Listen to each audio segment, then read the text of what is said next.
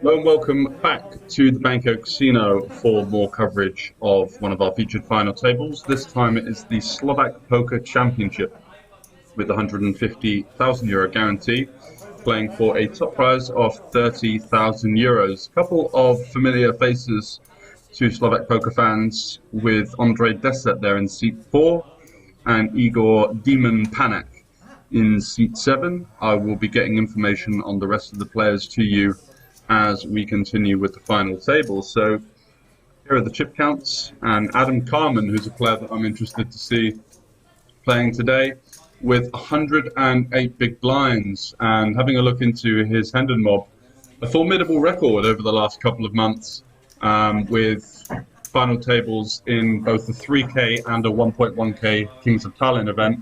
Also came 55th last week in the Hendon Mob Championship, and won the Polish Poker High Roller in August for 13K, and then came second in Novogorica in the 1K over there. So he's been on a bit of a tear, and I'm looking forward to see what sort of standard of poker he brings to the table. I imagine he's going to be one of the stronger players on the table. Apart from that, you have Marius Rusu from Romania, who is in second in the chips with 54 big blinds.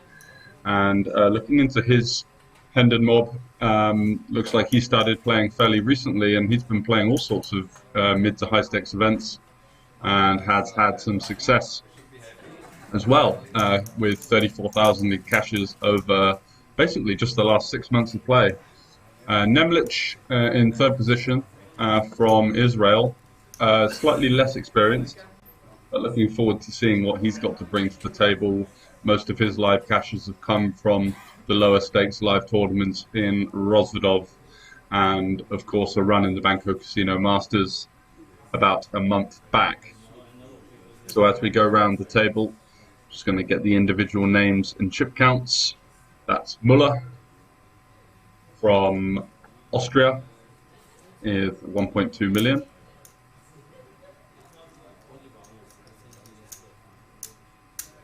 In seat 3, that is Adam Carmen, who looks like he's from Australia via his Hendon mob, and he's the current chip leader with 108 big blinds and a commanding lead coming into this final table. A player that needs no introduction to you guys, Ondrej Deset in seat 4, sitting slightly shorter, but has all the skills and the experience to make a run at it, I'm sure. Looking forward to seeing how he plays. Just a mainstay that you see across lots of final tables in Banco Casino. That was Marius Rusu, the Romanian, there in seat 5. Currently got 6.6 million chips. And Fleshandrel, if I can pronounce his name correctly, the player in seat 6. Not a lot of information on him online. Oh yeah, he's a German player with just 11,000 in live cashes, and his last recorded live cash was back in 2016. Igor Panak there in seat 7, known as Demon online, used to be a very successful online player back in the day. He's just sort of transitioned to live over the past few years. I've been speaking with him many times from him playing in Rozvadov and across the sort of Central European circuit, and he's been due a win because he's had a lot of 10th, 15th kind of last 2 table finishes over the past few years, and I think it'd be nice to see him get one over the line today. If he can get a top 3, that would be a good boost to his bankroll and just overall confidence. Over there in seat 9, Henning Nielsen from Denmark as well. Making up the numbers. Looks to be a semi-inexperienced player from, just a handful of cashes across Rozvadov, Las Vegas, and Dublin, making up his Hendon mob. So there you see all the players guaranteed €2,200 at the moment, with €30,000 up top, and a fairly top-heavy structure going from 1st to 9th there. So let's see how things get underway. Interested to see what the standard's going to be like, of course. Slightly bigger buy-in level than the usual ones, I believe. with 200 plus 25 being the main event entry. So usually we see the Banco Masters here at that 170 buy-in level. So let's see if there's any kind of difference in the skill level with that small 50% increase on the buy-in. So no one with any playable hands as of yet. Nielsen here in the hijack will certainly be interested with his king queen. 120k big blind level. Probably going to see some sort of min raise here.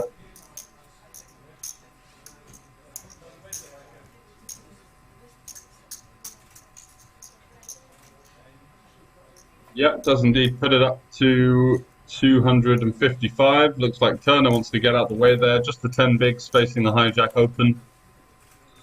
And interesting to note that the hijack is opening into both the chip leader in the small blind and a strong player in Andre Deset in the big blinds. So likely to be a slightly stronger than usual range. So not interested in jamming that ace-7 suited there, just electing to fold. I think that's a reasonable play. There's a couple of super short stacks as well. I know Igor Panak there looks like he's got about 5 big blinds. So interesting flop. Andre flopping an open-ender with a backdoor flush draw, and Nielsen not flopping anything at all. Usually a board that will really favour the big blind, but in this situation, Andre is not going to be defending hands like 6-3 off and maybe even 6-4 off, just because he wants to avoid collisions when there are multiple other short stacks at the table, which will allow him to get a pay jump. And I really don't like Nielsen's decision to c-bet this board. He does go for a very small size though, just targeting some snap folds. It's obviously unlikely to work in this exact situation, as Andre has an open-ender with the backdoor flush draw, and he does continue. So going to a turn, the 4 of spades could be a nice card for Andre to lead. He's going to have all sorts of suited 4x that Nielsen just isn't going to have. And it could be a nice spot here to...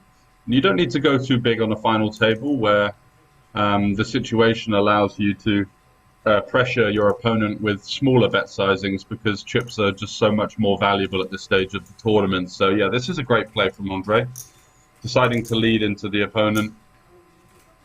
And he does go for around a third pot, as I suggested. Nice play. And Nielsen now just left with nothing to do here. Decided to bet all of his hands on the flop as a range bet, and by the looks of it, he knows the game's up. He doesn't even have a spade that he could like float and then bluff a rivered spade or something like that. It's just not a situation he wants to put any more chips in, and a nice play from Andre, just picking up on that slight advantage being shifted in his direction after the middle card pairs.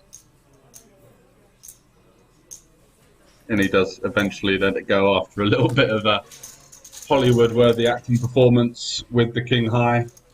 Could literally be dead there. And well played, Andre Deset, picking up a nice medium chip pot.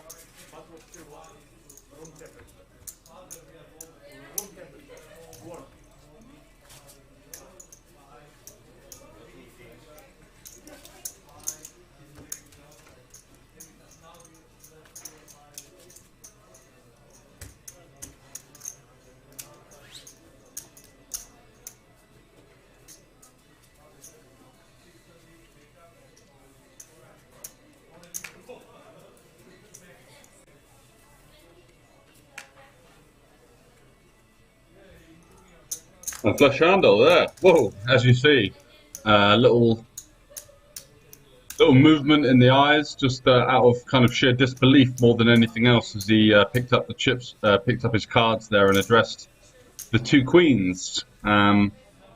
Just a good little thing to note and to watch how these guys react on final tables. Because if you'd have been paying close attention to him there, obviously we have the beauty of being able to see the whole cards. I think if you'd have not been able to see the whole cards, you'd have still been able to work out that he quite likes his hand. Does open to 250. Adam on the button there with 4-3 suited. With the ICM, these are hands that you can decide to VPIP in some way, shape or form, because your opponent is going to be very honest post-flop. you're going to get checked to a lot and be able to steal a reasonable frequency. You know, like let's say a flesh handle under the gun here has opened with, you know, a hand like ace jack suited, and the board comes middling cards, the board comes a low paired board. Adam there on the button with the chip lead, he's not going to get squeezed behind that often, and he is able just to go for this kind of pre-flop float maneuver that comes into play on final tables, where you expect that your opponent is going to have less of a c-betting frequency. So something good to add to your arsenal when you are a chip leader. If you're watching in the future, this kind of play is very powerful because it just gives you a lot of options post-flop that you wouldn't otherwise have. You're going to find that your opponent's going to play very honestly against you in these kind of situations. And unfortunately for Filashandel, the big blind Russo from Romania coming in with the defend and flopping top pair. I think this is a board that we still want to be continuing with all of our range, just for a really small size. On the FT, you don't need to bet more than 150k here. You know, some sort of 20% sizing. Still want to get value from 9x, 8x, Jack 10, hands like 6, 7 even. Backdoor heart draw, you know, a hand like, you know, let me think. What even is a backdoor heart draw that he would defend here? He's probably not defending Jack 6 with the Jack of Hearts, but yeah, 8 on the turn is going to be a card that we're going to see a check here, I think, quite a lot.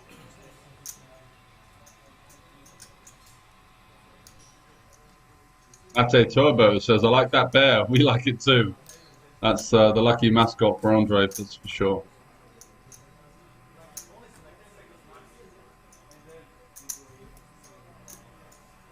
And it does indeed go check on the river, and Rusu now electing to go for a small-ish bet, something around the region of 350k, I believe. 225, okay. And I don't mind this if you believe that your opponent is going to be incapable of finding bluff raises, because, yeah, and he does just get paid off, and it kind of looked like exactly what it was, didn't it? I guess the worst hand that Russo is going to bet there is going to be a king, and just targeting that 10-10, Jack-Jack, Queen-Queen range that would potentially bet flop, check turn, and call a small sizing on the river. At a more advanced level in poker, you betting this sizing would leave you exposed to getting bluff raised, and I think the Queen-Queen there would have been a reasonable candidate with the flush completing, and the sizing there from Rusu. Just I don't think he's repping enough to be able to call an all-in that often. So it would have been a bit of a boss play to shove, but you know, you can accept it. You can understand that it's going to be difficult to find those counterintuitive plays on an FT like this, especially if you've, you know, somehow run into a boat and feel like a bit of a wally, as, you know, Igor there is sat next to Act with about 5 big blinds, and they're currently on a pay jump of 1,200 euro. So definitely something that needs to be of concern. And friend of mine, Igor, there, just running into it and not having the best year or so of run good, that's for sure. Coming up short a lot, and I really hope that he finds something here, because he's going to be getting at least one caller in Nielsen, sat there waiting with the ace-king under the gun +2, like a hawk, and he just decides to rip it, and I like this move. No point sticking around, coming in for a cold call. Oh, there's 1-7 gone as well. Just gets goes from bad to worse for Igor. No point coming in for a cold call and then someone behind decides to rip in jacks or tens, and then, you know, you've got to be deciding on your tournament life with ace high when there's other short stacks lurking around. So ripping it is the correct play. You do get hands that might consider jamming behind to fold, or at least put the decision on them. So 17%, as we've seen, one of the 7s gone. We might have seen another one gone, actually, if it's going to be that low of the percentage. I didn't quite see some of the other folded cards.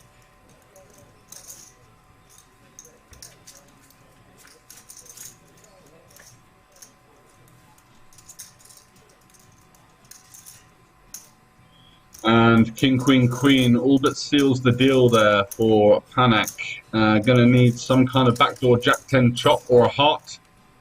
And a queen on the turn is going to mean that he needs a queen to chop the pot, where it'll be quads on the board, the ace playing as the kicker. So what's the river? It's the 6, and that's the end of Igor's run, cashing for €2,250. And another unfortunate 9th, 10th kind of place finish for him. And unfortunate to see that. A look of bemusement almost as he left the table, and I know how that feels. I've definitely been through spells like that in live poker. You know, where you feel like you're playing good cards, and it just sometimes happens that you end up on that run of bubbling things, you know, coming 10th, 9th, 8th, where you know, all of the big money, as you can see here in the payouts, is up top. You know, you'd have to get, you know, 10 9th place finishers to cash more than second in this tournament. So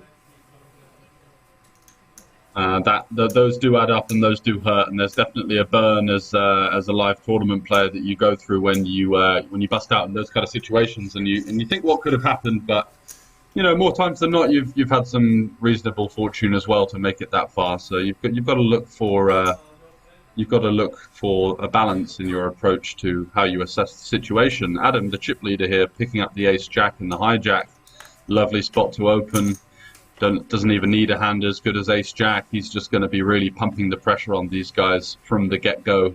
As I told you earlier, his Hendon mob looks like he's been on an impressive run, and interesting to see how he approaches this final table. No doubt going to take the bull by the horns, and ace-jack getting him in the mix for his first VPIP of the final table. Fleshandel here with King-Queen offsuit in kind of an awkward situation versus someone who's got license to be as aggressive as he wants against him post-flop. It is a hand that does play well post, and I think certainly one that he wants to VPIP, but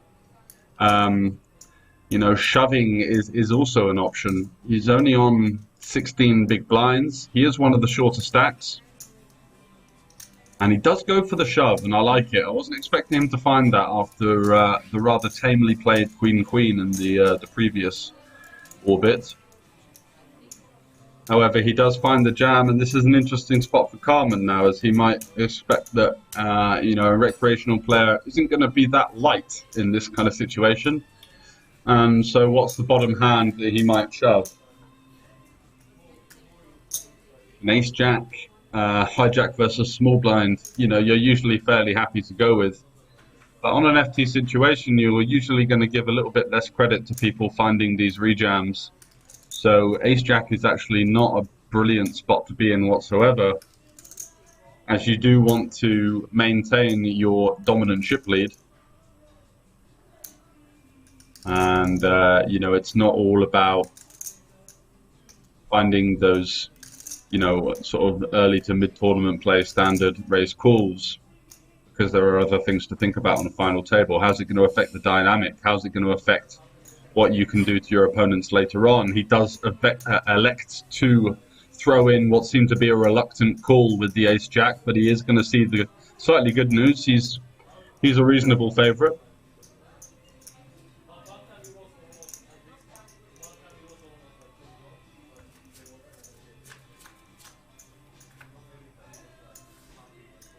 $974, no help to Fleshandel there, who is going to be looking for some Broadway in the form of a king, queen, or even a jack or a 10, just to give him some kind of sweat, and that is no help with the 8 of diamonds. Looking for a king or a queen only. We've seen one folded. 5 outs to stay alive. He's getting the coat on. He's trying to get that extra bit of equity, but it's the ace of diamonds on the river. We're down to 7, and Adam Carmen adds to his already humongous chip lead, playing for that 30,000 top prize. Unlucky to Fleshandel there, and we see 2 bust outs in 2 hands. So already down to 7 and getting towards the business end of the tournament. Fleshandel is eliminated in 8th for €3,000.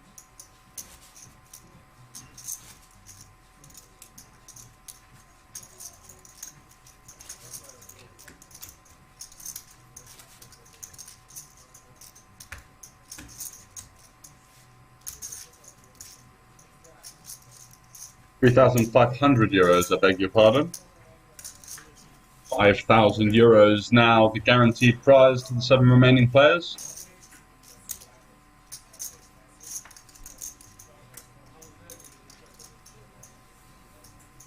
Two quick folds, and we are back with the chip leader, Adam Carmen. Queen 2 off, I think, is a little bit of a stretch. Definitely wants to be aggressive, but you know, having the deuce is going to be blocking a lot of the immediate folds of your opponents. And yeah, just not really much playability there with Queen 2, with slightly too many players left to act. It's not like you're going to get complete free reign of the action. So folds to, I believe, the small blind. Nemlik. He seems interested. He's just going to min raise it to 255 with the Queen 4 off. Interesting play. Don't really think that this kind of move puts any pressure on your opponent whatsoever. They just get to kind of continue their entire range in position, and you're not really going to steal the pot enough for this to merit being a play. I think it's nicer to, you know, work in some limps, or maybe work in some slightly bigger ISOs that put your opponent to a little bit more of a pre-flop test. As you see here, 6-4 suited, obviously not that low down, but just an easy continue here for Nielsen, and makes his life a little bit too easy, I think, with the min plus raise blind v blind. As we see a turn card, Nielsen now picking up a flush draw, and Nemlik, kind of with that very wide blind versus blind option, now feels compelled to come in for the second barrel because he's got like a blocker to the river diamond. Gets snapped once again, and doesn't like that club on the river, goes for the quick check, and I think Nielsen's going to have to come in for a little bet here and try and steal this one. He's got 6 high, he's missed his backdoor flush draw. His opponent now showing some weakness on the river. Does he have the balls to take this one down? I think any size will do it. Seeing the line of your opponent so far, you know, it doesn't really seem consistent with much of that much of a strong hand. I think a King X is still going to bet the river. Blind v blind, ranges are a lot wider, so I think he's if Nemlik had a hand like King Queen King Jack, Ace King, he's going to definitely bet the river. He's not going to check any of his 2 pairs. You know, is he really going to bet twice with the flush draw and then check a made flush on the river? Probably not. Just kind of left with absolutely nothing, and whew, nice balls there from Nielsen, who takes it down, rifling out just under half pot and hoping for the snap fold, which he was delighted, of course, on the inside to see his opponent flick those ones into the mat.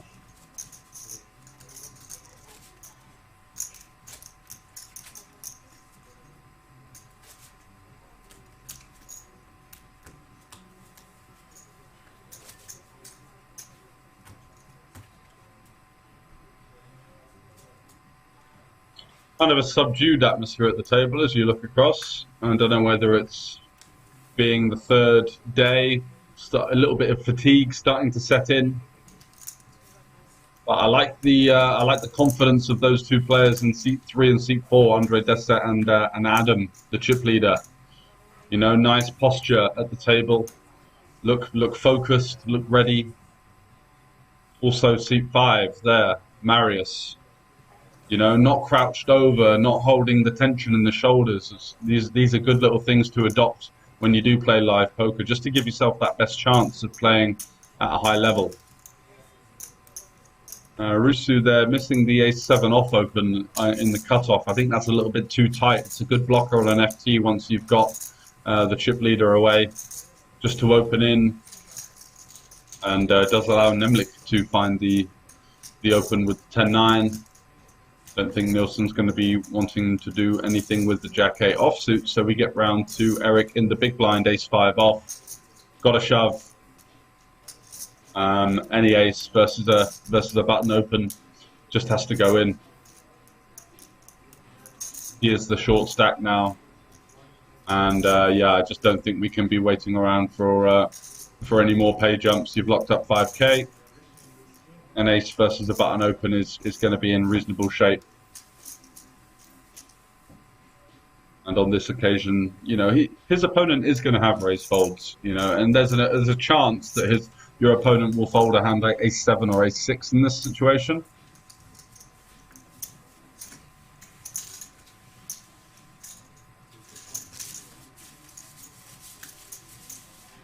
And that's a very painful fold. Yeah, just a little bit too tight. I understand that he knows that, you know, there's an opponent on his left who's short as well, but ace-5 off there versus a button open. Someone that you've just seen open blind be blind, bet 2 streets and check fold the river, likely to be, you know, finding a reasonable amount of aggression just even off that one-hand sample.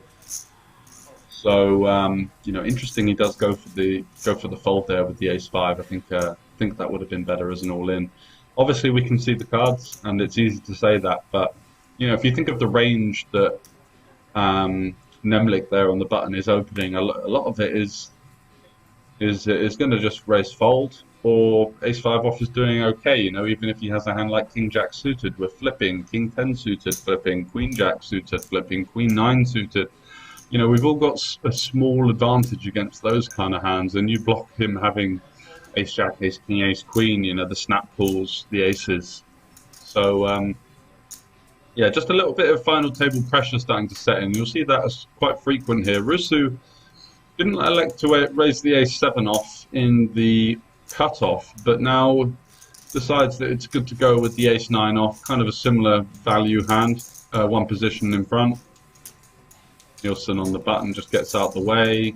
Definitely wants to allow Rusu and those 2 short stacks in the blinds to have some form of confrontation. And yeah, Muller was slightly shorter than Turner, but I still think that it's a situation where Turner should have jammed that ace-5.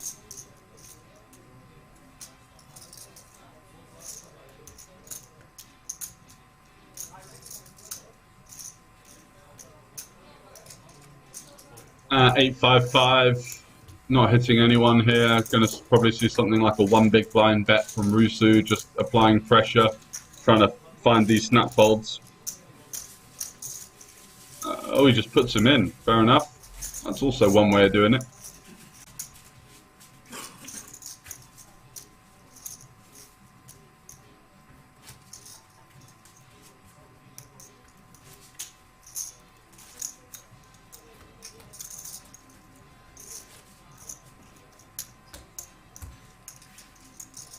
And of course, nothing to be done there.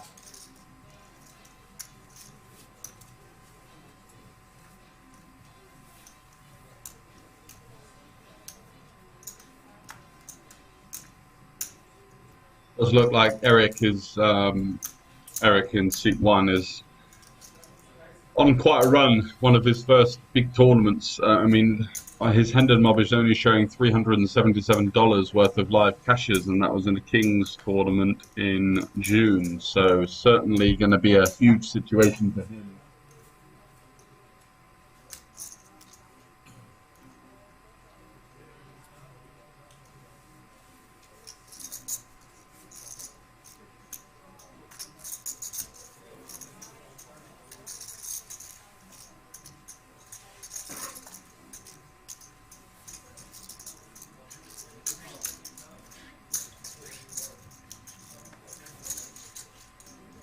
Andre here with the ace-5 suited open, pretty good play all in all. This is a pretty loose peel in the hijack from Nemlik. Ace-10 off versus a 20 big blind under the gun open. Just want to be folding that one as a pure fold, I believe. Versus someone you think is maybe a little bit out of line, you could use that as a 3-bet bluff, and I think the issue is here that Andre is thinking, well, this peel here actually kind of seems pretty strong versus my under the gun open. You know, he's probably going to 3-bet me with hands like kings and queens, but there's definitely going to be some hands like jacks, 10s, 9s, maybe even a slow played aces in there that you know, those jacks, 10s, 9s don't want a 3-bet call versus under the gun. And so, you know, he does flop that 5, but most of the other hands he's going to be up against are going to be ace-x, and having an ace himself kind of limits the amount of ace-jack suited, ace-10 suited, ace-queen type holdings that his opponent has, so not actually the best board for him. Does elect to go for a check call on the turn. He can still find some hands like queen jack suited, king queen suited in there that his opponent may elect to start betting on the turn. And by the river, Nemlik is going to realize that his ace-10 is, you know, by far the best hand in this situation, and he can easily find a bet. Goes for that kind of milky, just under third pot sizing. And this is the situation where I just don't think that people end up finding enough bluffs. And, you know, the real boss man play here from Andre would be to jam, because I think that those traps in Nemlik's arsenal, the aces which we block, he's probably going to pure 3-bet all of his kings and queens. So the best hand he's left with are jacks. And would jacks really go for the size? And would jacks check back the flop? You know, so seems pretty capped here to a 10x, and you know, he does size down the river in relation to his turn sizing as well. On the turn, he goes for, you know, a relatively meaty size for an ICM loaded situation. Now going for the 450. So Andre here maybe putting 2 and 2 together and realizing that if I jam here and turn my hand into a bluff, I might get a lot of credit for a hand like kings that can definitely play this way. Pocket 5s can definitely play this way. Aces can definitely play this way. You know, even an ace-3 suited that you're going for the under-the-gun steal with using the blocker.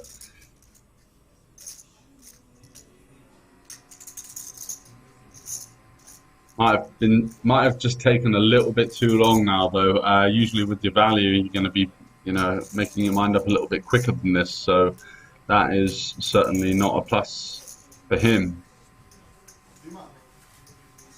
And does end up making the discipline laydown, which is a good fold in the end. The check jam there would be very creative, and I'm not sure if it would have worked, to be honest. But certainly something to consider when your opponent, who is not like totally capped in that spot, but definitely doesn't have a lot of the hands that you still have after checking back the flop. So as we see here, the chip counts Adam Carmen with the 15 million, followed by the Romanian Rusu in seat number 5. Nemlik there from Israel that we've seen battling in a fair few of the hands. He's in 3rd position, and aside from that, at the bottom of the standings are Eric Turner and seat number 2, whose name that is just escaping me. We will find it back.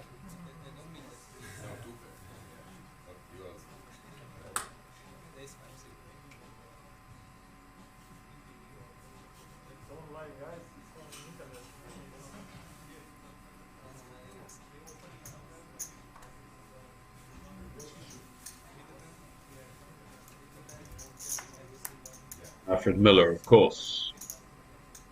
So Adam Carmen here in the small blind with the 10 deuce off.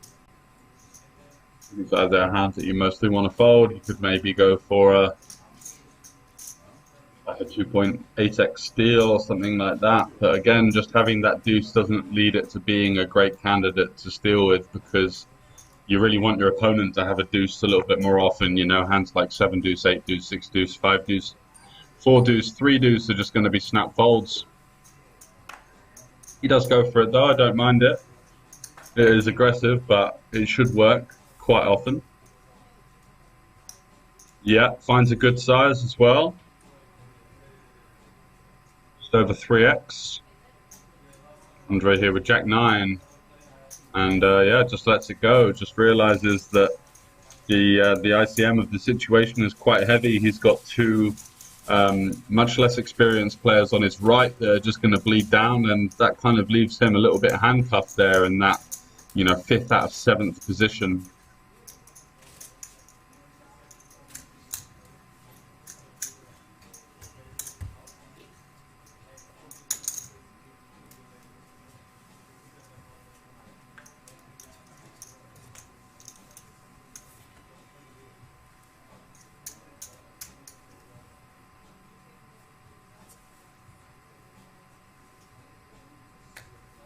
Queen 10 under the gun, a little bit too weak there in one of those sort of medium to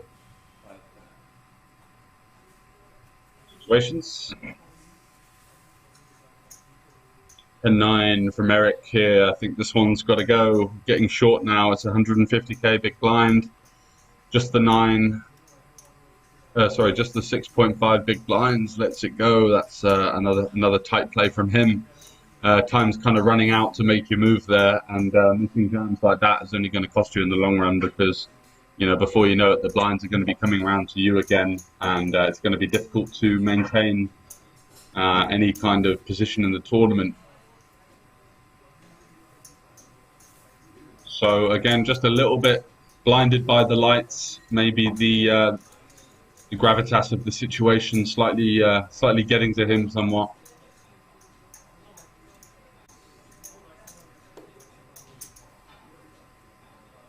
And Carmen again exemplifying some pretty decent poker, opening that slightly wider range that kind of does appear counterintuitive to a lot of people.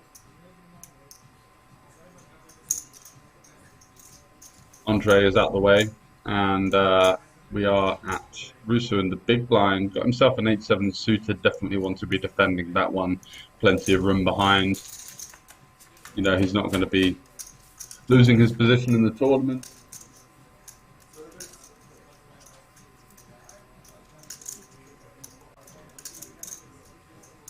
But I think we're just going to see a bet from Carmen here, who's going to bet his entire range on this kind of texture. And probably somewhere in the region of, 225k is reasonable here. Could even go 180.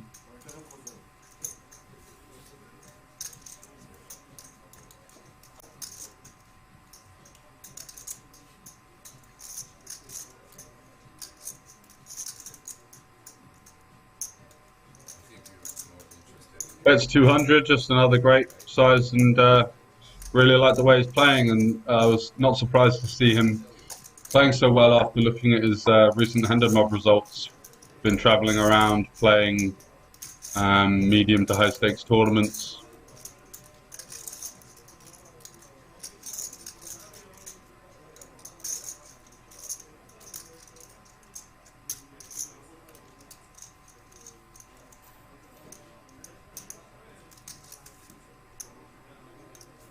And Rusu here, yeah, he does have some backdoor stuff. A backdoor, he's got a 3 flush and a 3 straight, which are usually good candidates for a check raise. But I just don't think in this situation you want to risk running into anywhere near the top of Adam, the buttons range there. Just going to favour you to,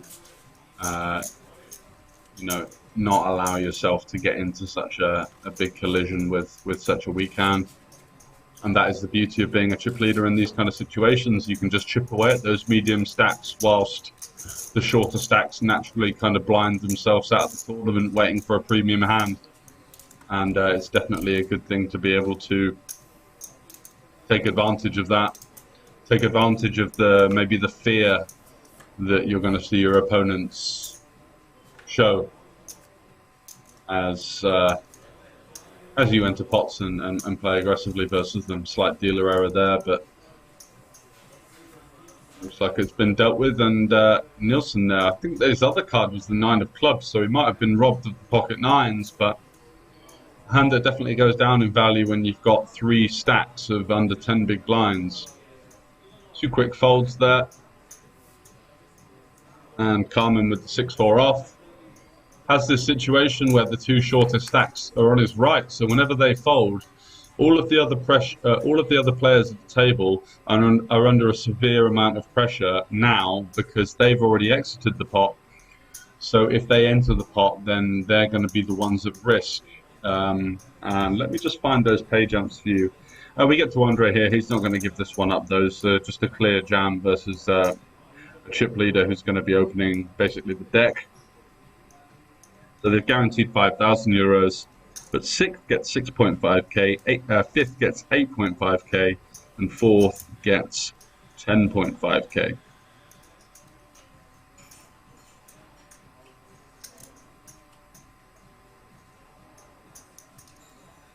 Andre just sort of taking his time, but there's not really anything to think about here. He's going to be all in. No, he just calls. Wow, I mean, I don't know how he's done this, but he's managed to get away with absolute murder because Nemelik has got ace-queen, and then he finds a call as well. This is so bizarre. Both players should be all in. And, you know, Carmen flops the best of it now with his 7-4 off, and wow, I just don't know. That's insane.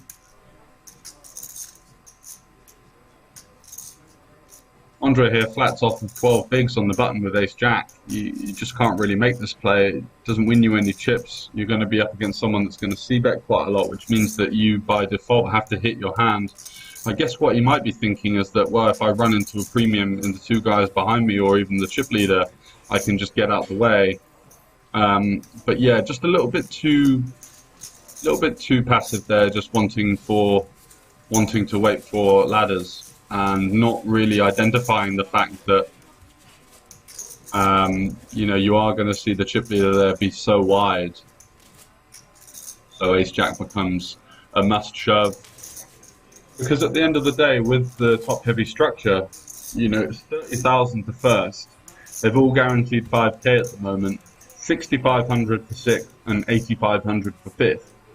You know, if you miss spots like that too often, you're going to completely eradicate the majority of your chance to win the tournament, which is where all the money is. So, you know, there has to be some ICM considerations. Some considerations for, you know, wanting to outlast these two guys here, Eric and Alfred Muller, in seat 1 and seat 2. But, you know, overall, that doesn't mean that you should just start, you know, playing so passively with hands like ace jack.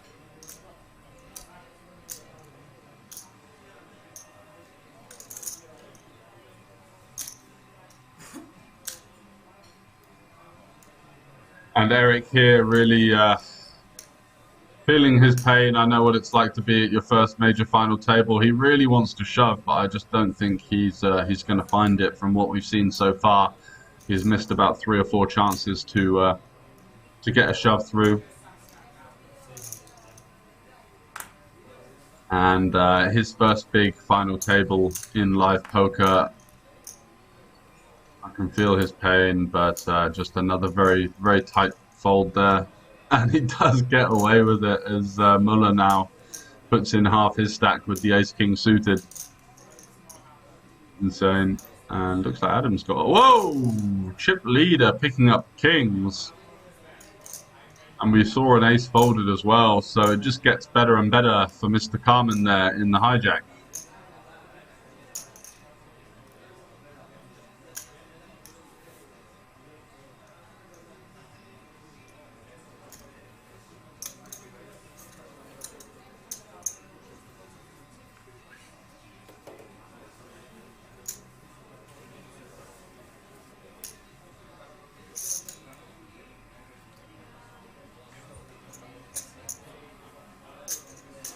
Nielsen now in the big blind and just doesn't want to be doing anything here. Far too wide of a hand. I don't know what the hell he's thinking here. It's gone a guy who looks tight and has been quite tight so far, puts in half his stack. The chip leader has been 3-bet, and there we go. Finally gets out the way, and the money goes in ace-king suited versus kings. Muller there sat back in his chair, kind of thinking, well, wasn't expecting that one, but fair enough. Flop me the ace, then dealer. Couple of red ones for a sweat. Let's see it.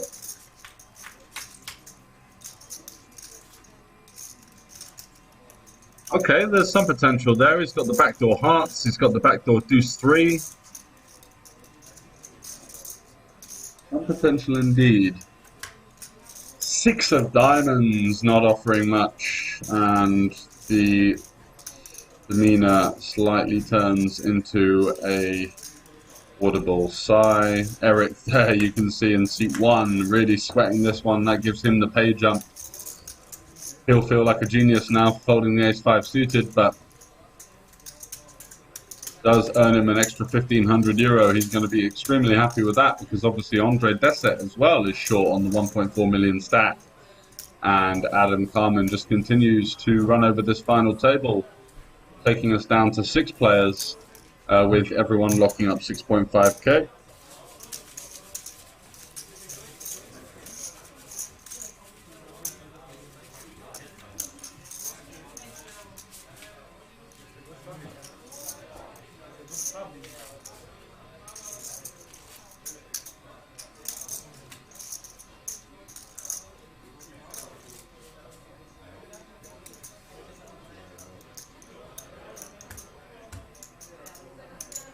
So left, we have seat 1, Eric Turner. Seat 3, your current chip leader, Adam Carmen. Seat 4, Andre Deset. Seat 5, Marius Rusu. Seat 7, Nemlich Uri. And seat 8 is Henning Nielsen from Denmark. That's your final 6 of the Slovak Poker Championship. And I think, let's get the predictions out there. I would be taking Adam at this point. He seems like the strongest player at the table. Got some great results. He'll be feeling confident from how he's been doing recently across the European live circuit. So my money's on him, but anything can happen in tournament poker. So, you know, a couple of poolers going against him, and you could see someone like Nemlik, like Andre, like Marius, come and steal that chip lead later on.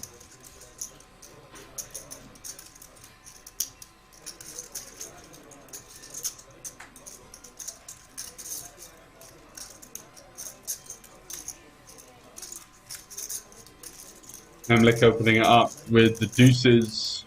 Yeah, I don't mind it at all. He's opening into Eric's big blind, who's just been playing extremely tight. Got to be going with the ace-jack in this situation, though. Come on. We've missed a few chances to get the money in, and yeah, this one would just be taking the biscuit a little bit too much to fold. Yeah, there we go. He finds it. Good lad. And just going to be a reluctant call there from Nemlik, hoping that his ducks have some chance, and they do. 53% of it, all in all.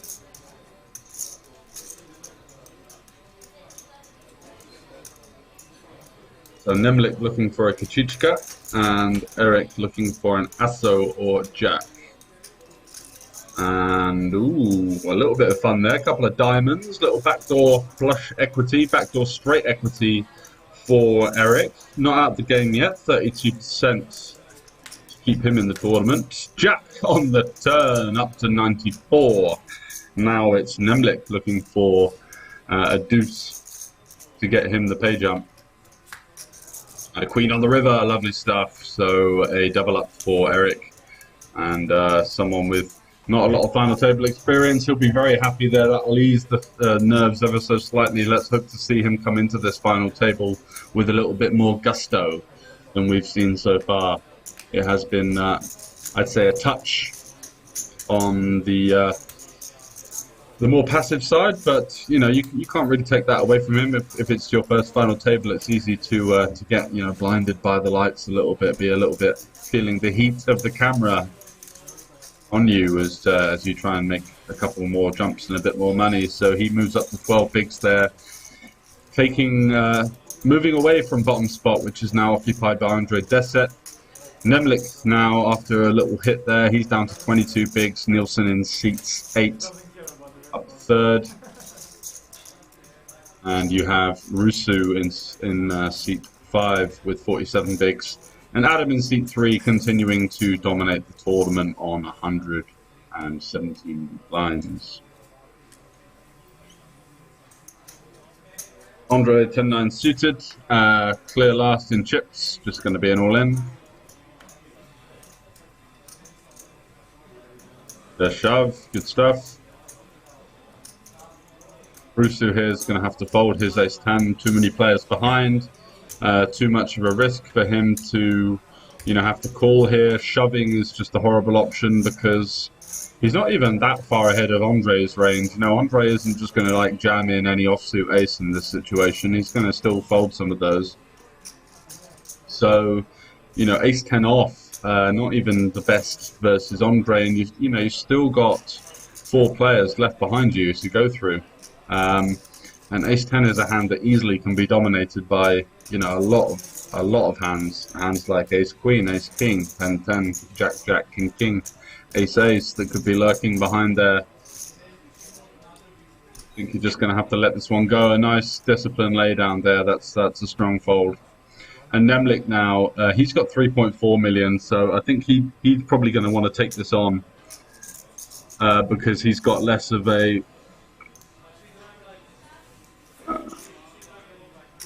He folds. Wow. Okay.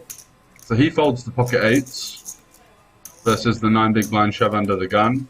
I think eights is a good one to go with because Andre is going to jam hands like sixes, fives, fours, also ace 5, ace 4, ace 6, ace 7 suited, maybe even a king 7 suited just because of the big blind ante as well coming into play. So it's kind of the last chance that Andre's got with a little bit of fold equity to push one through there. And Nielsen on the button with the king queen. Also a reasonable hand because he is the kind of short. But the problem is for these two short to medium stacks is that they don't really want to collide with another short stack and swap positions.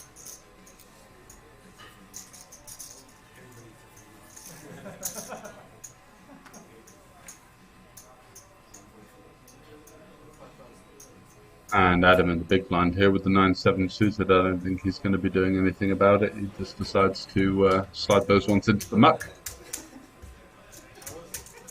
And some well-needed chips there for Andre Deset, moving up to 11.5 big blinds.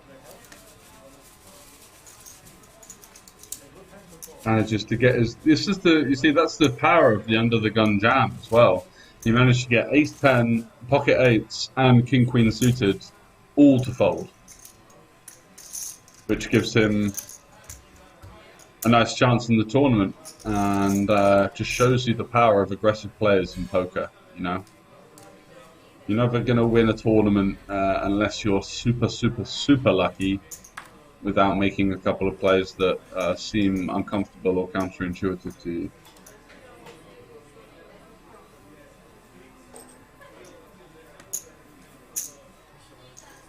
Nice fold from Risu there with the pocket fours. It can be easy to get a little bit married to hands like that on a final table. They just go down in value significantly.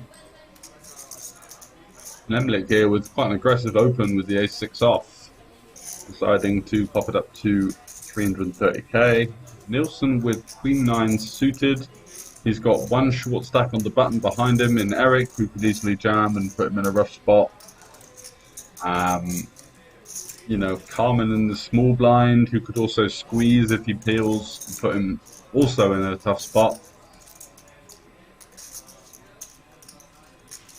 Carmen here's got an interesting hand to go for what would be a very polarized 3-bet. You know, he's got a king blocker, he blocks hands like ace king, king king, king queen suited, and he applies a lot of pressure to a medium stack, and we've seen already, and I don't know if Carmen has this information from his friends watching the stream, but Nemlik has definitely been one of the more active players on the final table. Yeah, this is just excellent poker. It's really nice to see this at the 225 euro buy-in level, finding those polarized 3-bet spots and using hands that make a lot of sense here. He's got a good blocker to hands that are going to rejam, which is going to be mostly king king and ace king. And he knows that his opponent is on the wider side. So it's just great poker once again from your chip leader, Adam Carmen, showing you why he is at the top of the pile in this tournament. Using aggressive plays, using plays that are both methodical and logical, and you know, picking up the chips where he can.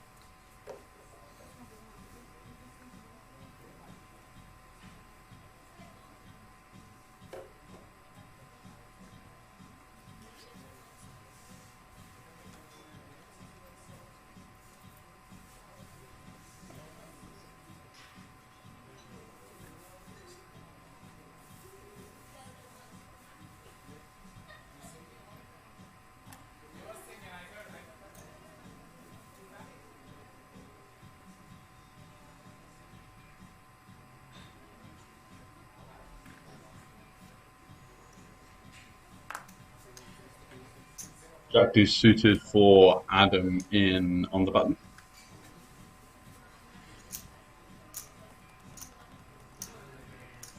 Going to be opening it up.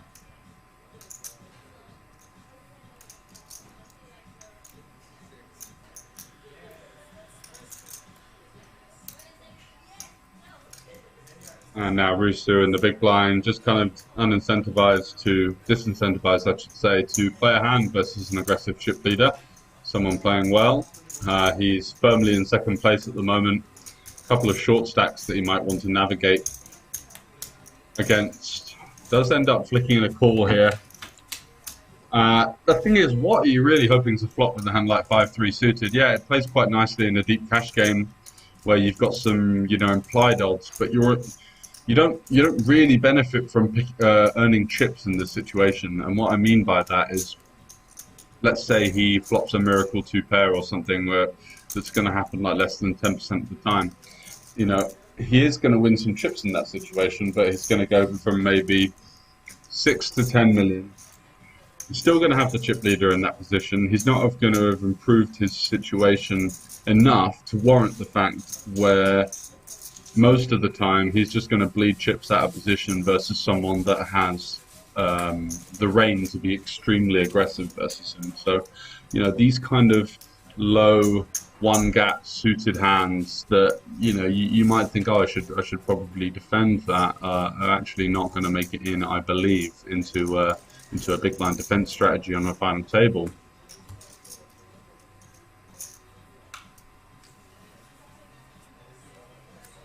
Much better to just navigate, try and avoid the chip leader, and pick your fights with other guys at the table who are going to be a lot easier to control or manipulate into doing actions that you want them to do. Adam's not going to do anything there but apply pressure to you with, and all you're going to make with a hand like 5-3 for the most part is some kind of bottom pair, middle pair. Weak straight draw, weak flush draw, and all of those kind of outcomes are just going to bleed you chips out of position.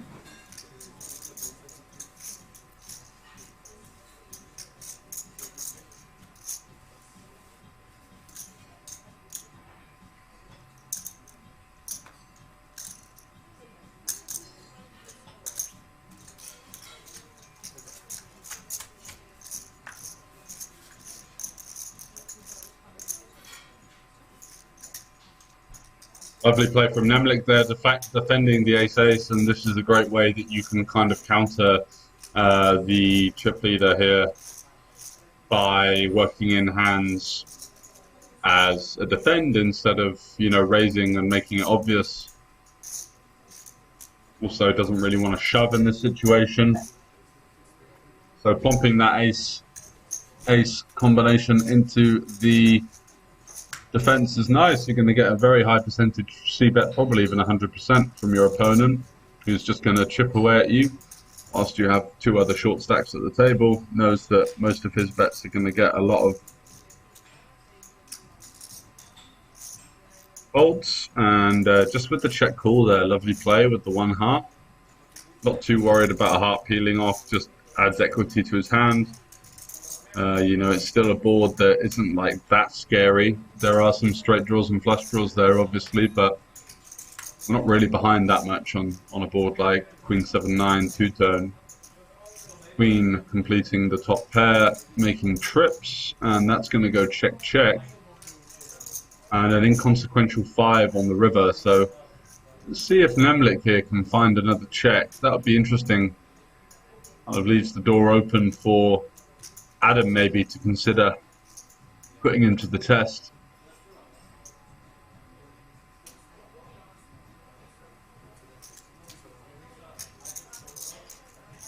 Looks like he wants to bet though.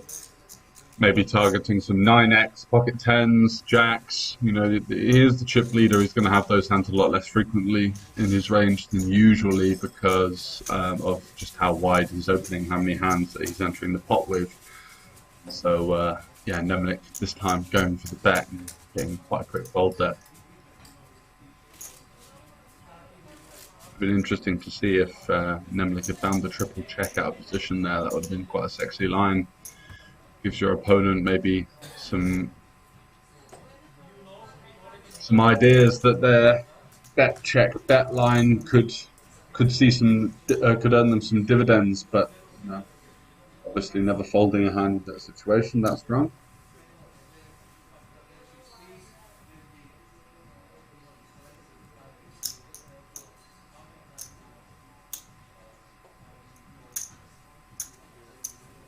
Adam, ace-3, easy open, got a good blocker.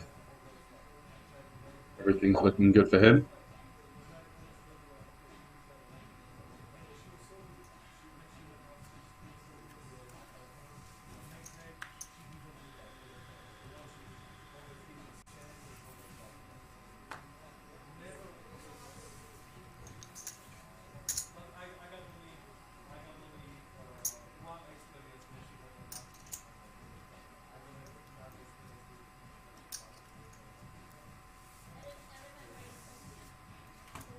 Opens it up and gets a couple of folds. Takes it down and increases his chip lead. Just continuing to absolutely dominate the FT. Did get a little bit lucky in that spot.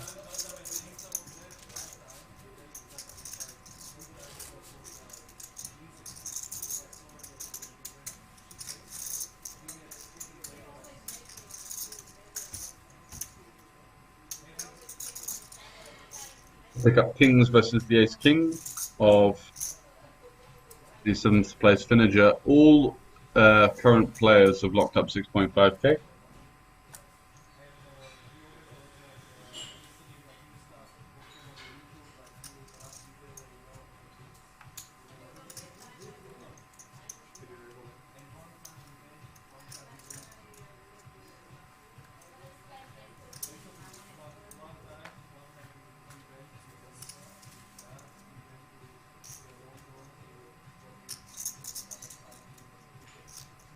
Oh, and Andre Deset here running into the king-king of Nielsen, ripping the ace-10 suited for his last 10 bigs, and Nielsen now tending to look like he's got a tough spot, hoping to, you know, have some kind of influence in getting Eric to come along in the big blind, who finds the pocket jacks, and he's, you know, one of the tightest players I've ever seen at the final table. If there's anyone that can get away from this spot, it is going to be Eric.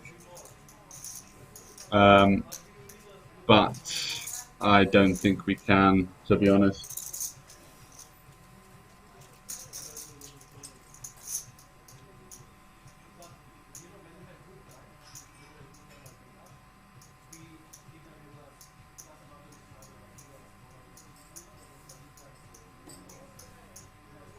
I don't think so. I still think that Nielsen's going to shove hands like 10s, 9s, 8s.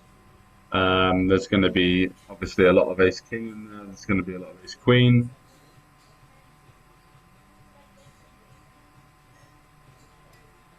The odd king-queen suited as well.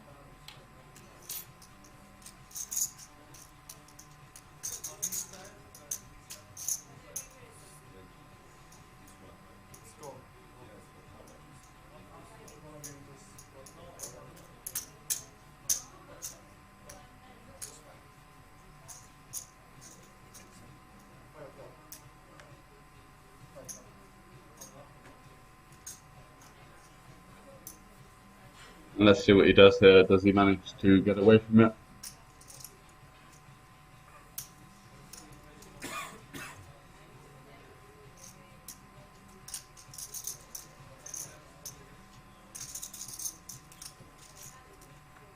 So if he wants to, it would be an unbelievably good fold.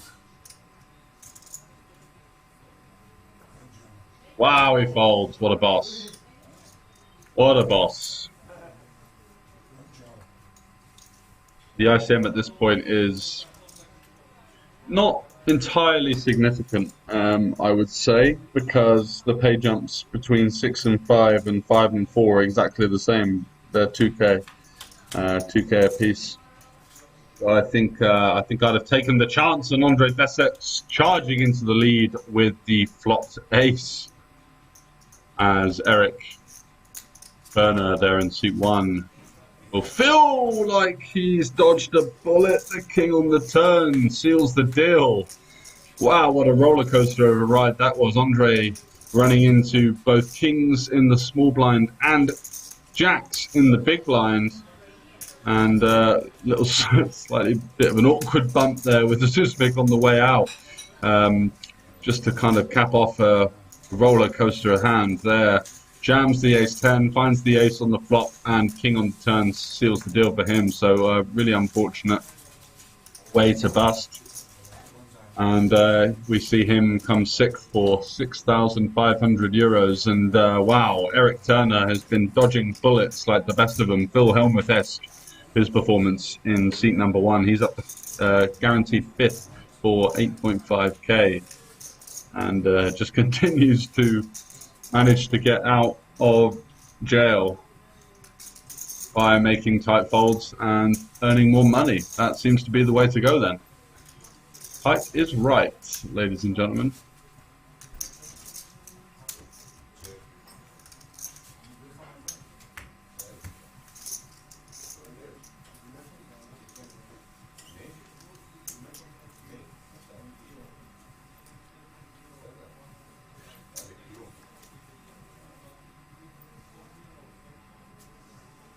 Briefly folding the deuces under the gun.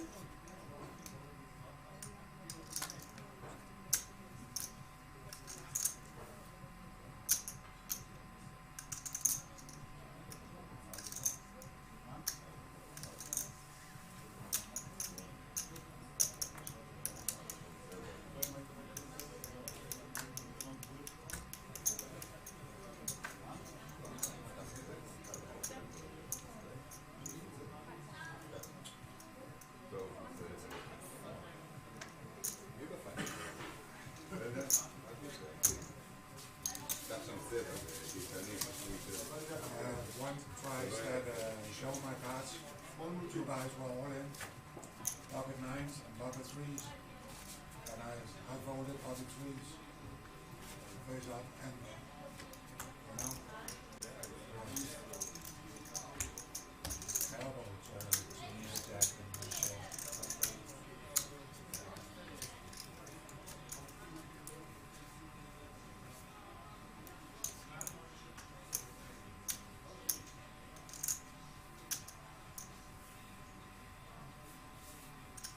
Looks like we had a lot of Andre Deset fans, as I see 50 of you have left following his bust out. Unfortunate run for him. Still though, takes some decent money, and we'll be seeing him at another final table very shortly, that's for sure.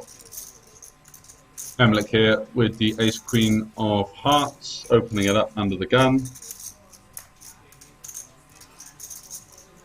Makes it 350 to go. Nielsen in the cutoff. Really be seeing him enter the pot. He doesn't. Rusu now in the big blind. With the pocket nines, can go a couple of ways here. Jamming is okay. Defending is the tighter option, but he does elect to just call. Jamming's quite nice because, you know, your opponent is pretty active and you're going to see him fold a lot of hands like king queen off, ace jack off maybe, ace 10, just loads of hands that you're kind of flipping against and are going to be in a tough position post flop, especially on boards like this. King 10, going to probably see a bet from Nemlik when check to. He's got a backdoor flush draw, and yeah, he just does take it down with one bet, which kind of is another reason for five-handed nines versus what is essentially the hijack there for 20 bigs effective, just wanting to rip that one in, I think, for the most part. Identifying the fact that Nemlich has been one of the most active players on the table.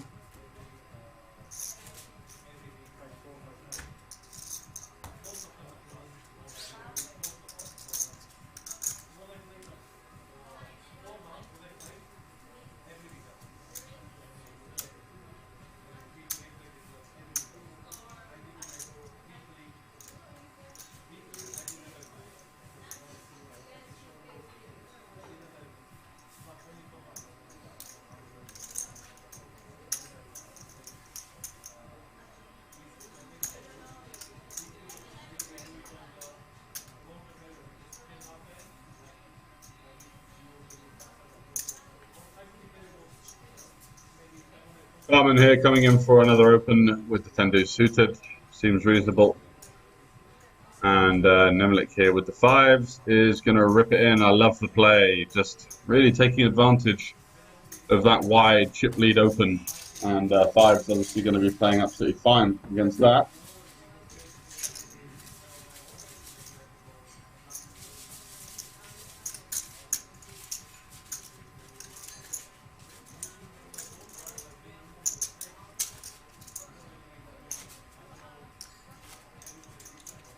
See someone just recognizing the fact that Adam here is going to be really super wide, so you know, don't shy away from jamming it in, even if it feels like a lot of chips there, piling in 4 million at 150 big blind.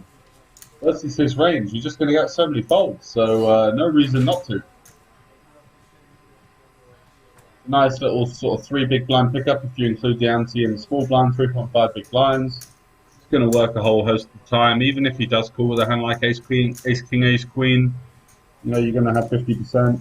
Worst case scenario, you run into an overpair and you've got 20%. So that's not to be scared in these kind of situations.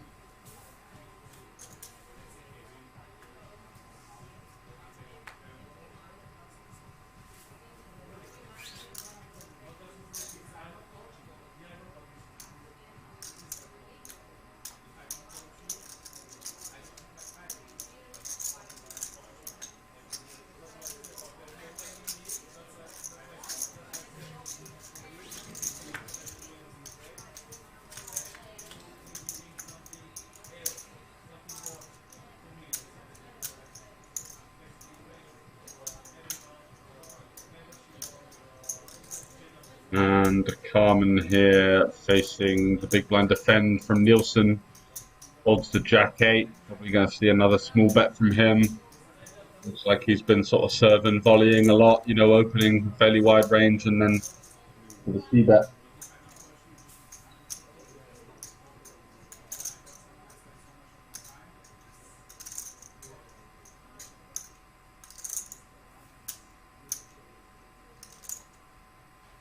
Does indeed elect the bet, and this one won't be working versus Nielsen's top pair.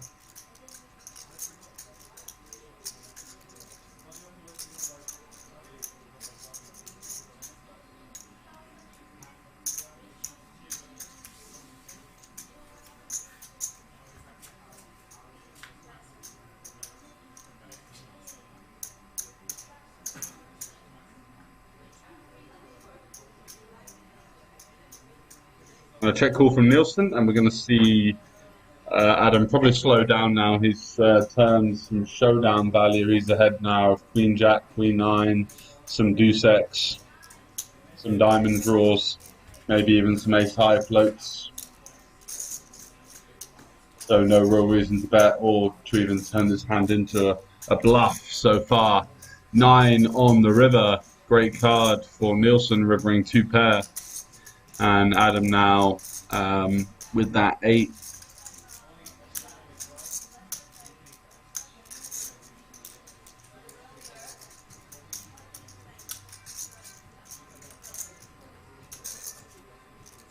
Oh, and discipline check from Nielsen there.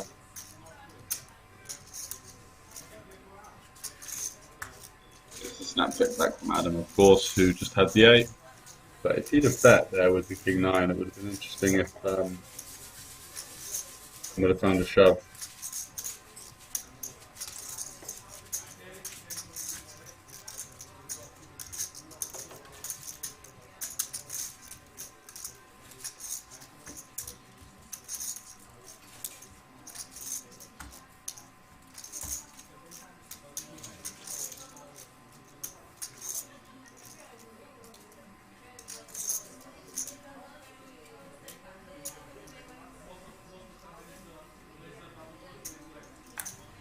Carmen under the gun, ace king off.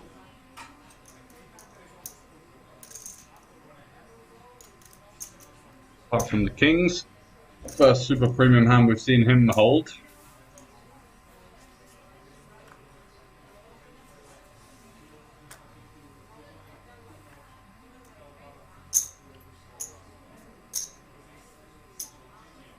Pops it up to 350. Nemlik comes in there with heel on the button.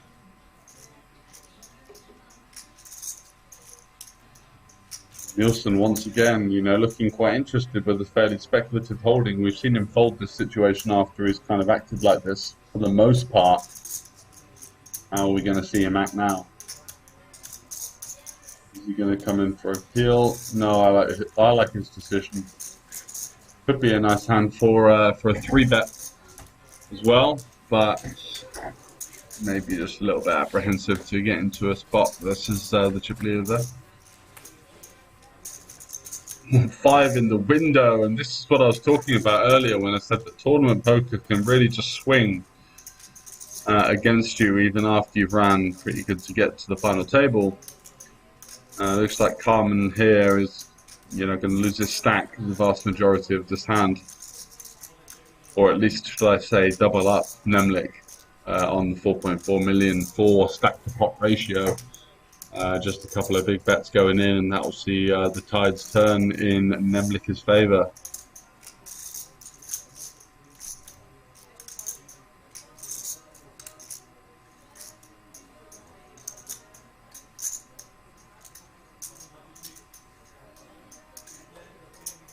Let's go for a bet. He's got that ace of clubs as well, and a call from Nemlik, because he knows that, you know, Adam is going to have a wide range of hands in this spot, so not too worried about anything really getting there. Even if a club comes on the turn, it's not the end of the world. Just doesn't really have a bad turn card for himself. 6 of spades.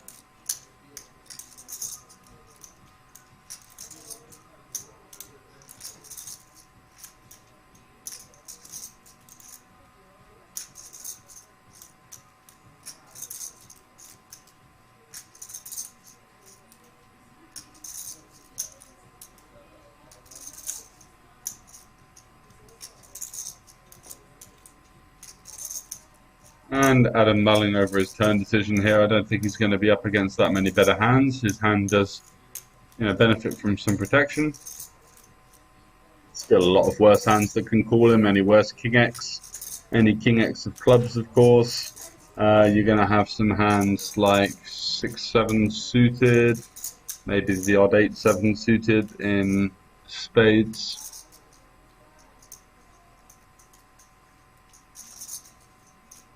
He does like to bet 1.1 million, which if it were to be called would leave 3.8 in there with 3 behind effective. And Nemlik going for that, you know, rather kind of weak means strong look of worry, look of confusion, look of, oh God, what now? You know, which can make your opponent, if you do this at a high level, certainly think that you're a little bit weaker in your holding than you are. And Adam goes for the bet call on the turn, ace-king up against 5s. And he's just completely dead. Nemlik sees the good news there. It's going to be the jack of diamonds on the river. Nemlik now up to 9.8 million, and Adam, the chip leader. Unfortunate for him to run into the set. A nice celebration there from Nemlik, who has definitely showed some mettle. He's played quite well so far. Gets rewarded with flopping middle set versus the chip leader's ace-king on a king 5-3. And that's all she wrote sometimes.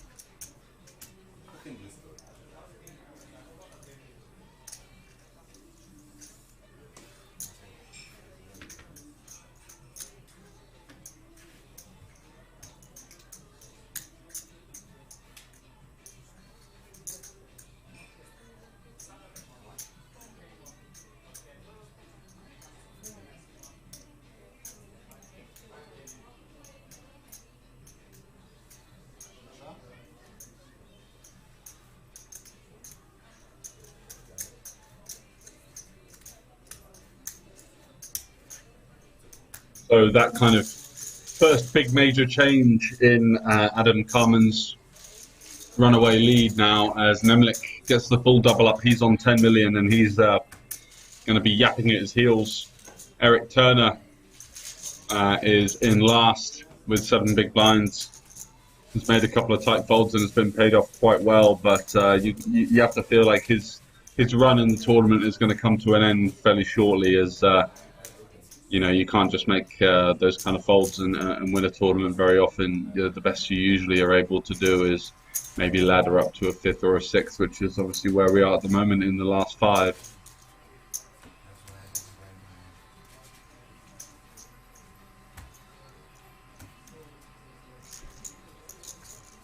Adam in seat 3 has obviously been quite impressive. Marius in seat 5. Haven't seen an awful lot of him, but seems like he's got a good idea of what he's doing. Nemlik in seat 7. The wild card from Israel definitely is a bit looser than most players, but again, understands the game pretty well, and Henning Nielsen as well. Seen him interested in making a couple of very balmy moves and then eventually finding the fold. So everyone's got a bit of game out of the last 5 that we've seen left. Rusu here with the 7s under the gun. Just going to open it up.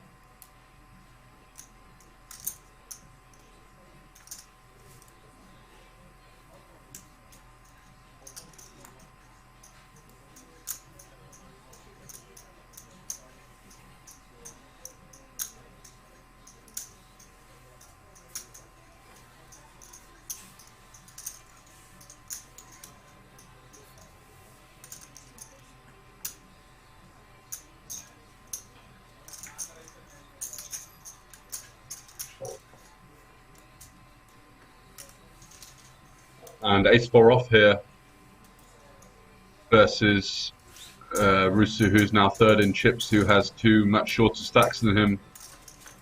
Be another candidate for a 3-bet that's just going to look very strong from the big blind. Does elect to call, and we go to 6 deuce 5, which is an interesting flop. Both players aren't going to mind it. Obviously, Rusu with the overpair, Carmen with that ace-4 has the bottom end of the gutter.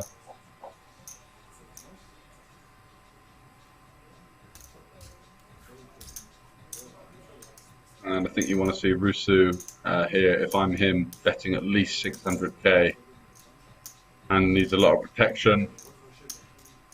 Quite a natural hand that you're going to want to get a lot of folds with.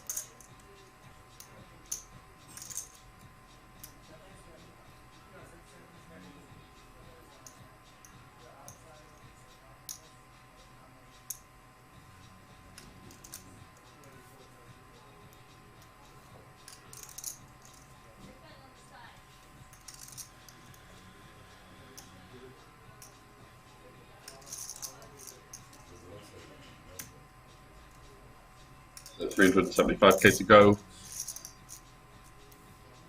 And Carmen here might fancy his chances with the check raise. Would be quite nice to have a club in there at least, especially the ace of clubs would kind of block the stronger draws from your opponent's range. He identifies the fact that, yeah, he does have the 3 deuce, the 4-3 here a little bit more often than his opponent. He's going to have more sets as well at the full frequency his opponent isn't. Does elect to just peel one off. He realizes that the ace high can also be the best hand from time to time. Well, a very quick check back there from Rusu. Shows signals of a man that is maybe a little bit intimidated by the situation, and just elects to take those 7s to showdown value, to showdown there. I think that he could have maybe squeezed out one more bet at some point in that hand.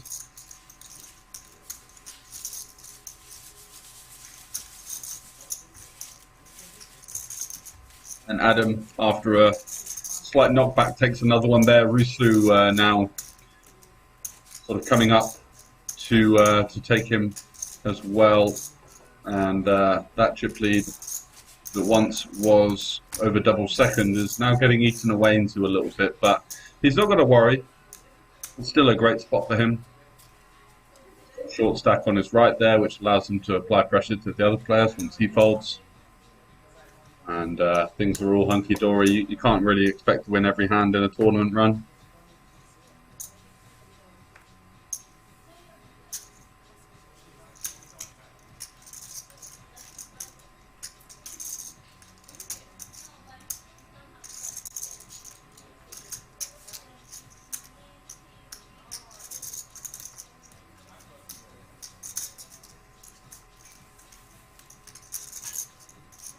Ooh, Adam now, after a couple of knockbacks, finding the Queen versus Nemlik, just opening up 8-6 off. This is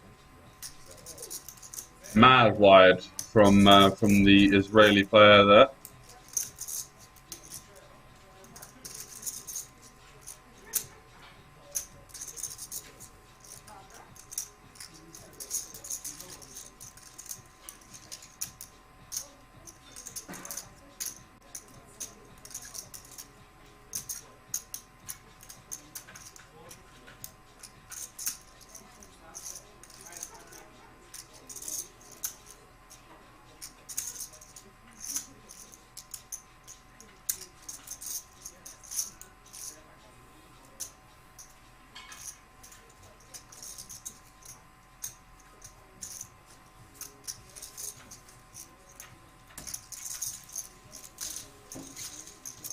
Comes in for the 3 bets up to, and obviously any size there is going to get rid of Nemlik with the 8-6 off. A little bit pesky going for a long range steal there. I quite like his idea. I think he's thinking, look, we've got the chip leader in the small blind. This is a situation in which, you know, I can apply a lot of pressure to him. I'm not going to get 3-bet that often.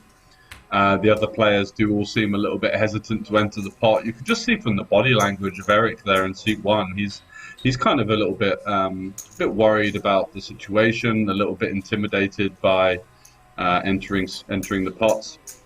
Seat 5, Mario again, you know, just snap checking back the 7s on the turn, where his opponent didn't really have an awful lot of Jack X in a flop continue, so shouldn't really be worried too much about that. But just people making snap actions on final tables, you can learn from that as you play live poker tournaments as well. It usually means that they're a little bit nervous, a little bit anxious, a little bit too quick to make decisions in situations where, you know, no one's going to penalize you for taking as much time as you like.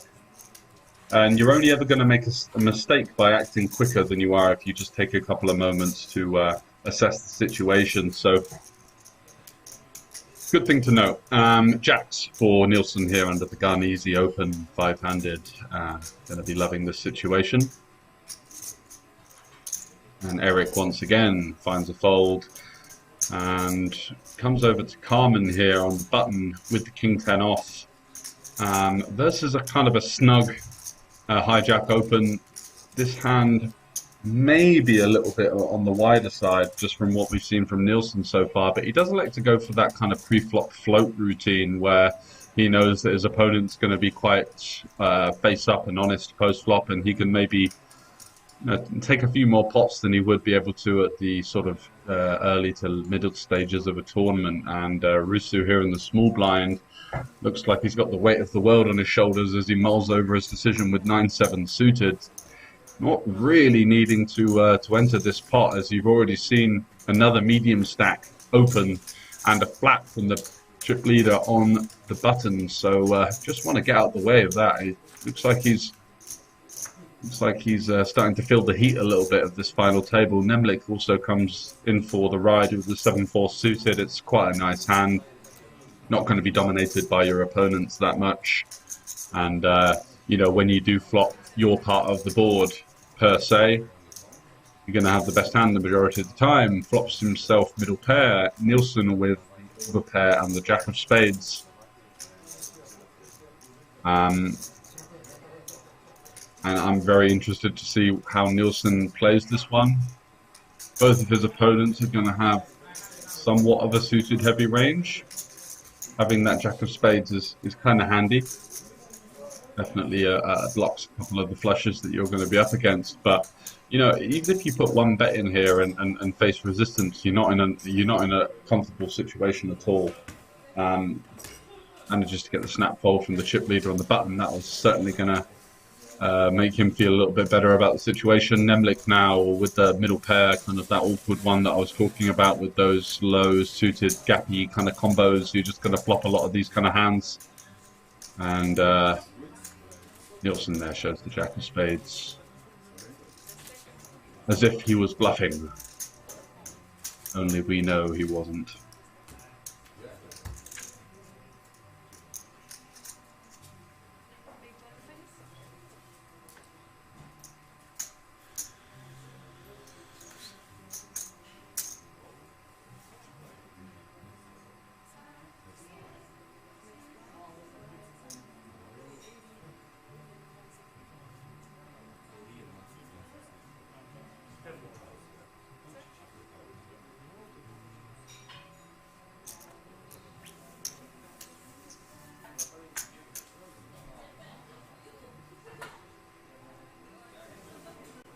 to Adam in the cutoff now. Things have evened up somewhat, so doesn't want to start to be as aggressive as Queen 7 offsuit. I like his decision making there.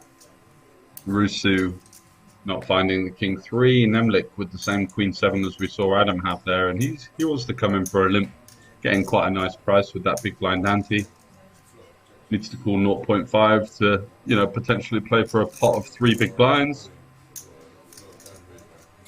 which by that maths would mean that he'd only need to win the pot about 17% of the time to break even. And I think versus a player like Nielsen, he's going to be able to see a flop a fair amount of the time, maybe take a stab at it, and a situation that should work for him. And flopping middle pair here with not a lot of backup.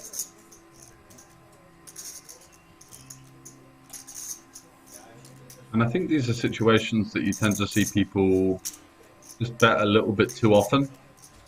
Your opponent is still going to have some King X in his holding. He's going to have some 10-9. He's going to have some strong flush draws. And if you do get called, like, what's the plan on the turn there really with the Queen 7? It could be a nice one just to check. At least that gives you some sort of fairly strong hands in that checking range that will allow you to call any kind of aggression from your opponent. However, it looks like we're going to take a break. We'll be back shortly. Thanks for joining us for final table coverage of the Slovak Poker Championship. I will see you very soon. Bye-bye.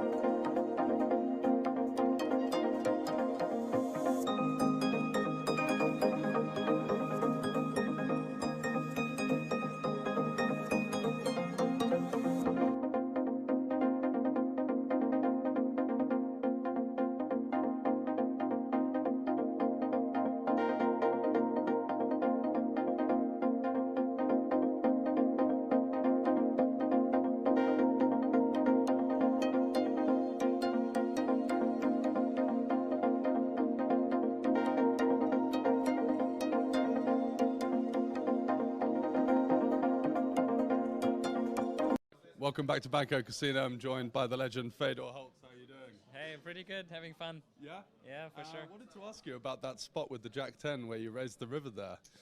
Was there some live tells going on with that hand? No, I just thought it's good enough for value against Reiner, so... Yeah, a little bit of a capped range with the small sizing. Exactly. Yeah, okay. Well, interesting because a couple of guys on the Twitch chat were asking about that one. Aside from that, how are you finding Bratislava? Oh, I mean, we're having a really, really good time here, so I'm loving it. Yeah. And you think you'll be coming back in the future? Most likely. I mean, it's close to Vienna, so I think everyone is having a really good time here. So. And so, what's your involvement with Poker Code at the moment? Are you one of the coaches? It must be a lot of work. Full time. So yeah, I'm one of the head coaches, and then also operationally as CEO. So lots of. I mean, it's basically my full-time job right now. Yeah. Mm-hmm. And aside from that, with the mental, do you have the app as well, Prime Mind? Yeah. Actually, our partner Elliot, like my coach, they're doing that full-time. So yeah, that's also running well.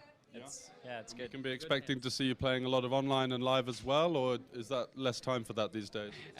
Less online, I think. I mean, the bigger stuff, yeah, for sure. But I mean, in the week, it's just I'm too busy with Poker Code. But live, I'm looking forward to. I'm really. I mean, this is fun and it's great, right? I've met so many people that I know them online and I've seen their name, and it's surreal. In terms of the Grindhouse too that you've got going on, how are these guys getting on? Are they doing well? Oh man, it's. I mean, it's just 2 weeks now, but it's amazing. It's really nice to. To see them thrive and like they're excited, they're there's this energy and let's see, let's look again in 3 months, 6 months. And you wanted to bring them here just to give them a taste of what they're in for. I mean, they gotta get in the live streets and obviously also improve online. But then I mean, I think live poker is a nice balance. You always have something where you can come together. It's also nice because they can share, like travel to spots. You always have good people around you. And I was speaking to Kate, and she said it was really only just a concept for some online training content last year, and it's kind of evolved into something more. So what's next for Poker Code? I mean, lots of ideas, and we try some concepts. We see what works, and then we evolve. So we definitely want to build out the online community. Yeah. I mean, community is our #1 thing. Yeah, so anything around improving the experience for people within poker, that's our credo. That's our mission. Is we just want to make poker a fun experience for everyone. Yeah. So like an event like this, I don't want 90% of the people to leave and be like, I lost money. It's more like 100% of the people leaving like, wow, this was an amazing event. That's our goal. Yeah. Rather than the bad beat story from the main or whatever. Exactly. Yeah.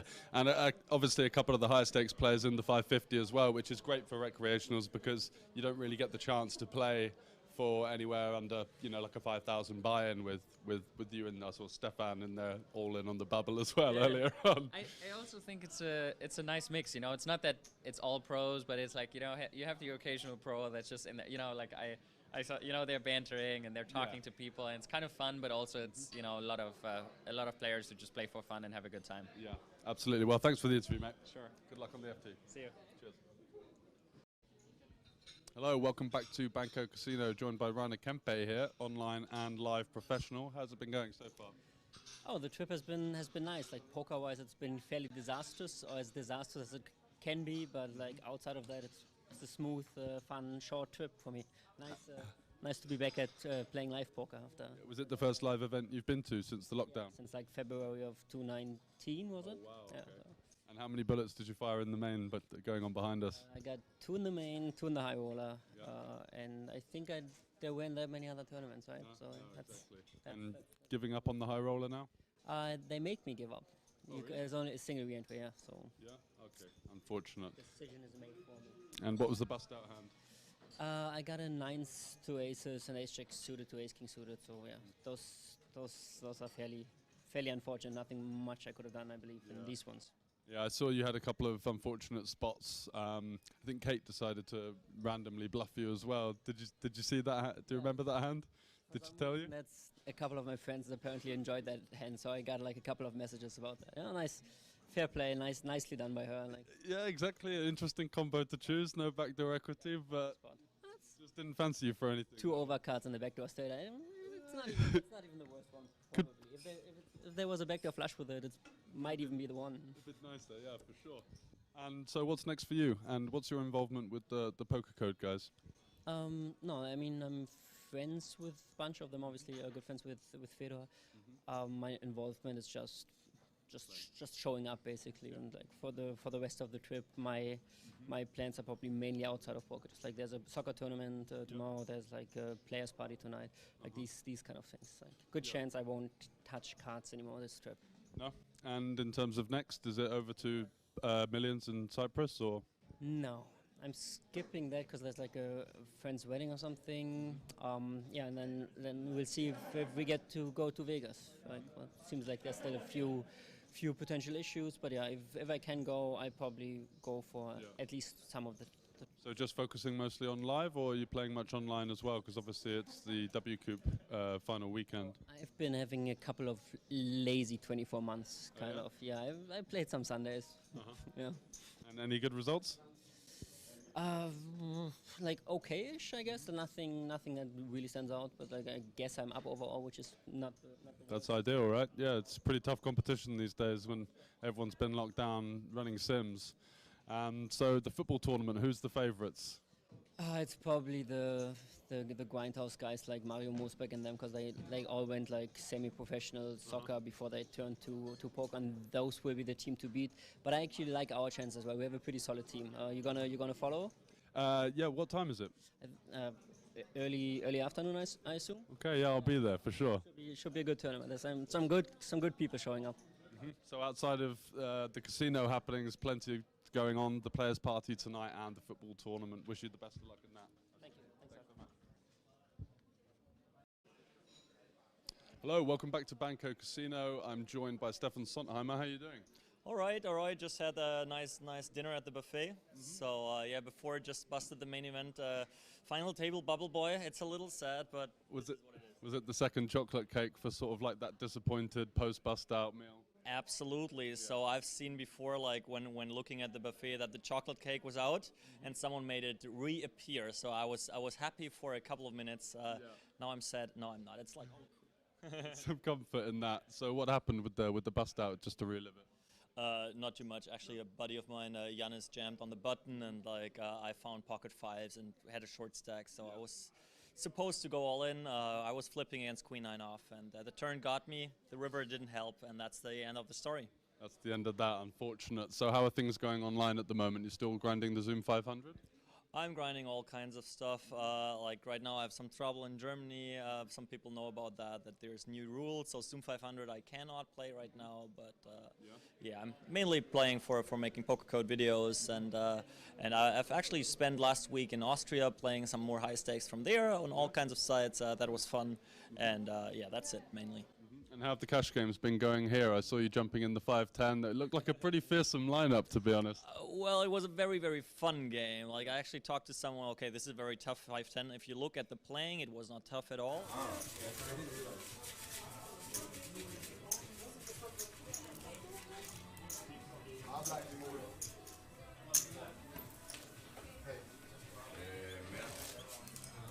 Hello, welcome back for more coverage of the final table of the Slovak Poker Championship.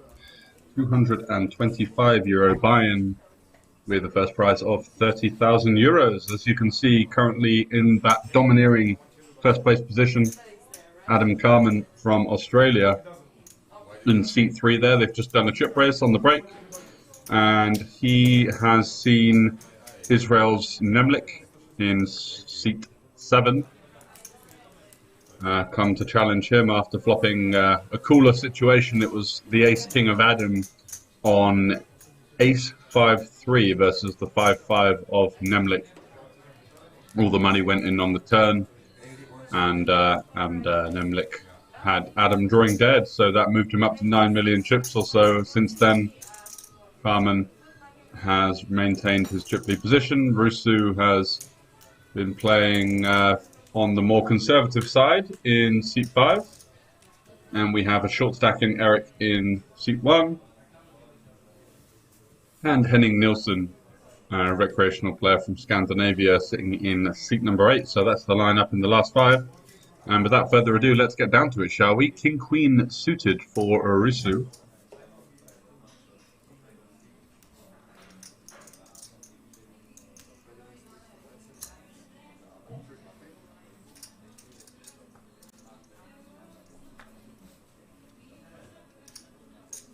Going to open it up.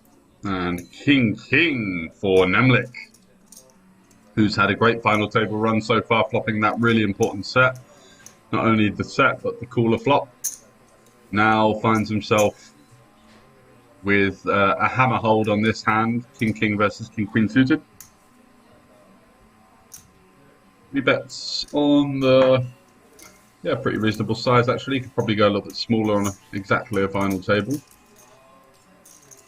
And applying a lot of pressure to his opponent here, who he does have out-chipped. Just because Eric sat there lurking in the small blind with... oh wow, Rusu just rips it in with the King-Queen and runs straight into it. And wow, unfortunate timing. I was not expecting to see that, that's for sure. From Rusu, who's been very conservative on this final table, and they have just had enough of Nemlik, who was certainly someone who had a bit of pep in his step. One spade for Rusu on the flop. He's going to need a jack, maybe a spade, or maybe the jack of spades for the massive sweat. But at the moment, so far so good for Nemlik, and he has Rusu drawing dead, and a huge blunder there from Rusu, who eliminates himself in 5th after 4-bet jamming the King-Queen, running into kings, allowing Eric Turner, in seat 1 to get another 2K pay jump ladder.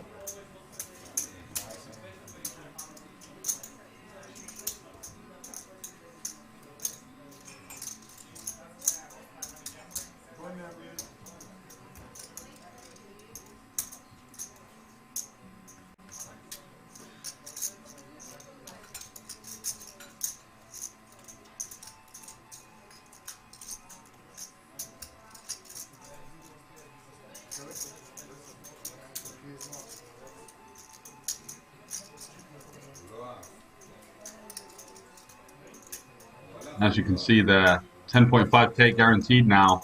2k pay jump there, which probably could have been Rusu's if he decided not to jam there, but it just had enough of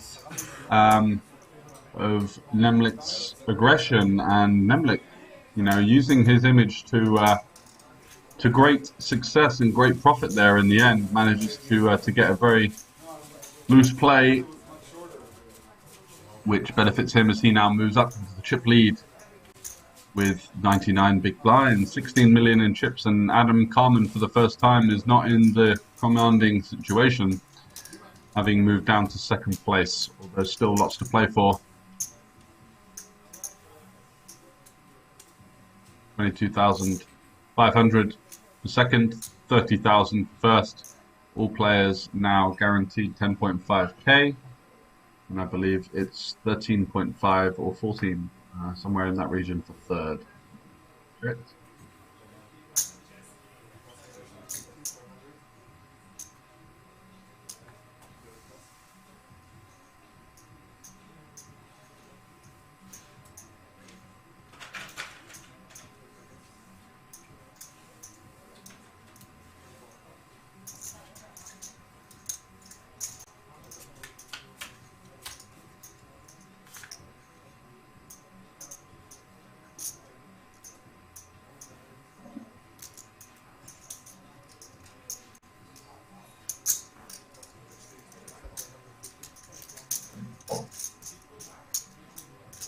Probably not going to be much to see here as Nemlik flops himself a flush draw versus Adam just with the naked gut shot.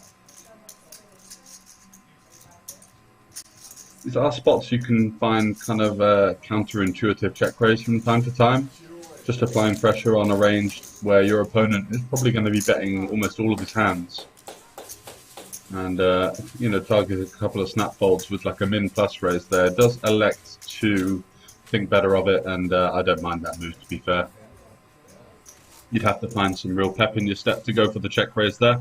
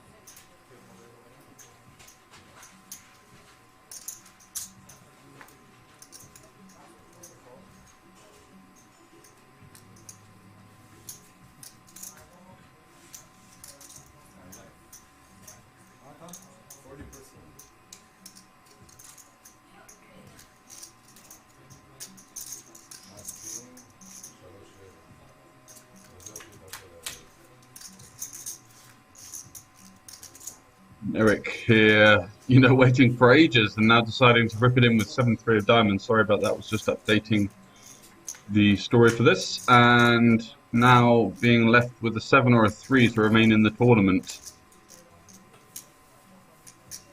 Bit of a panic jam with the 7-3 into the chip leader in the big blind, and sees the bad news there, doesn't improve with his 7-3. Could have maybe waited one more, but I think he might have felt like, look, my time here is done. I've done very well to get top 4 after being short for the duration of the final table, and he does eliminate in 4th place for 10.5 thousand euros. He's going to be delighted with that. He never really had much of a chance to improve on that. So now all the players have guaranteed themselves 13.5k. Second, 20.5, and the Big Daddy first prize of 30,000 euros to play for.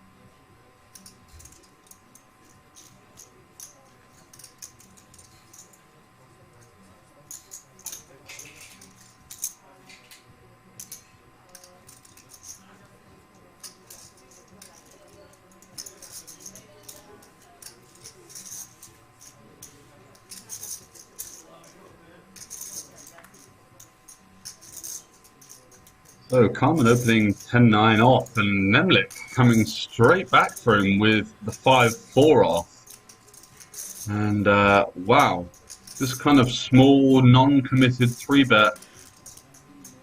An interesting spot here. You don't really see this too often. This kind of like, I open to 350, my opponent makes it 800 from the small. It's kind of tempting to continue.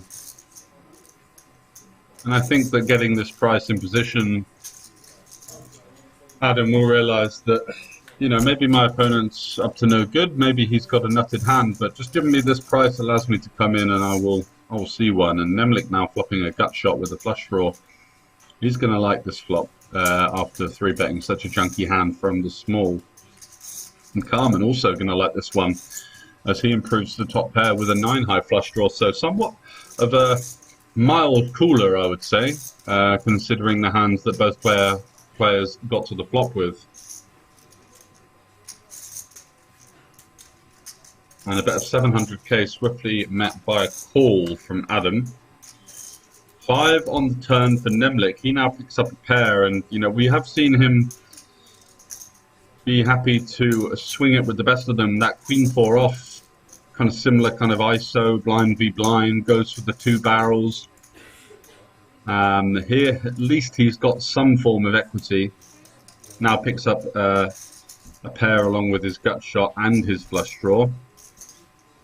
And he bets, oh, he bet 1.1, not 2.2, sorry. Wow, backdoors trips.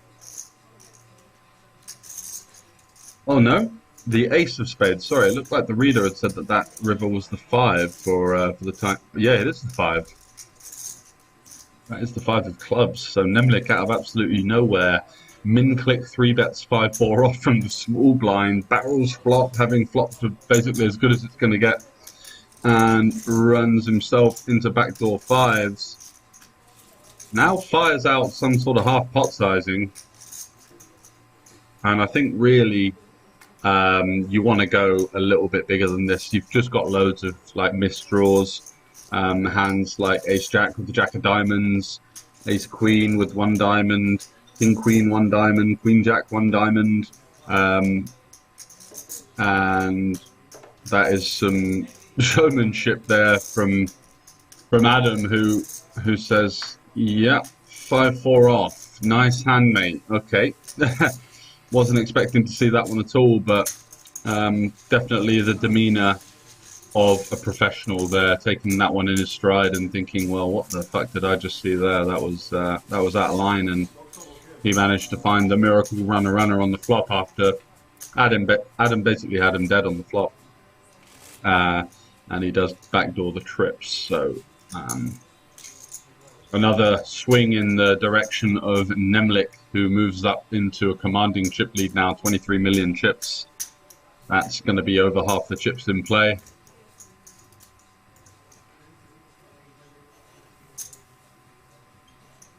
And yeah, showing a lot of aggression, showing a high VPIP there. You can see 53%, but definitely finding spots where he just doesn't really need to get involved. But it's managed to work out for him so far. Nielsen with the 5s. We are looking at 160k big blind at this point. So let's see what he elects to do in the small. Just under 40 big blinds effective. Probably a few too many chips to just pile in there. Would go for a limp jam. Yeah, I think it looks like he just doesn't really want to play post-swap poker with a jam like that, you know. It's actually not really going to achieve that much. You do just kind of tend to get called by better hands and maybe the odd ace-king, ace-queen, ace-jack suited type holding. A little indicator of maybe the stakes getting a little bit too rich for his blood. Might be feeling the pressure somewhat.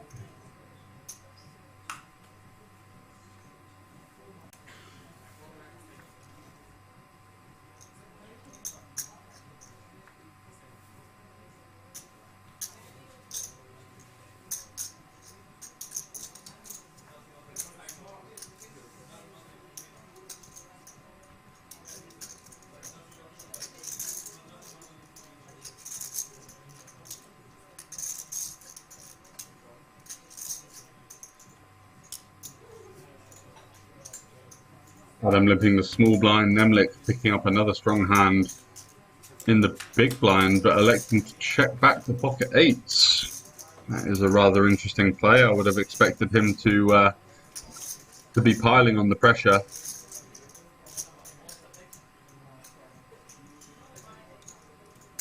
And a check from Adam, flopping middle pair. Nemlik looks down at his 8s that are looking pretty reasonable on this King 4-3 flop with 2 diamonds, even got the backup diamond for dessert as well.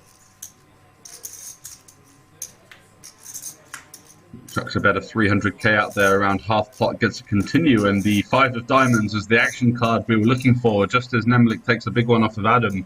Adam could be taking a big one off of his counterpart here, as he turns 2 pair and Nemlik improves to a pair plus flush draw. Again, interesting to note that his size down in relation to the pot was quite similar to the ace-10 versus Andre Dessert, if you recall that earlier on in the tournament, where you know, he obviously liked his hand more on a previous street, so bets less in relation to the pot, and that's a really strong sizing tell or read that you guys can look out for when you do play. Wow, Nemlik just gets away with another one, and Adam's just there thinking, what the hell can I do to beat this guy? He improves to 8s and 3s, Adam with the 5s and 5s and 4s, and ouch. Rough one there for Adam once again, who you know, these are really tough. Once you had the dominating chip lead for the majority of the tournament, you go into the final table. You can just see his demeanor there now, just sort of sat back in his chair a little bit more slouched than he was before. He looked very focused for the first.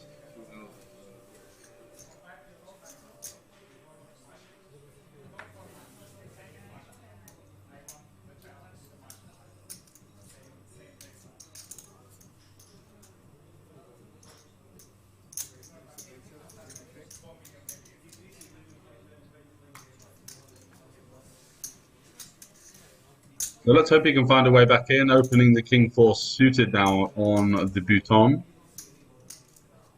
And he'll be back by the 8-7 off of Nielsen.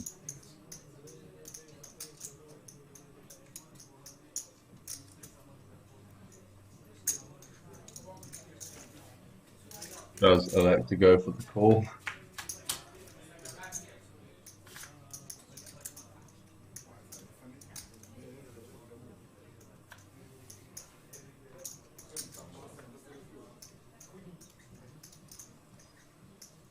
And finally, something goes in the direction of Adam Carmen, who flops himself a flush.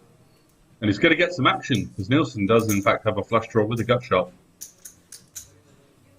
And a nice continuation size of just under a quarter pot there for Adam. Even turning the king to boot now. He could even use this one as a kind of a sneaky check back, but I still think that 9x is going to call the turn. You're going to find a lot of one-heart hands in Nielsen's range.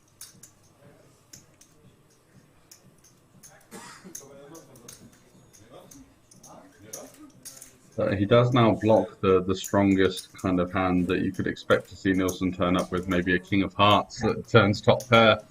I still think that, you know, when we flop so well, we do want to start building a pot. So I do like his decision to continue and goes for another kind of medium sizing. I think versus a very good play, you'd want to start polarizing here. And on the turn, you're kind of saying, hey, I've got King X plus now. You know, am I really betting my black Jack Jack here in the spot? Possibly, I guess. He could bet for that sizing. So he kind of goes for the middle of the road sizing, just allows him to bet a few more hands for value there, targeting like a 5x with a 9, targeting a 9x with those 10s, jacks, and queens. If he did go for the sort of like pop bet, would be a little bit more saying, look, I've got a flush or a very strong king, or a set, or even aces, or something like that. But, you know, just going for that kind of smaller size and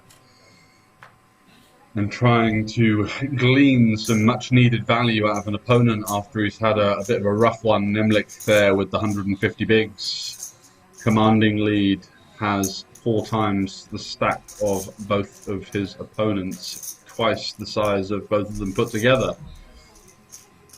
And pops it up with the 6s on the button, Adam with the 7-6. And, you know, if it somehow comes 6 deuce deuce or something here, it would kind of be a little bit sick, as Nemlik has really just had the better of Adam over the last couple of encounters.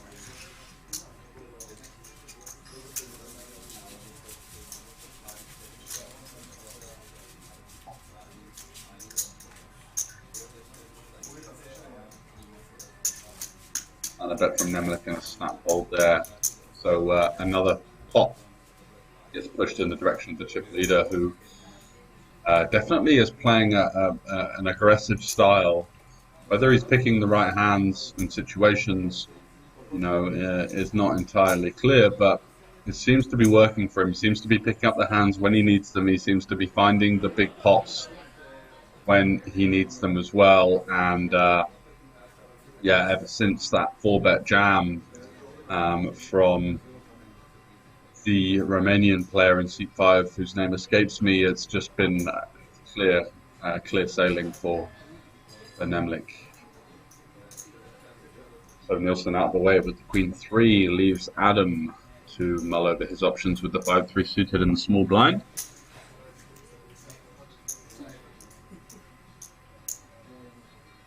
Looks like he is in fact going to complete and limp in.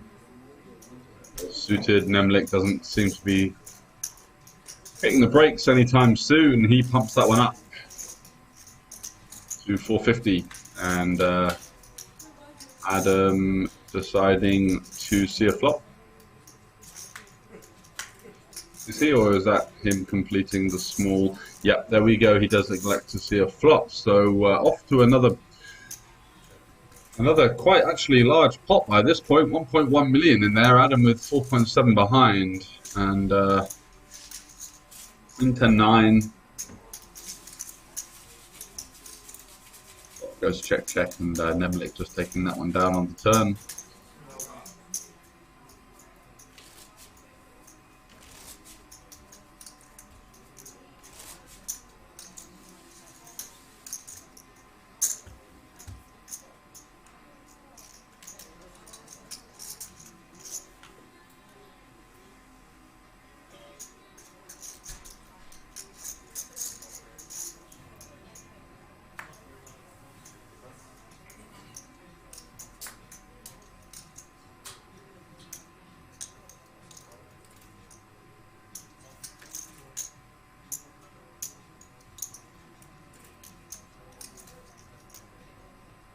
Nemlik with the sixes electing not to open now. He's really mixing it up here.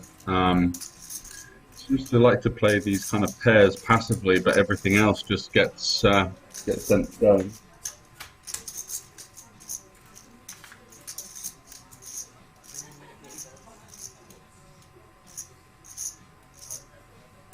Nielsen with the incognito hand in the big blind.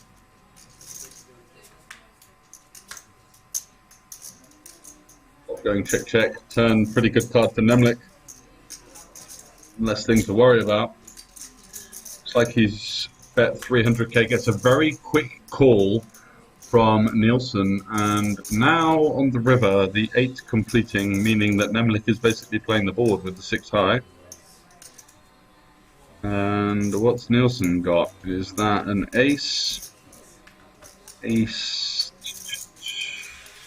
3. Yeah, so that quick call, again, just showing some weakness there. If you really have a hand that's any good, would you consider raising? Would you consider your options a little bit before calling? I think the calling is one of those old classic kind of strong means weak. You know, I'm calling. Nothing's going to let me lose this pot, mate. But what it really means is I don't really want to see you put another chip into the pot, because that would be that would not be something I want to see. So just another thing to look out for, and another thing exemplified and displayed on show in these sort of live mid-stakes, live low-stakes final tables.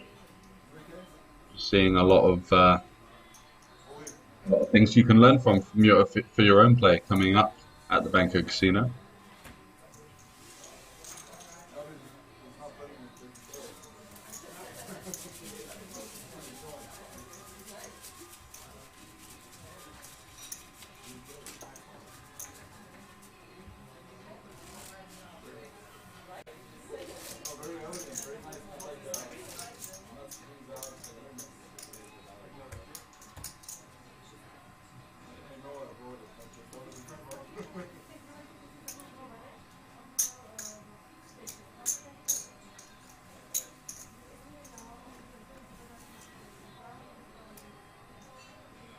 Nielsen with 9-7 suited on the button. He's certainly been on the tighter side, but I think you got to start battling now. This chip leader, Nemlik, is kind of running away with it, so you can't just like roll over and die. We're three-handed. Playing 2-card poker, chances are your opponents are both going to have some rather rubbish hands.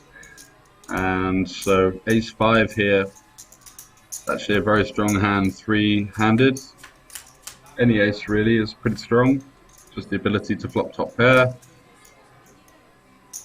Ace-5 with the spade and heart combination, if Nielsen does in fact find a c-bet, he's probably going to be able to take this one down. Just about any size should do the job.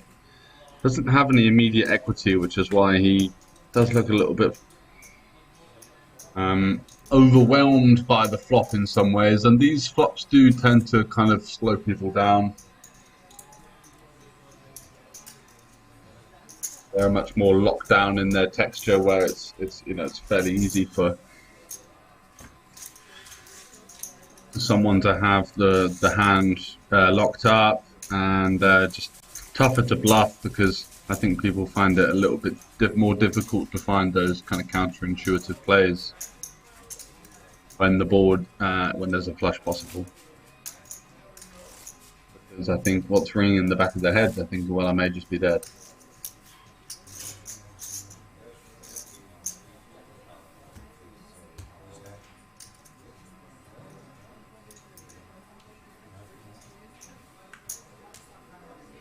So 3 left. Nemlik picking up another pot there, just kind of coasting his way to the win, it looks like, at the moment. Adam, as you can see from his demeanor or from his body language, he's just a little bit more slouched now. He doesn't look as though he's completely engaged compared to before, and that is something to do with the way that the deck has turned against him. Had a great start on the final table, was the chip leader until 3 or 4 left. Now just seems a little bit more nonchalant, a little bit more on the relaxed side of things, I think, and certainly something that he wants to look for in future when he plays a big final table. So Nemlik here, we're in the small blind flops flush draw, and nothing for Nielsen in the big, apart from a weak backdoor type stuff. The 3 of clubs on the turn, and it really is just the Nemlik show at this point, isn't it? Does find a flop check with a flush draw, so I don't think Nielsen's going to think that he's going to be dead an awful lot here, but he doesn't really have much immediate equity, or much equity that he's going to be comfortable playing here. A very weak flush draw, nothing really else. Yeah, he just kind of lets it go, and I think that is very reasonable. Gets shown the good news. Good fault, sir. You were in fact drawing dead a bit. And the Nemlik show rolls on.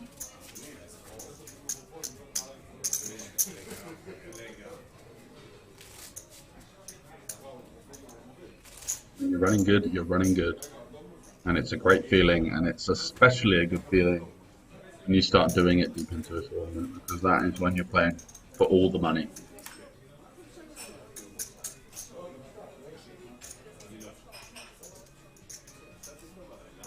Four deuce off. I don't think we're going to see him win this pot somehow.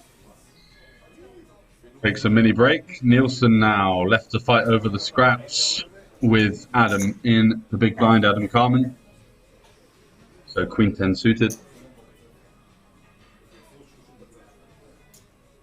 Looks like he could be opening.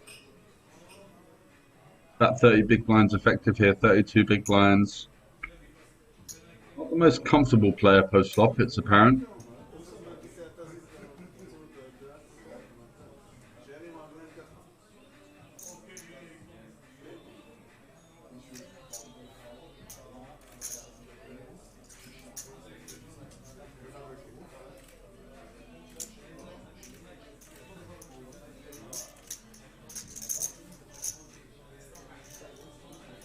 Another fairly small raise to 355 at the 160k big blind level. It's going to do an awful lot, just not really getting many folds from better hands. It's an easy decision for Adam there to continue with most of the hands he gets dealt.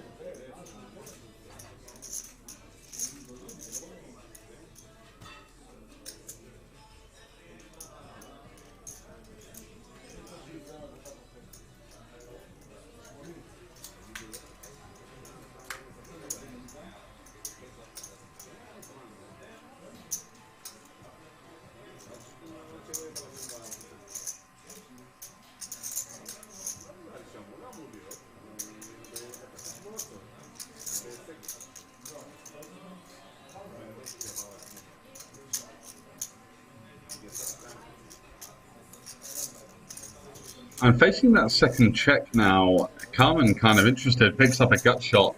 Pretty nice one to bluff with. You've only got 5 high, facing a very weak range. Nielsen doesn't seem to be the sort of player that's going to be mixing in many strong hands whilst checking twice out of position blind v blind. Does have a gut shot and an overcard. I don't think he can fold to 1 bet. He may do though. Wow, yeah. So Adam just kind of running him over a little bit there. Exploitatively thinking, well, you're going to check to me twice, I might as well just size up here, really apply the pressure. And even a hand like Queen 10, which is probably one of the strongest hands that Nielsen checks twice, finds the folds. So it might just be getting folds out of absolutely everything there with the small size up. Nice play there from Adam. Gets himself a little bit of momentum now heading into the final 3 once again, as we are in the business stage of the Slovak Poker Championship here at the Banco Casino.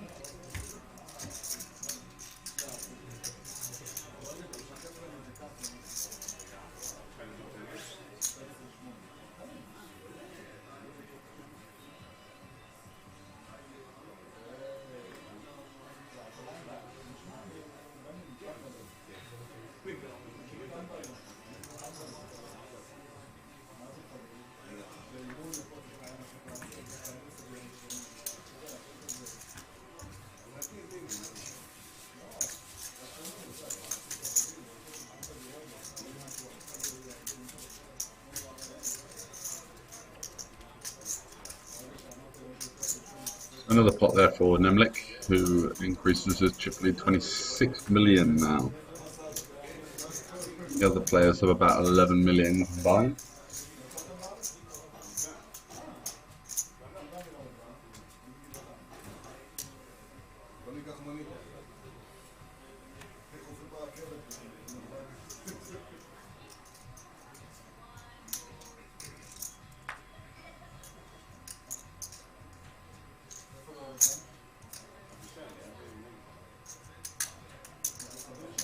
So now Nemlik in the small blind, Queen 5 off. Again with this sort of like 2.5x EVB. I think we should see Nielsen shove here. It's a pretty easy one to find.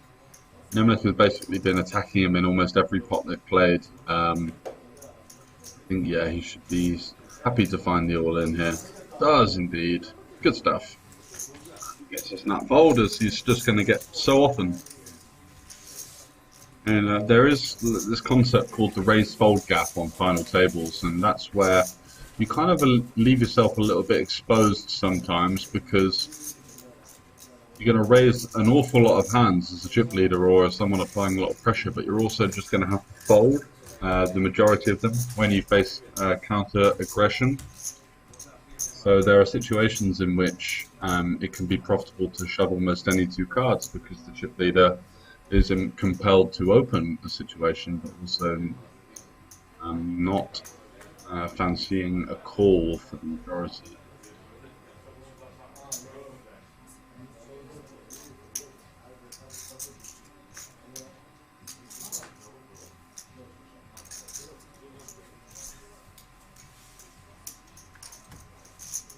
Emlich there with another raise and take.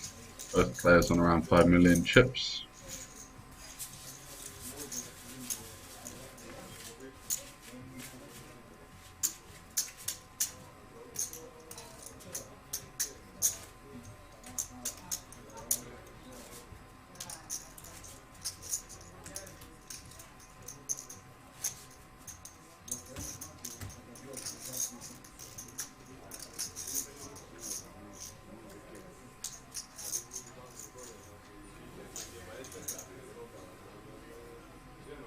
Nielsen with the 3 deuce off.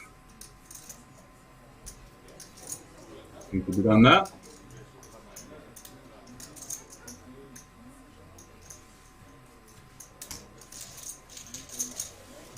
And Carmen folds as well, so just 4 chips.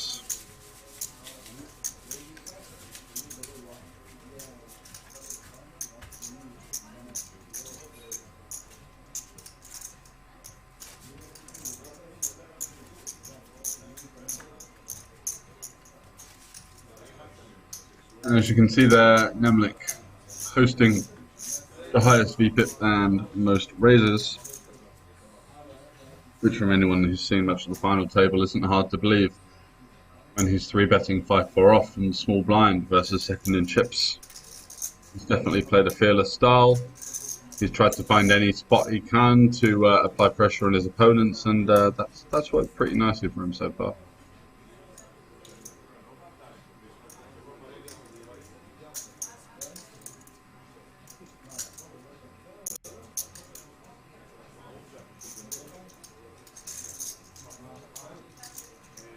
So here we go. Adam opening the button with the King Deuce suited, matched by a call from Nemlik in the small blind. Yeah, I quite like that. He's just got a little bit too much to jam, although jamming is also an option. But the hand does play multi well. Just dominate a lot of the stuff that the big blind is going to overcall with. And it's 2 clubs versus 4 hearts, and the flop is heart, heart, club. So Adam taking a nice lead here with the king high flush draw, checking back with the deuce. I don't mind it at all. Jack on the turn sees Nielsen take the lead with his Jack 3 of hearts. Gives Nemlik a gut shot as well. Carmen has to kind of get out of the way. And a lovely move there. As Carmen there just cannot call off the jam. I mean, the jam is obviously absurdly big, but you can see what he's thinking. He's thinking, well, I'm never dead against anything here. Top pair, got the flush draw. Don't want to see any more. Come on in.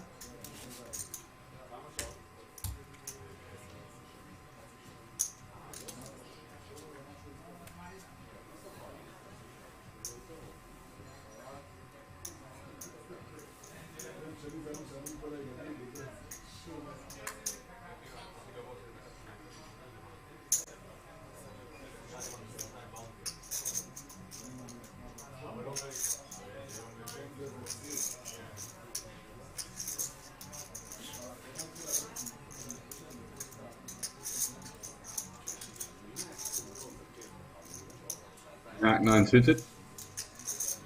Gonna open it up, and Carmen there in the big blind has his opponent right where he wants him for now. Dominated. 9 high board could be interesting. It isn't. It's going to be a a king 8-4 with 2 diamonds, 1 club. Nemlik having some nice backdoor options. Good cards for the turn.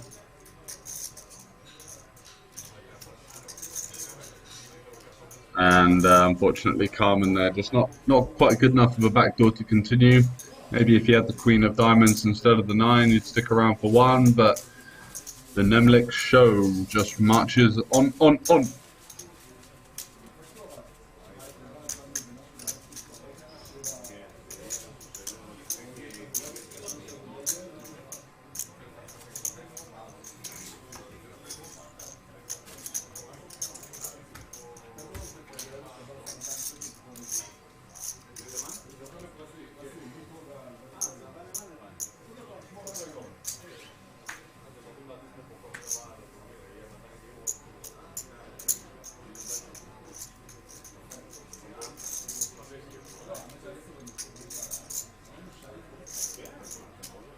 Also now finally gets a hand that's playable for him. 5s on the Buton. Next to go for a 350 raise, fair enough. And looks like Adam's interested in the small blind. 3-9 off. Still think this is going to be a little wide. Definitely don't want to jam. Peeling doesn't seem great because if you fold, then you might induce some kind of collision between second in chips and the chip leader. So that kind of button versus big blind, yeah, nice fold. You just don't really want to get in the way of these two potentially playing a pot. And if Nemlik busts your opponent, you just make, I think, 8k instantly.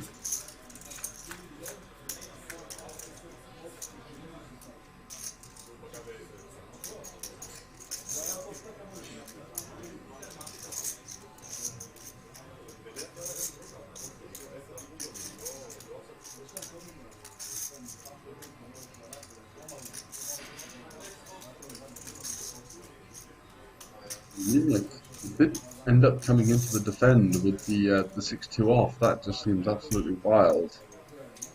And Nielsen here just doesn't want to play post flop at all, does he? Just again, just ripping it in with 5s and 7-3-3.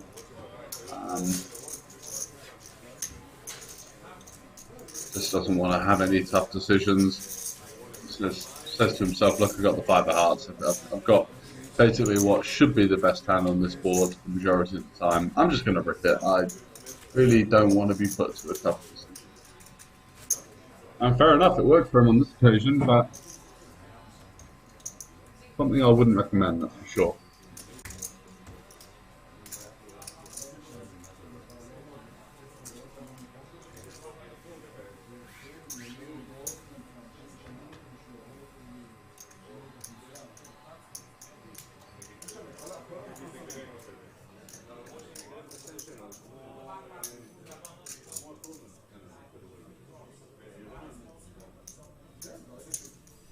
Decisive Carmen on the button. Doesn't want to be jamming at the stack depth yet. Still got plenty of chips to play with, 25 bigs or so. And Nemlik, I think, is going to lay the gauntlet down here.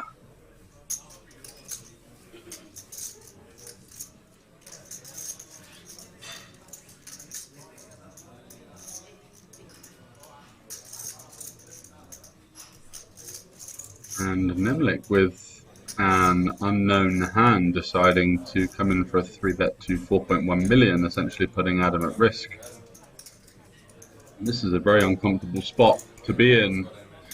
Ace-8, you know, based on what we've seen from Nemlik so far, could well be good enough. But I think with how skilled of a player he is, and you know how kind of weak the third opponent is, he will just allow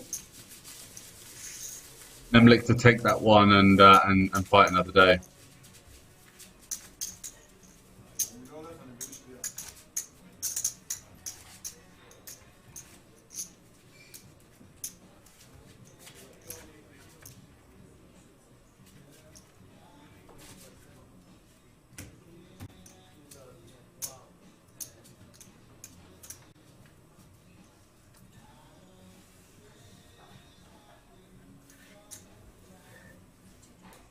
Nemlik, Jack-7 of clubs, don't see any reason why he's going to take his foot off the gas.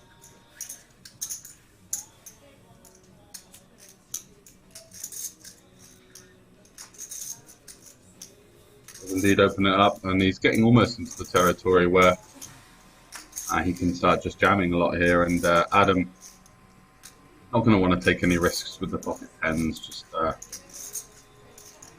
going to jam it in. Yeah. Good stuff, and gets the snap hold.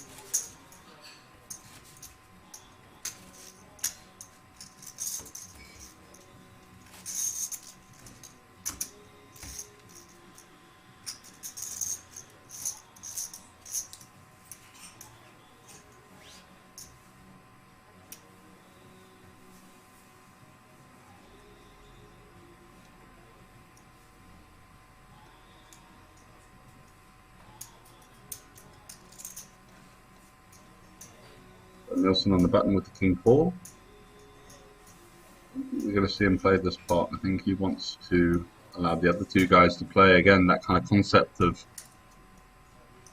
taking away those kind of bottom opens and allowing your other two opponents to collide is going to benefit you as a medium to short stack, especially in a free-handed situation, because you know it's going to be a wide range versus wide range situation. Chips are going to go in quite easily with a weaker holding than normal, and just allowing And Nemlik, the chance to bust Carmen is going to be huge for him. So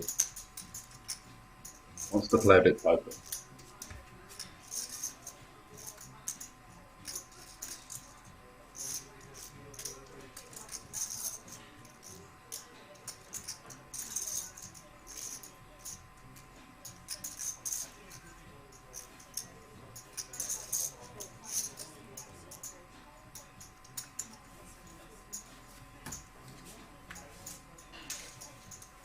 And Carmen there taking it down with a stab on the turn with his 4-3. A little bit unorthodox, and does get Nemlik just to fold third pair, which is surprising as well. Should be seeing a little bit more resistance there. Blind be blind, lots of potential hands that Adam could pick up, just a jack, a 9x even as a gut shot, some kind of flush draw. So could be wanting to just to see one there.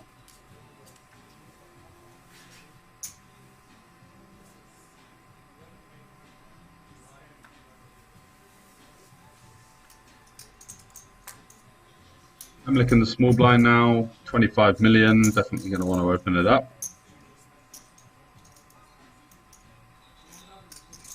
Continues to go for this kind of 2.5 sizing. 4-2 soft, not really going to be able to do too much about it, says Nielsen. And both players happy to show each other what they had. It's all getting a little bit friendly, couple of guys down the local snooker club type thing, but we're playing for 30 bags, guys, come on. People want to get the information, they can have a look at the stream. Although it's, you know, it's good for the game. It keeps the atmosphere joyous. You see a couple of laughs being shared by them, but no real need to share the whole card information.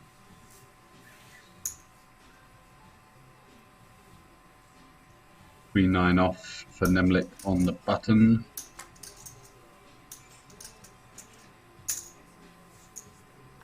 Up. Makes it 400k. Just targeting some snap folds. Just another hand that he can easily open. Not going to be worried about too much. Not going to see too much aggression against him. 10-9 off for Adam. Easy defend. And once again, he is in a dominated situation versus his, you know, arch nemesis Nemlik, who does flop the best of it once again. And it's an unfortunate one for Adam because he's got himself a gut shot with the backdoor flush draw. I don't think he's going to be able to fold to one bet. Let's see what the sizing is from Nemlik. 400k. Kind of chunky, really. Might just be because of the, you know, there's a couple of gut shots there. There's a couple of flush draws that could be out there. Maybe he wants to start getting value from a 3 or an 8 straight away, rather than see some kind of dicey turn card arriving. Let's see what's in store for us on the turn.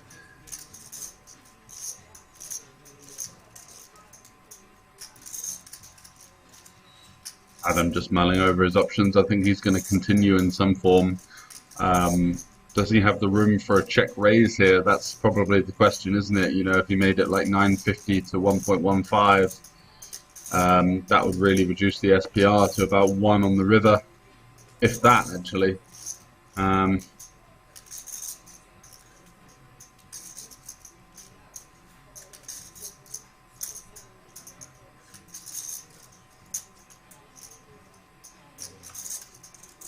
Let's go for the 975, and Nemlik just says, look, whatever you're up to, mate, I'm not buying it, I'm all in. And just another tough blow for Adam there, who has not been able to get anything going against Nemlik over the last hour or so. Just been chipping away. Every time he's made a move, he's run into a very strong hand in Nemlik's range, and Nemlik here with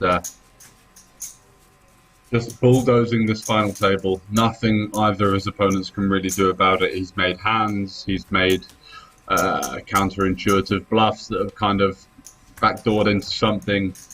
It's just been one of those kind of runs of cards that you really dream of as a poker player on a final table, playing for some significant pay jumps. And look at that, 170 big blinds, playing 33 and 16. He's got one hand on the trophy. Let's see if he can close it out, shall we? Over to Adam in the small blind. Easy shove with the pocket fours. Jack 9 of Nemlik. I don't think he's going to look this one up. It's about, what is it, 15 bigs? Yeah, just slides him in the muck.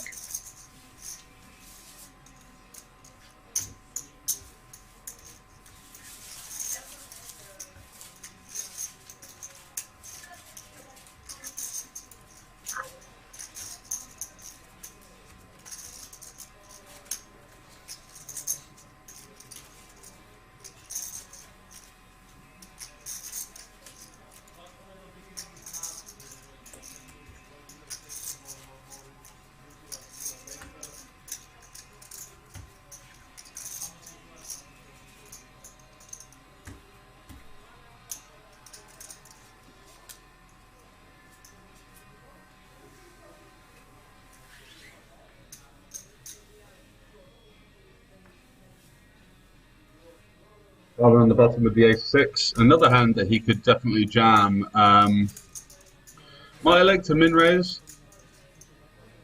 Yeah, I like the shove. I think that you can just take the ace for this amount of chips, especially as the shortest stack. You can just push chips if you want and not be too worried about it. He also has got a super aggressive opponent in the small blind that he's up against. Doesn't really want to get into a tangly war with him, gets jammed on by a weaker hand, something like a king 8, king 9 suited or something, ends up having to call or fold, and kind of the onus is on him then. But just jamming denies any of those kind of plays from your opponents and just often takes down the pot.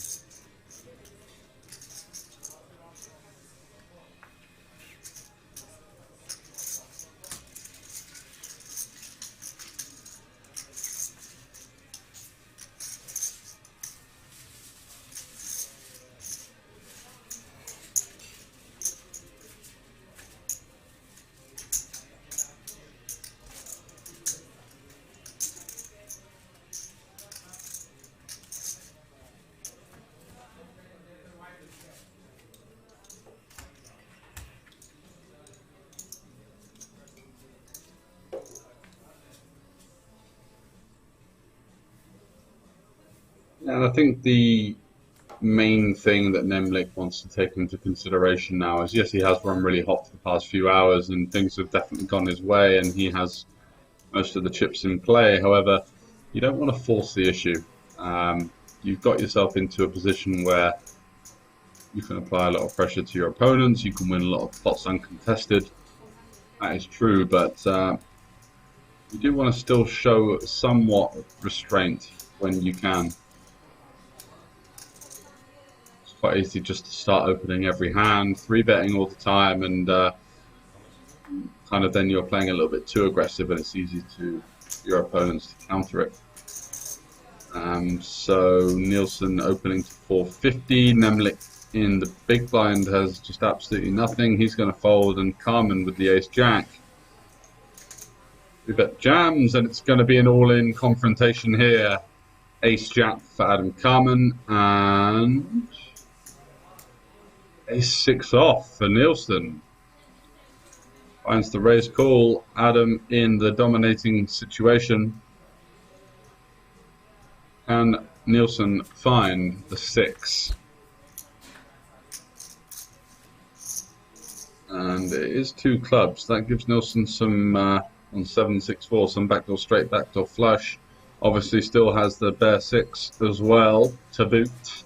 So a lot of potentially interesting turn cards, the 9 of spades not being one of them. Now just the 6 and the 6 only for Nielsen to eliminate Carmen from the tournament, and the river is a 7. So ace-jack holds up to 6.3 million and Nielsen down to 2.8.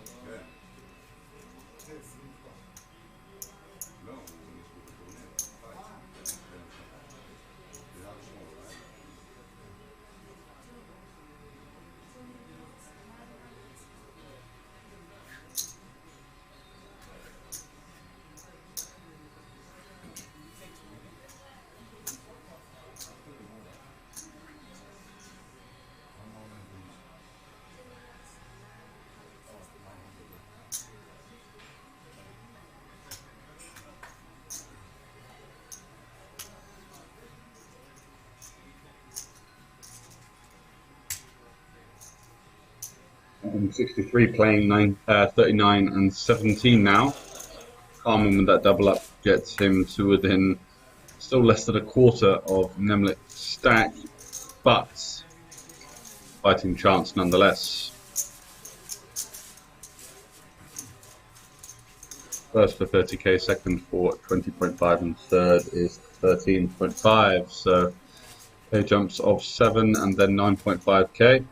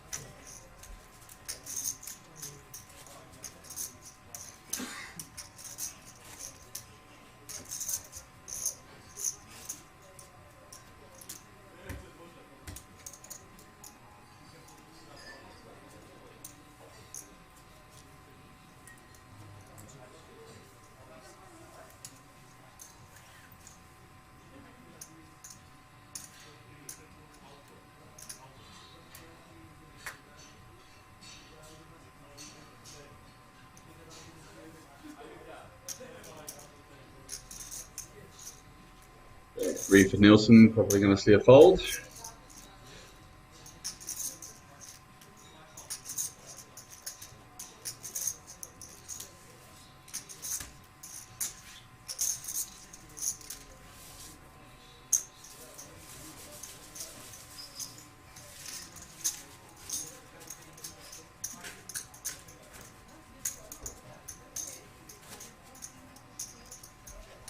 And a little bit of momentum swaying in Adam Carmen's direction, who's definitely been, I think, the most impressive player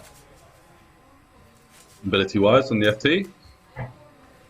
Played most of his situations really well.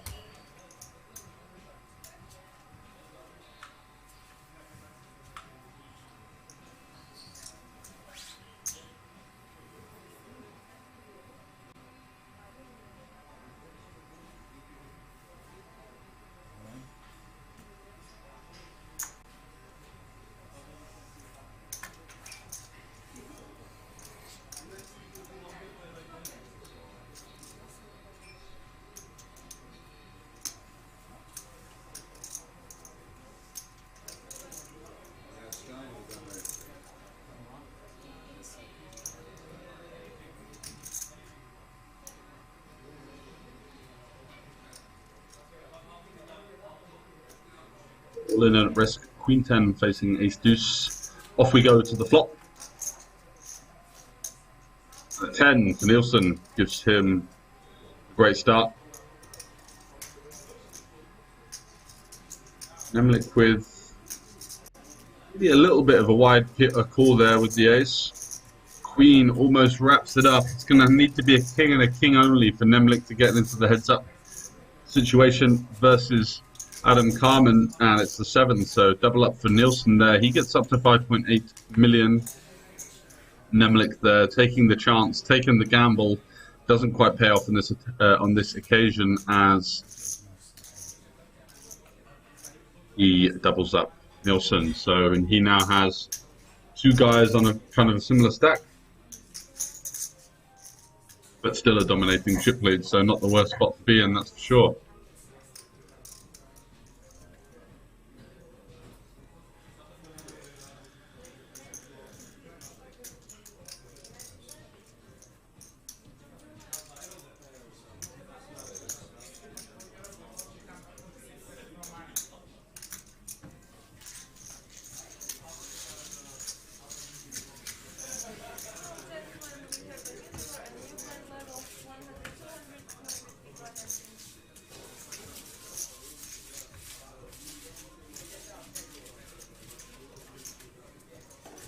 And as Nielsen stacks those chips, 5.8, he's basically in tied second place with Carmen, both on 36 and 39 big blinds respectively, and Nemlik still with that dominating chip lead and well over half the chips in play.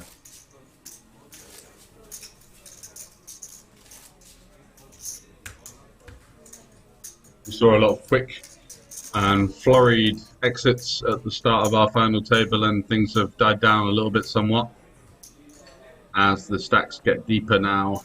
Should be a lot more post-flop play, which is kind of what we're looking for. It's a lot more fun to watch. And 8s for Adam Carmen on the button.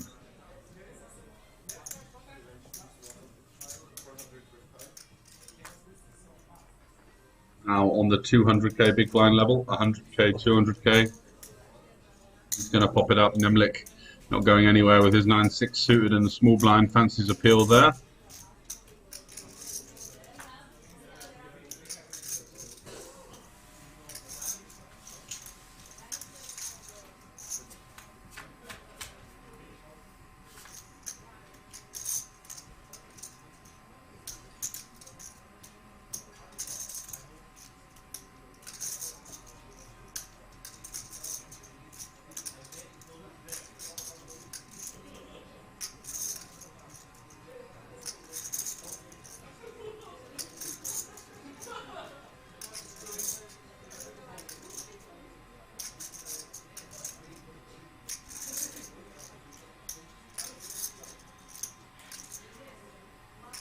Piece for both players, and Carmen flopping that overpair. He's going to be coming for a fairly large bet here. His hand does need a lot of protection. He's not even got a backdoor flush draw, but he's going to have the best hand the majority of the time.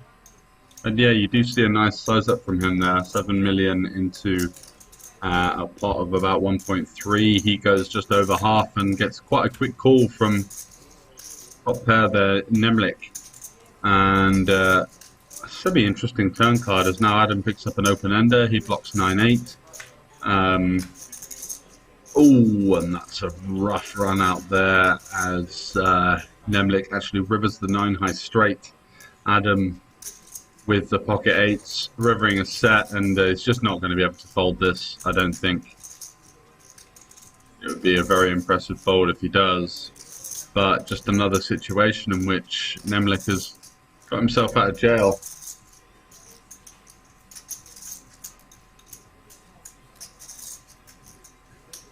This would be a world-class laydown versus just a half-pot bet, but I just don't think we can fold. Hoping to see a missed flush draw, hoping to see Nemlik maybe turn a hand like ace-3 into a bluff, and Adam just can't quite believe it. He's just like, what the hell do I have to do to beat this guy? 9-6 suited? God. You can see the frustration kick in there, a little wince of, yeah, roll of the head, and a shake of it as well, just to say, my God, man, this is getting ridiculous. And he does move himself down into that danger zone now. 19 big blinds. Nemlik there, raking in another pot, and just has had Adam's number all day. It's been a little bit uncomfortable to watch, actually. He's been running so good in some spots.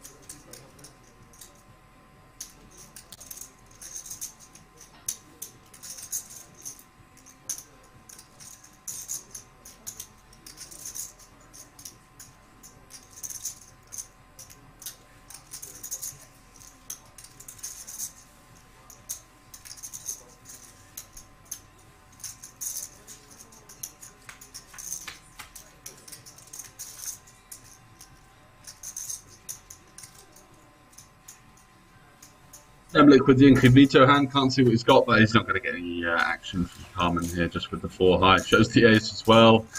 Adam won't be surprised to see that. He's been getting absolutely mullered by Nemlik from Israel in seat 7. And it's just a case in when you're in this situation on a final table of trying to do the best you can, trying to survive, trying to hang on in there, trying not to lose too much to a guy that can't seem to miss a board. And when you start to play, you know, short-handed versus these types of players, it is very, very difficult because you feel like the world is against you. But hey, you're in the last three of a, you know, pretty big field tournament, still playing for chunks of money. Now is the time to keep your head together and do the best you can.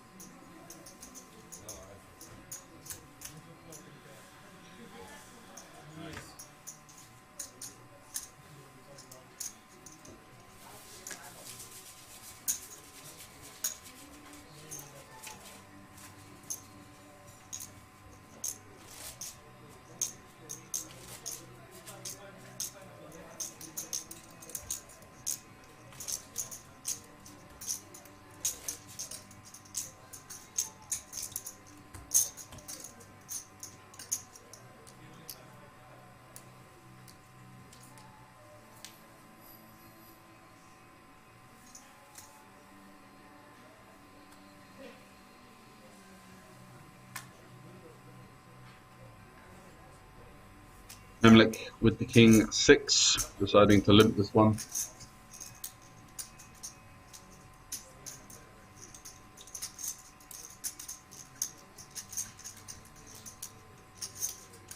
Nielsen 10-3 suited, just flicks it in as if to say, well, let's get this one over and done with.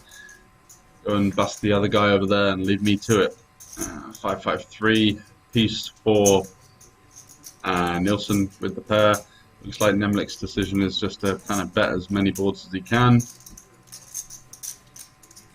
And yeah, don't see a reason why not. It's a pretty dry board. 9 of spades on the turn.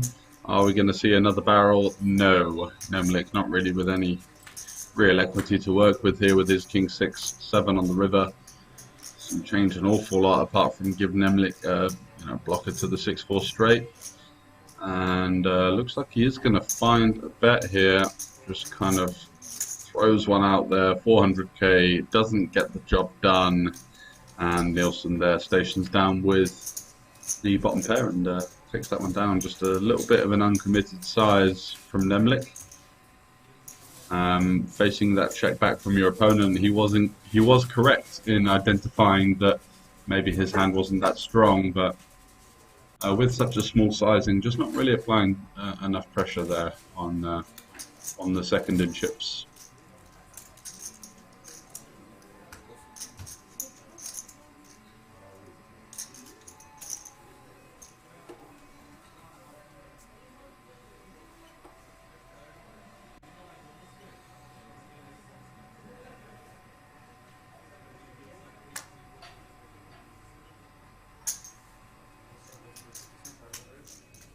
King 6 Nemlik, easy button open in this situation, and King 8 for Sharman. And that's actually kind of an interesting hand because you are ahead of an any 2 opening range, and it's basically going to be any 2. I don't think I would shove though. The hand just isn't quite strong enough, so calling does seem like the option. Plays kind of well post flop at a short stack depth. It's going to flop. If you do flop a pair, it's going to be mostly top pair. And unfortunately, he completely misses once again, and Nemlik just takes it down with the worst hand. He betting the flop. So more woes for Carmen there. Nothing that he could really do. Didn't even get a backdoor flush draw, although at that depth probably wouldn't be continuing with the 8 of spades, just the king.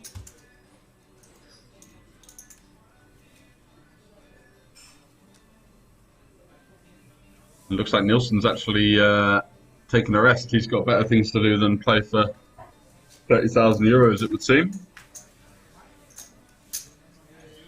Which allows Adam to give Nemlik the walk here. And yeah, Nemlik is saying, well, you snooze, you lose, buddy. Get that blind and ante, and we're playing for it.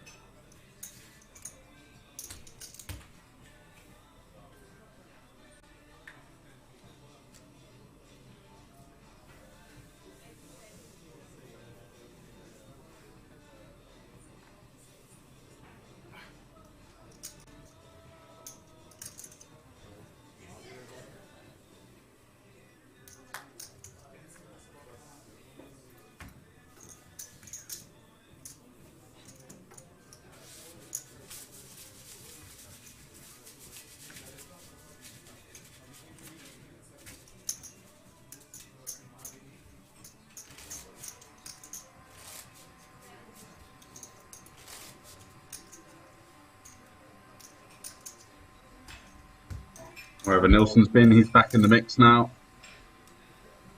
Lost a little bit of his stack, and Adam is the guy under the cosh here. Got the seating positions wrong. It looks like he's actually the big blind, so it's going to be first to act for Nemlik.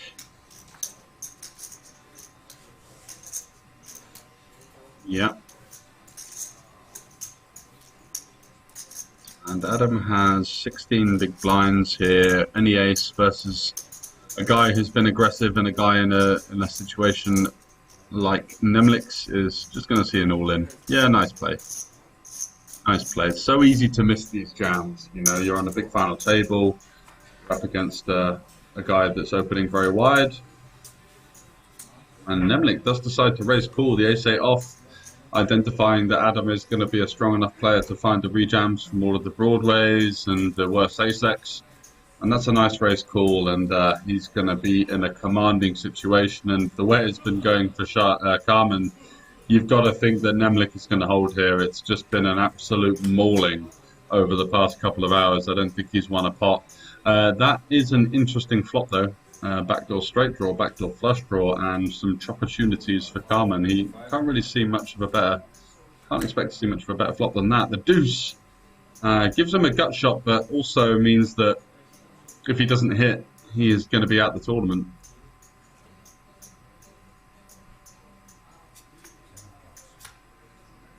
And the jack seals the deal there for Nemlik with the ace-8.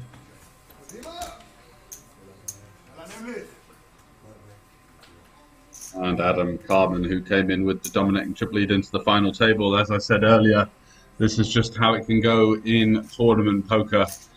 You know, you get yourself into a great situation, and then you just lose every hand versus a specific opponent. He ends up taking the big chip lead into the heads up, and you're left on the way to the cashier desk in third. Unlucky, sir. Well played and good run.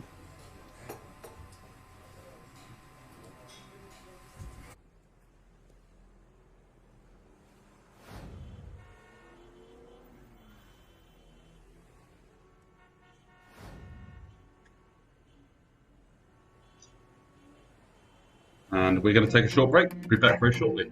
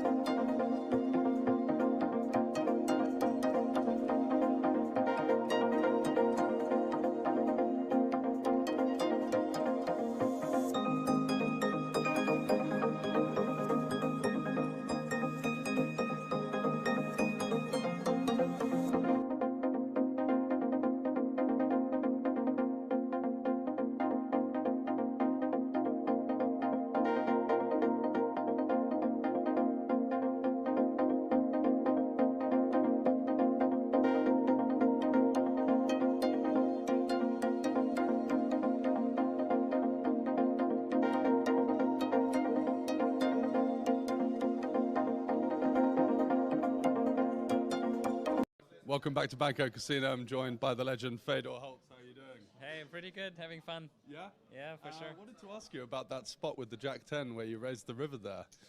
Was there some live tells going on with that hand? No, I just thought it's good enough for value against Reiner, so Yeah? Yeah. A little bit of a capped range with the small sizing? exactly. Yeah, okay. We're interesting because a couple of guys on the Twitch chat were asking about that one. Aside from that, how are you finding Bratislava? Oh, I mean, we're having a really, really good time here, so I'm loving it. Yeah. And you think you'll be coming back in the future?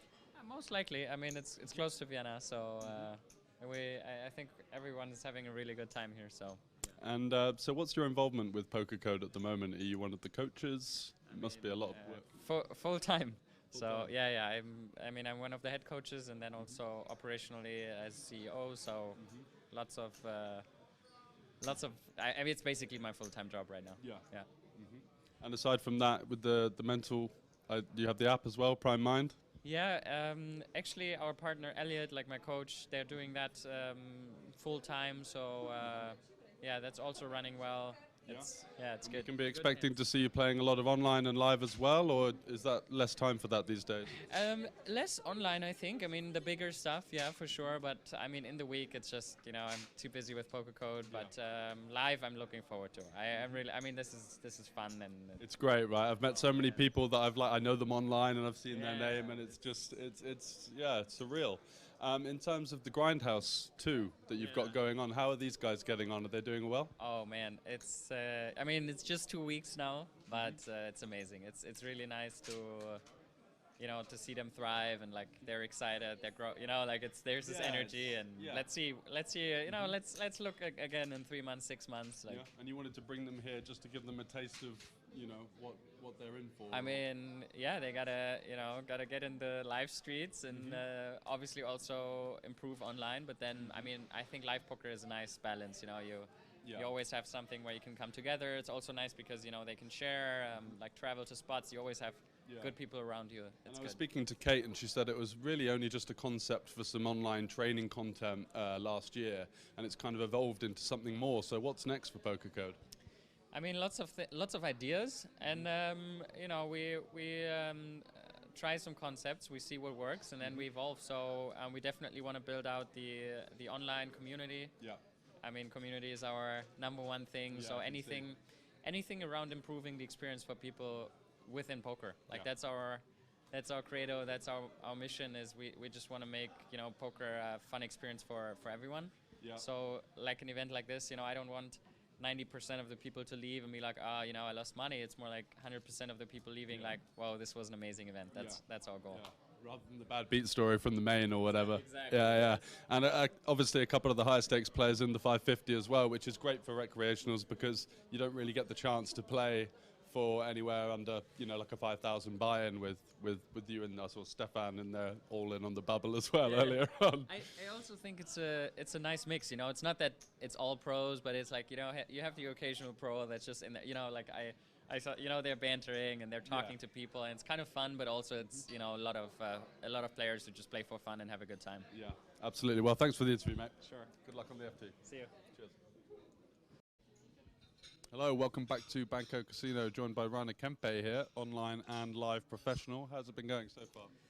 Oh, the trip has been nice. Like poker-wise, it's been fairly disastrous, or as disastrous as it can be. But like outside of that, it's a smooth, fun, short trip for me. Nice to be back at playing live poker after. Was it the first live event you've been to since the lockdown? Since like February of 2019, was it? Wow. Yeah. Okay. And how many bullets did you fire in the main, but going on behind us? I got 2 in the main, 2 in the high roller, and I think there weren't that many other tournaments, right? No, exactly. And giving up on the high roller now?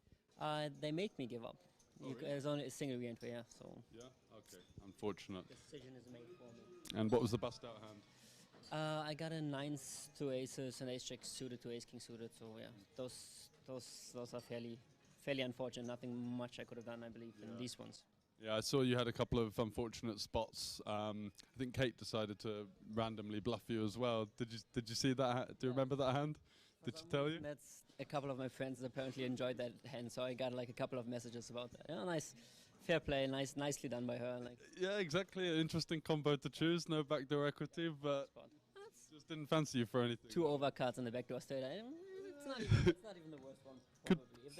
If there was a backdoor flush with it, it might even be the one. A bit nicer, yeah, for sure. And so, what's next for you? And what's your involvement with the poker code guys? No, I mean I'm friends with a bunch of them. Obviously, good friends with Fedor. My involvement is just showing up basically, and like for the rest of the trip, my plans are probably mainly outside of poker. Just like there's a soccer tournament tomorrow, there's like a players party tonight, like these kind of things. Like good chance I won't touch cards anymore this trip. No.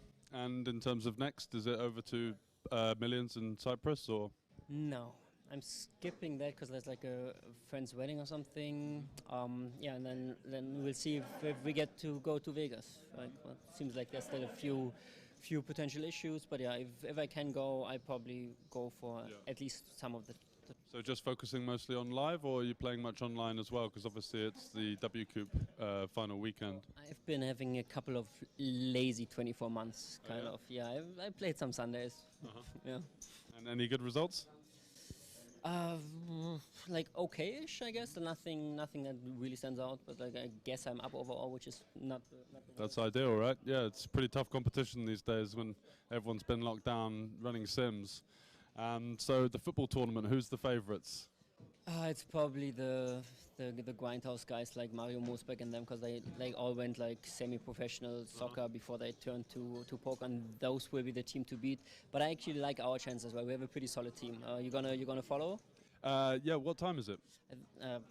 Early afternoon, I assume. Okay. Yeah, I'll be there for sure. Should be a good tournament. There's some good people showing up. So outside of the casino happenings, plenty going on, the players' party tonight and the football tournament. Wish you the best of luck in that. Thank you. Thanks so much. That's for sure. We'll just see which continent.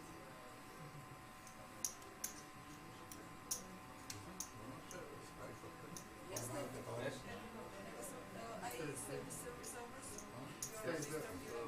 Can I make one picture of you? You'll stand there and we'll shake hands. Would you like something? Hello and welcome back for coverage of the now heads-up battle for the Slovak Poker Championship main event. Nemlik, who's been on an absolute tear, just destroying everyone in his path on 149 big blinds, and Nielsen in second place on 27. And that is going to be just about a 5.5 to 1 chip lead advantage for Nemlik. And they're going to get things going. Looks like they're playing for the watch and the trophy. No deals currently been discussed. So we'll be getting things underway shortly.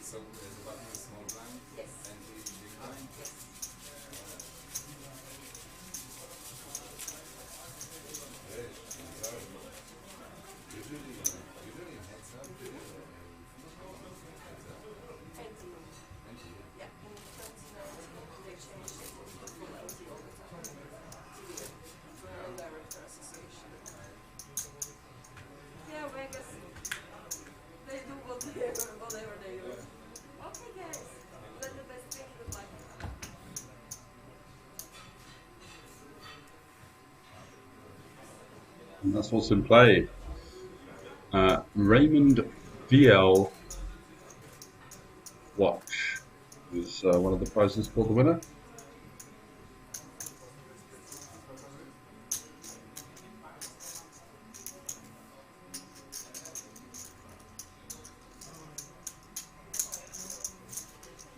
Nemlik with the King Jack, opening it up and receiving a call from the 10-3 of Nielsen. Expecting to see him deep at the hand that week, especially versus that 2.5x open sizing, but let's go check on the flop. Nemlik did have the backdoor flush draw, but again, just a board that didn't really hit him that well, although it's heads up and go for a stab here, but you know, betting king high here isn't really going to achieve too much.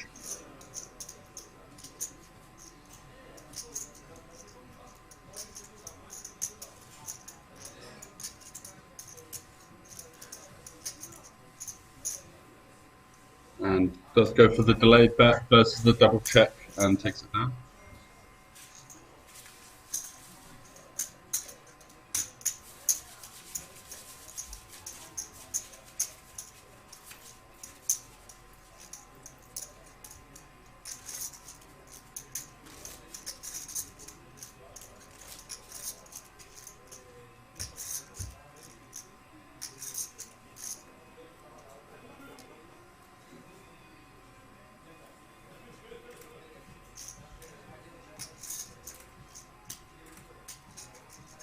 Also now with Queen Jack on the button.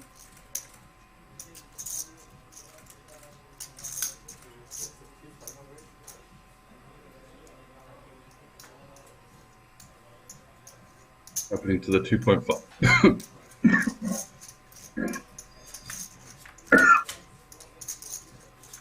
My apologies. Opening into the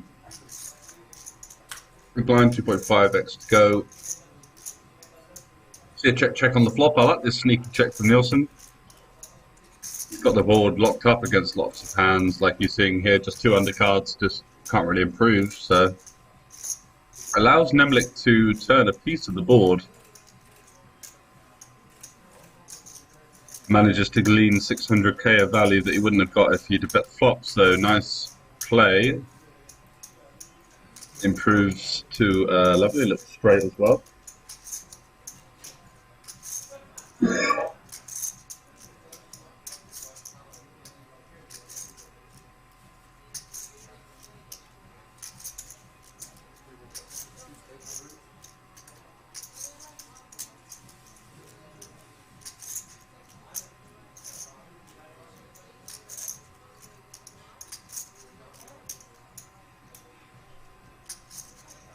Nimlik here with the club blocker, never going to be good at showdown with the with the bottom pair of threes.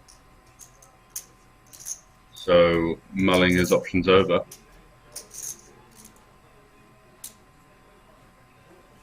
Thought he was considering a check jam there, maybe turning his 4 of clubs into some sort of wild bluff, but not to be done.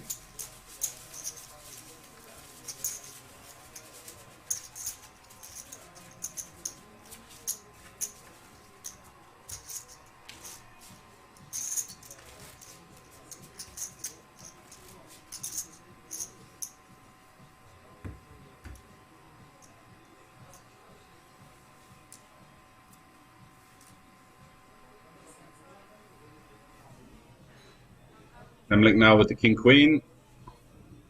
We'll have to look down that heads up. Just flops a lot of top pairs. Yes.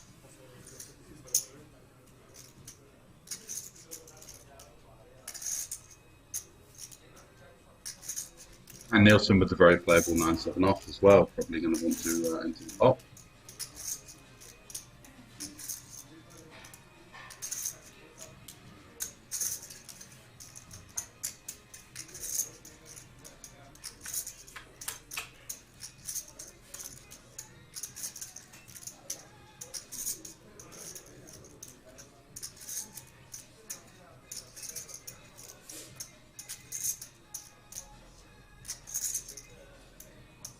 Decent flop for Nemlik here, but does elect to check it back. He's either kind of miles ahead or miles behind.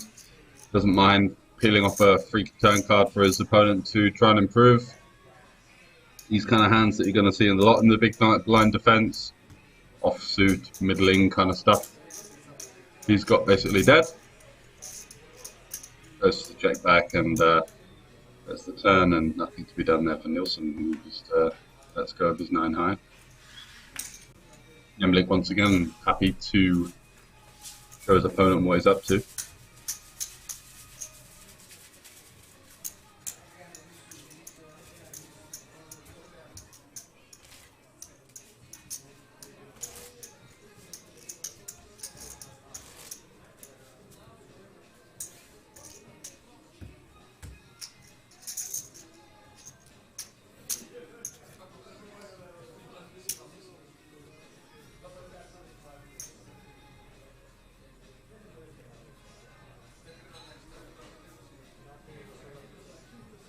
Nielsen here with the Queen 8 suited.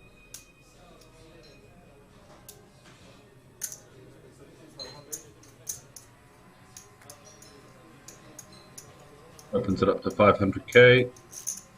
Queen 9 suited for Nemlik, so we could be seeing some fireworks here on a Queen high board. Maybe 9 high with some diamonds, 8 high with some hearts, and both players flopping straight draws here.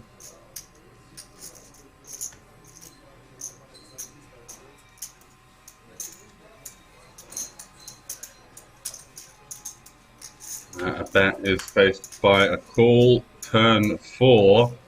Let's see if Nilsson's got the cojones to go for it. And boy, he just shoves. My word.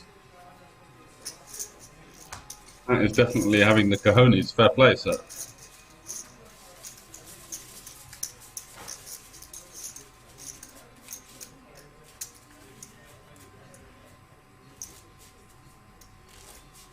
Nilsson here has been a bit of a box of frogs. We've seen some quite passive stuff from him. We've seen some quite loose stuff, and that was a ballsy play there. Guess he figured, well, I got the double gutter, and I don't quite put him on much of a hand on this kind of board.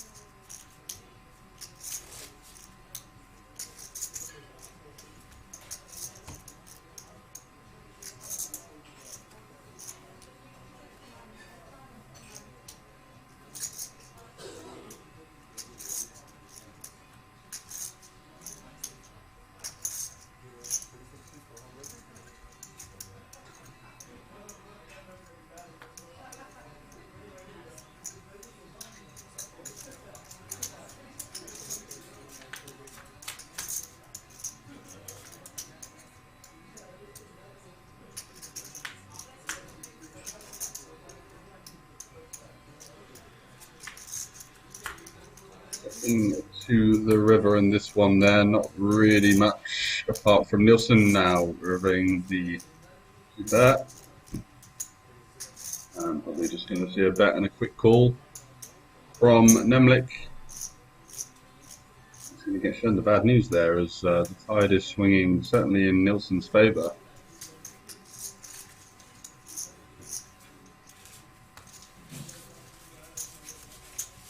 Who gets himself up to, I believe, around 9 million. 8 million, so 40 big blinds. I think he came into the heads-up match with just under 30, so a nice gain from him, moving in the right direction. And it looks like we've got a little bit of a match on our hands now. Relatively deep stacked.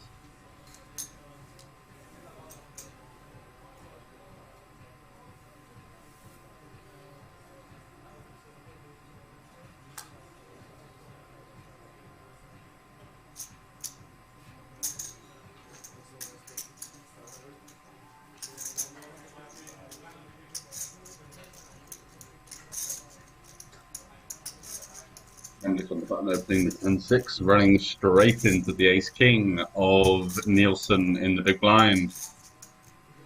Seems like kind of a trigger-happy player. I wouldn't be surprised just to see him shove here. I don't think he likes having tough decisions post-flop. And for what it's worth, obviously shoving would be a fatal error heads up. It's just too strong of a hand to waste in that fashion. You're just going to get a snap fold most of the time.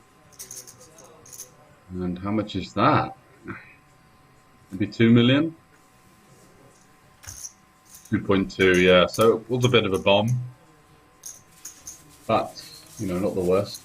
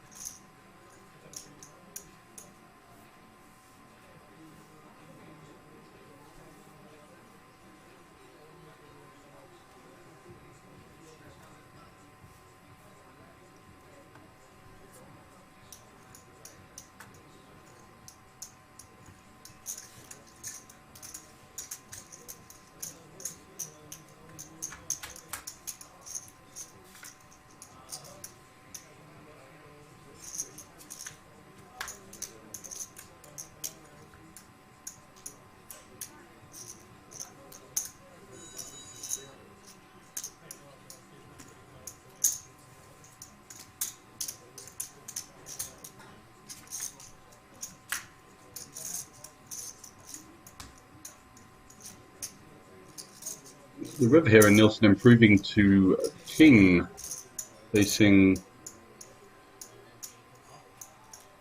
Nemlik up against the 2-pair, ace-7. And that does look like a river check raise from Nemlik, and Nielsen firing it out there on the turn with basically nothing.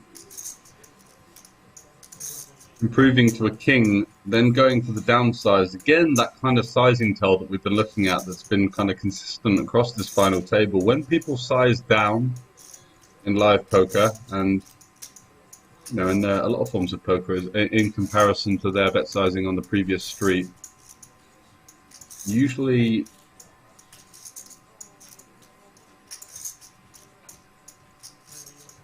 does seem that they, you know, kind of think their hand is decent, but they don't really want to commit to it enough. So usually means that a nice counter against that is just finding some aggression. Finding situations where you can put them under a lot of pressure, and Nemlik did have the hand in this situation, but just food for thought.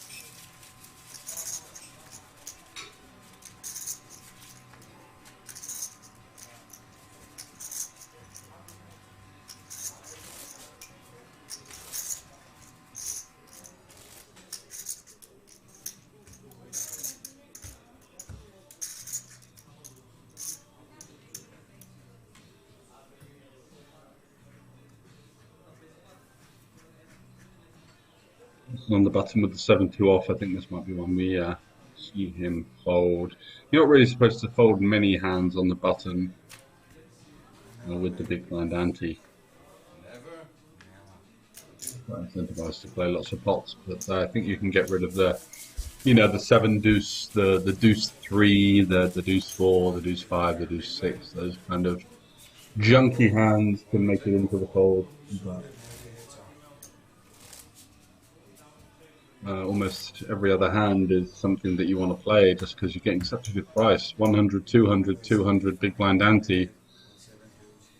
You've got a complete 100 to have a chance of winning a 600k pot. So it does mean that you are kind of incentivized to enter pots. And I think a nice way of balancing the fact that you are limping so many hands is to chuck some good hands in there and just have a strategy of limping as much as possible.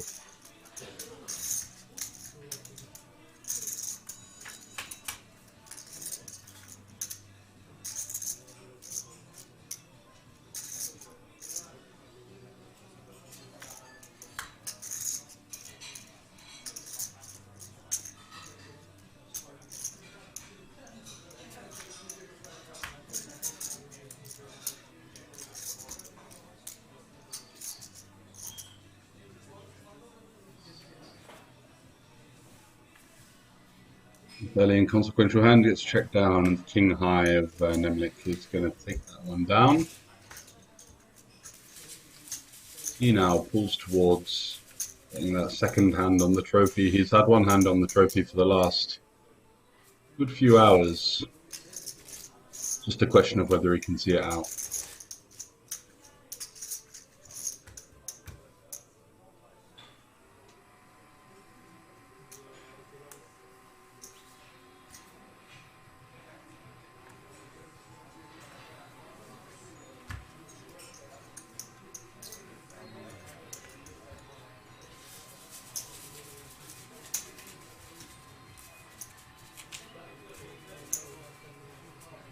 And Nielsen there, again folding, cranky hand, was dominated in that situation.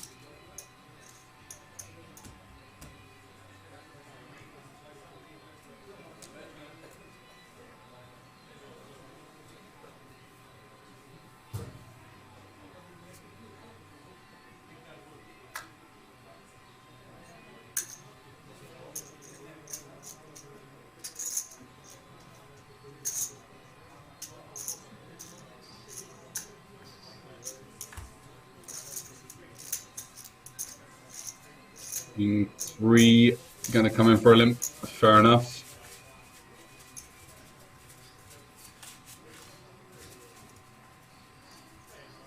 And snap folds versus, I don't know how much Nielsen made it. Yeah, 800k. We'll go to the full 4x.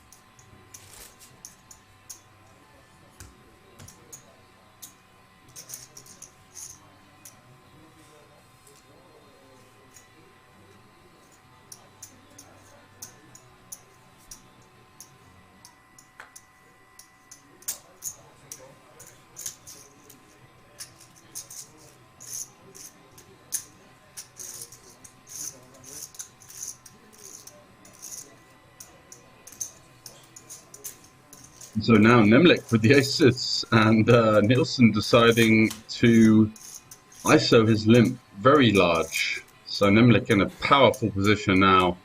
5.4 million behind, 1.6 million in there, and fortunately for Nemlik, Nielsen waving the white flag. It's a quick check back. I love the way how Nemlik has played this hand. Quite like to see another check. Not really anything to protect against. I think flush draws or even gut shots or even anything of any kind of merit are going to consider some other line.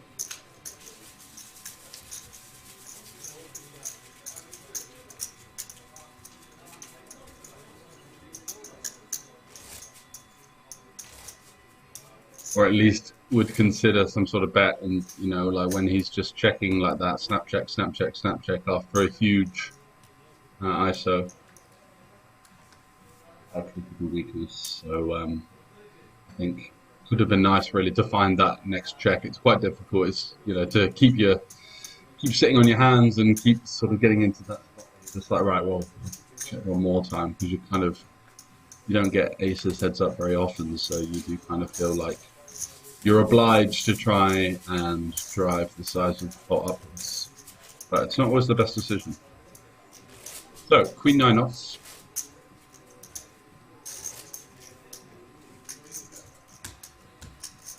That one down.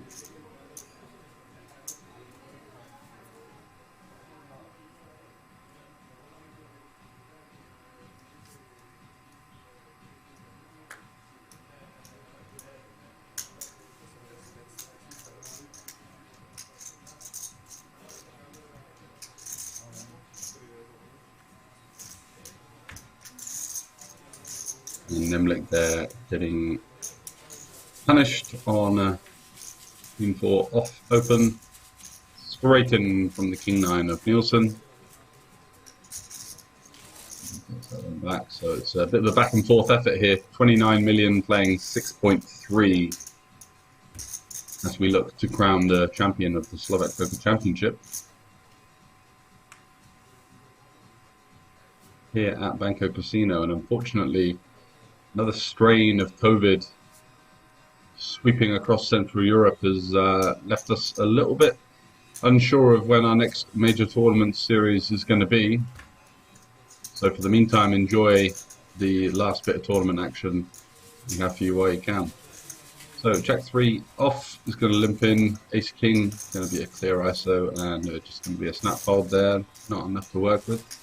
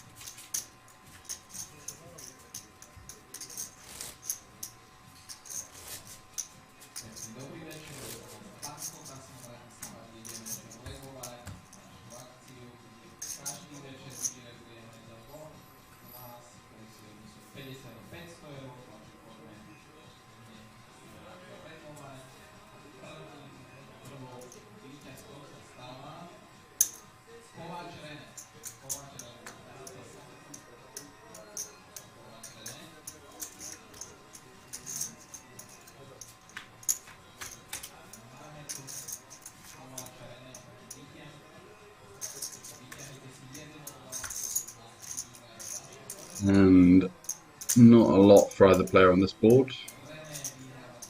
9 up against 10-8. And it's going to be a question of who wants it the most, and it's going to decide who takes down the pot. Nemlik coming out with a pretty meaty bet on the turn and gets it done. Nice play from him, finds a fairly counterintuitive bluff.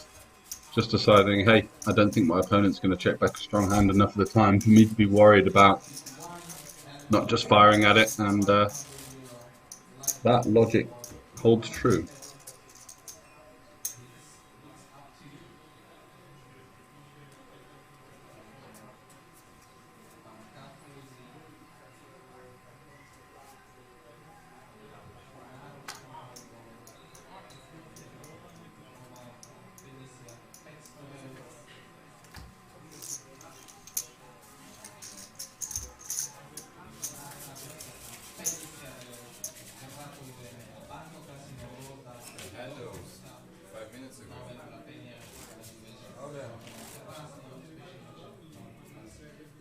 Oh, we just see the flash of the king there from the big blind as Nemlik folded the 9-3 off. That's brutal, especially when you're up against a chip leader who's been running good for the last few hours. It's very frustrating, and especially to know that you don't get any action.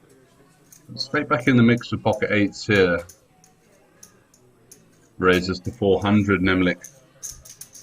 The ace-2 suited, just electing to call. Can shove, but I don't mind just peeling the suited ones. They play quite well post-flop. And not a bad board for both players, to be honest. 8s on this board should be feeling pretty good about their hand. And yeah,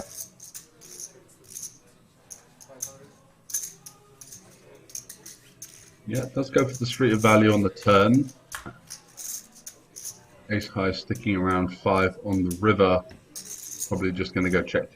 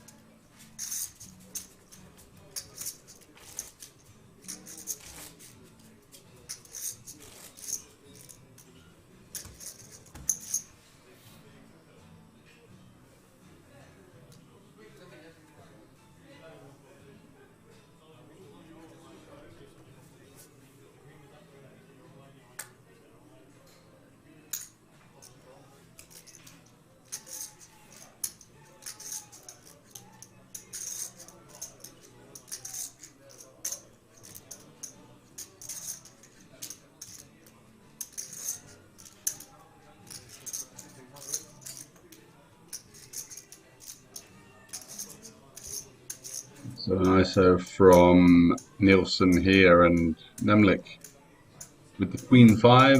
It's not the worst hand, really. Heads up, high card, low card.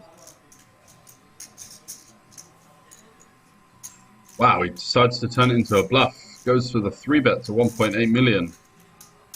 Really ramping up the aggression here, and Nielsen now kind of in a weird spot. Thinking, well, I was ISO in my hand because I thought it's going to be best heads up, and now I'm facing this and I really have no idea what to do.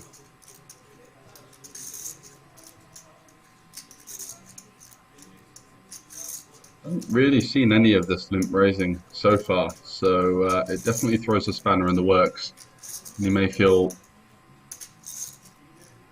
like he wants to call or lay his hand down, shoving. I mean, all options are on the table here, and he does just let it go, just giving that first light 3-bet or 3-bet spot a little bit of credit.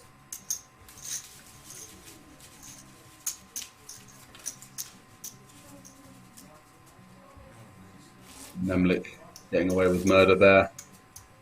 Taking one down, gets himself back up to around 30 million.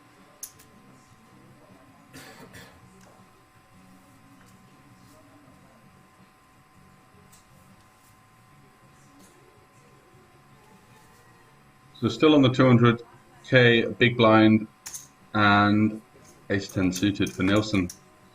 I love to see that. opens to 500, gets a snap hold from Nemlik, 10-5 off. I haven't really had a collision yet. Both players have a reasonable hand that they want to go with. It's just kind of been to me, to you, to me, to you.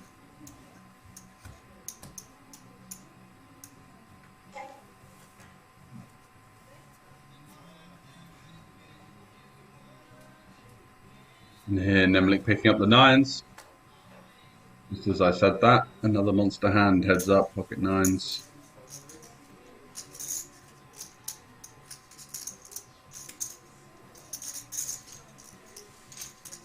Nielsen interested, just calling with the ace-3.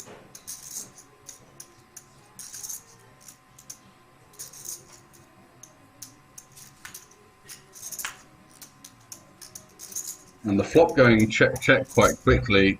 Nielsen picks up a pair, and Nemlik still with those 9s, just going to go for the double check.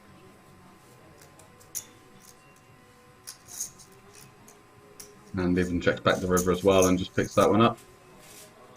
Nielsen now down to exactly where we started in this heads-up battle.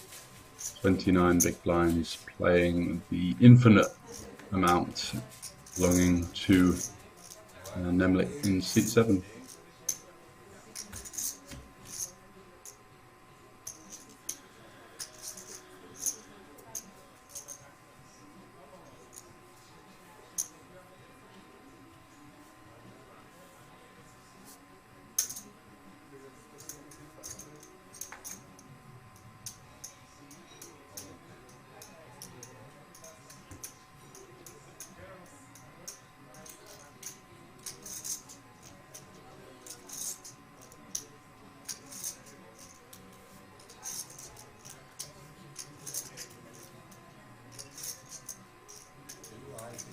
Raised to 500k, quickly met by a shove from Nemlik here, and I don't think Nielsen's going to call it off with 10-8 off, so just a little bit of posturing, trying to save some face.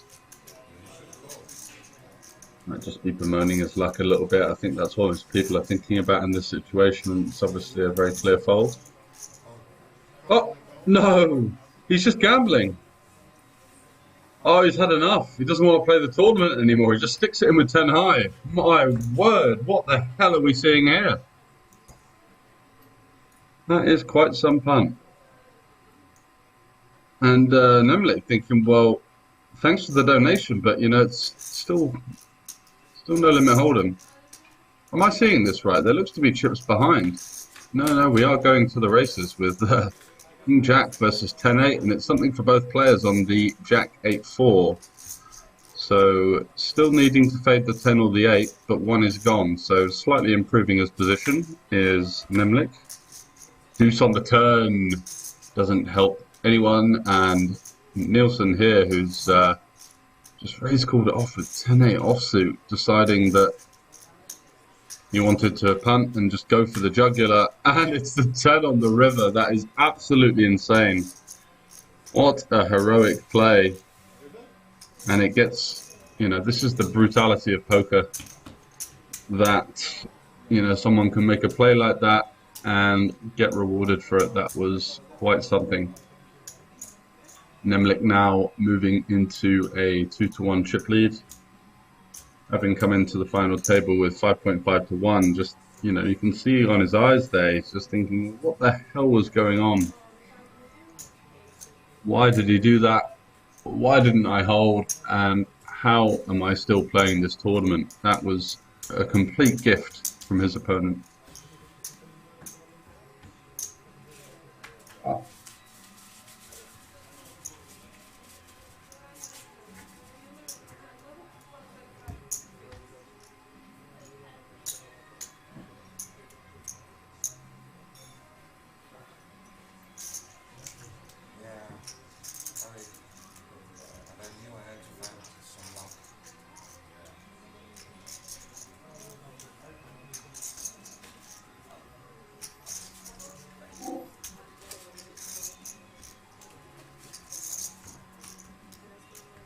Just a reminder, they are paying for a €7,000 heads-up match here, plus a watch, which is going to be worth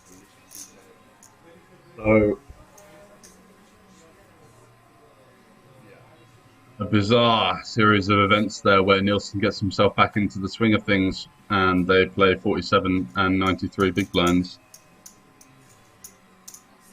But Nemlik, you know, just has to dust that bad beat off and continue.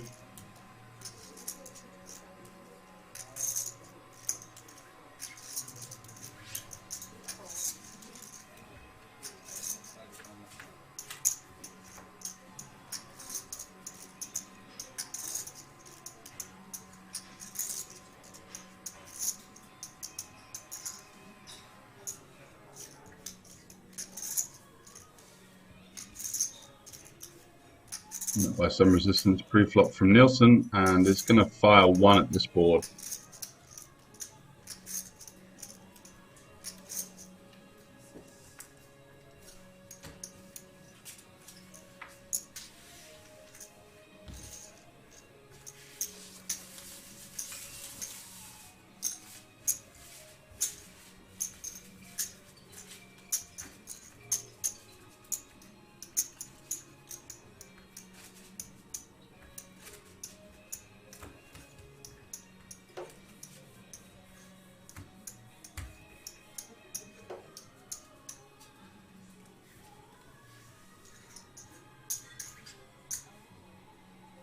Ace-10 now for Nielsen.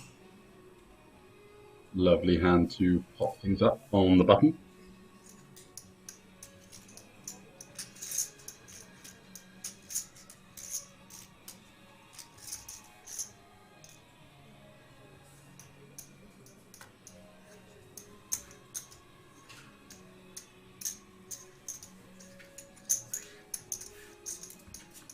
Call from Nemlik, so 1.5 million in the pot, and 994 for Nemlik. So he's going to fight back here.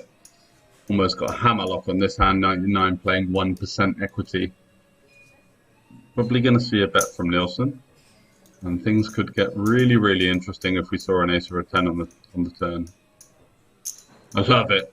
That little acting job there. Did you see it in the furrowed brow? The kind of wince as his opponent put chips into the pot as we see the ace on the turn. And this, wow, just a snap check back. Nielsen deciding I don't want to go for value versus his weaker ace-x, his 4x. Pot control just in case he's got the 9, and this is going to work out well for him in this situation.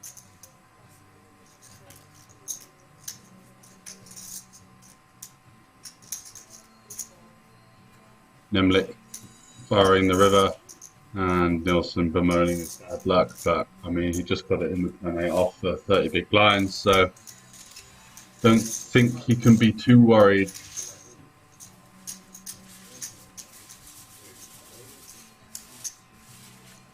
And as you see down the bottom of the screen, the Polish Poker Championship, unfortunately due to the COVID situation, that is not helping things in Central Europe, and especially for the poker scene here at the Banco Casino, is going to have to be postponed. So that legendary tournament that for 100 euros, someone is walking away with, you know, up to 50 grand off the books at the moment, but we will update you on the Banco Casino website. You can check that out at bancocasino.sk at your leisure for the updates on that one.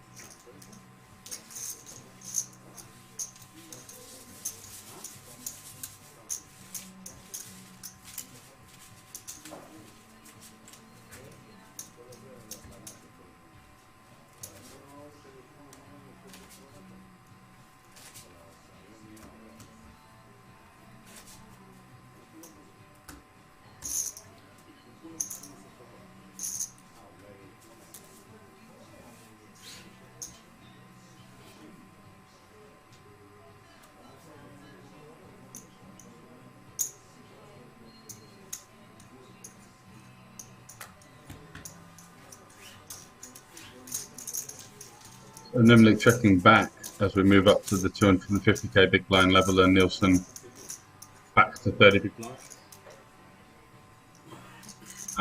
Checks back with the ace. Kind of nice to work in some check backs with aces from time to time, and just sees a bet and a fold. Ace high with a backdoor flush draw. That's starting to see maybe some fatigue set in for the players. Clear flop continue with your ace high with your backdoor diamonds. Maybe he's got some sort of read on his opponent.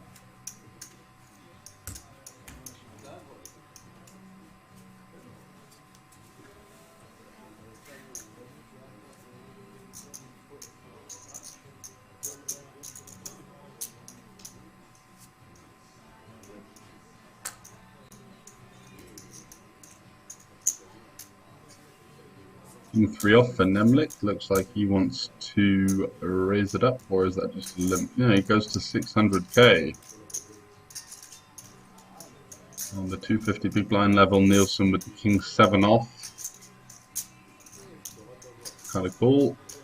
Don't think we're going to see him 3-bet. Cool.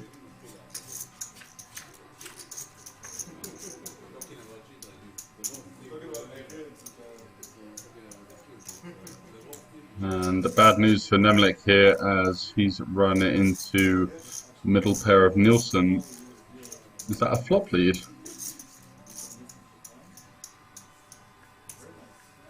Looks like it is. And Nemlik now seeming the one to be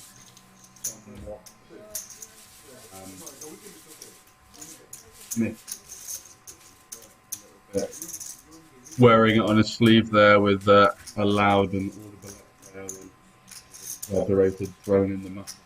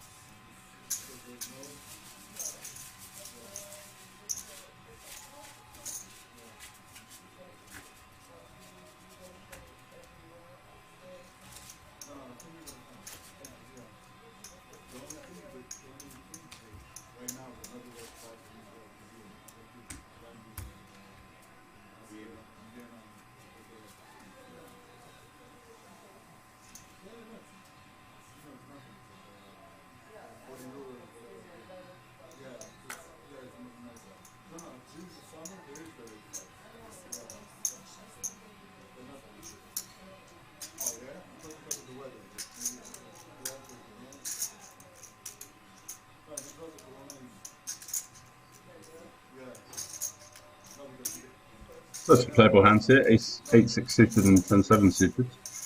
Raise and a call most likely. No, some sort of 3-bet. Yeah, I think we're just seeing players get a little bit tired. Make some plays, and especially from Nielsen, you know, the 10-8 off and now the 10-7 3-bet. And wow, what a flop. Flop. We see a pair and a flush draw for Nielsen and a pair and a backdoor flush draw for Nemlik. And it's all in and a call. And just shoves the flop, gets called by the pair. Too strong in that situation. But he has a dominating lead now, and this would be to get back in even in chips. 7 on the turn gives him 2 pairs, so it's going to be a 6 or a 9 to give the win to Nemlik. Any other card, and it's going to be even Stevens. The king on the river seals the deal for Nielsen, however, and we play 18 versus 18 million at big blind 250. Extremely deep stacked heads up match now, and it's just not going in the way of Nemlik after some of Nielsen's bizarre play.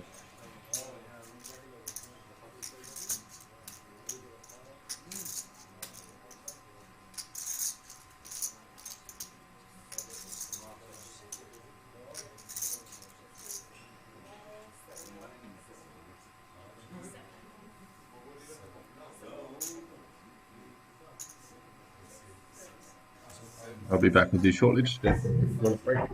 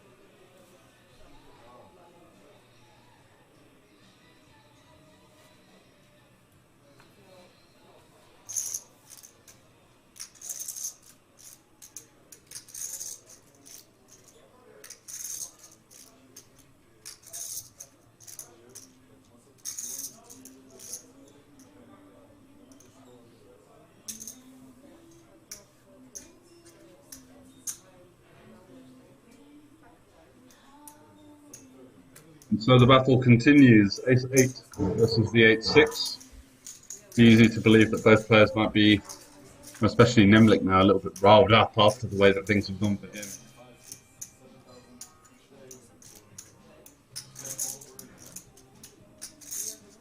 So a gutter ball for both players. Nielsen with the bottom, Nimlik with the top.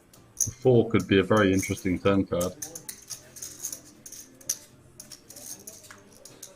9. Now Nimlik turning a double gutter. The 7 or the 4. Goes check, check. Surprised he doesn't find a bet there. Well, he's out of position here. He doesn't want to lead, and he's going to bet the river. And it looks like Nielsen, again with this sort of uncommitted size, already 2.5 million out there, and just not really applying pressure to much. Any kind of half hand is going to call, and does manage to get the ace high to fold though, which is a good result.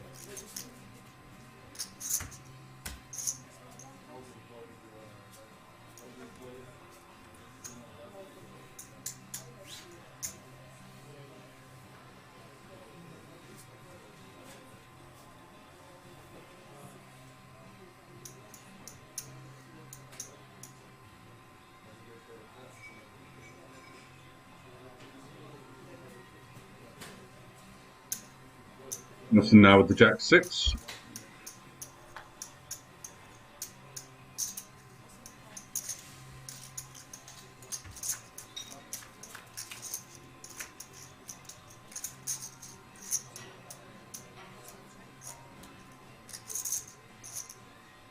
And very much the momentum heading in Nielsen's direction now. managed to get us 5.5 to 1 chip lead back to even. And some pretty spicy plays, and it's been paying off for him.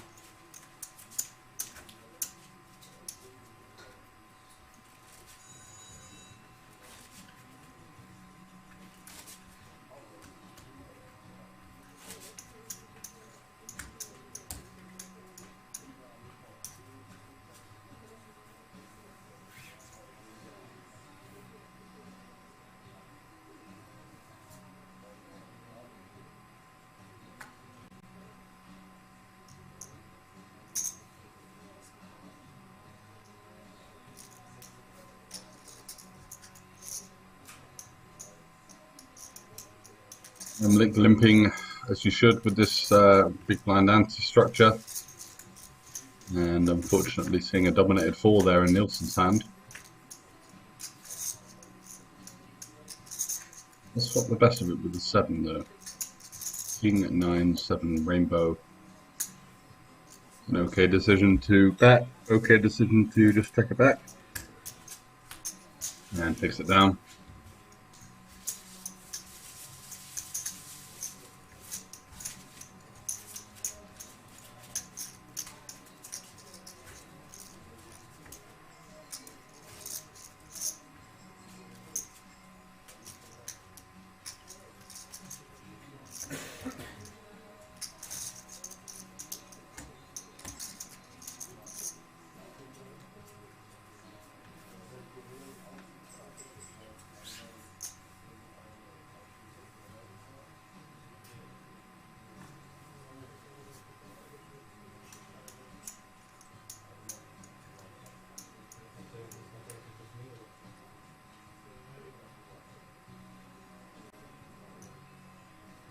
Ace Jack on the button.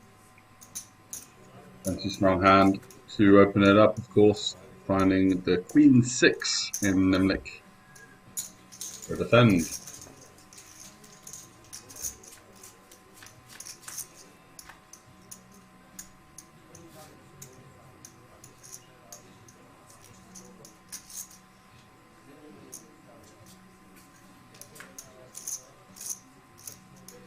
He goes check, check, Nemlik turning a gut shot. He's also got that 6 of clubs that can come in handy. Nielsen quickly defending the bet. Again, a sign of weakness. You know, quickly calling as if to say, look, I've got something. But in reality, he's just trying to dissuade any kind of river bet from going in. And Nemlik ends up giving up the Queen 6 with the 6 of clubs there, with the clubs rolls off. And I don't think Nielsen's the type of player that we've seen that's just going to ever check back a flush draw here, so you're going to have a huge advantage in flushes over him, and would have been a good one to find a bluff. What we've seen so far.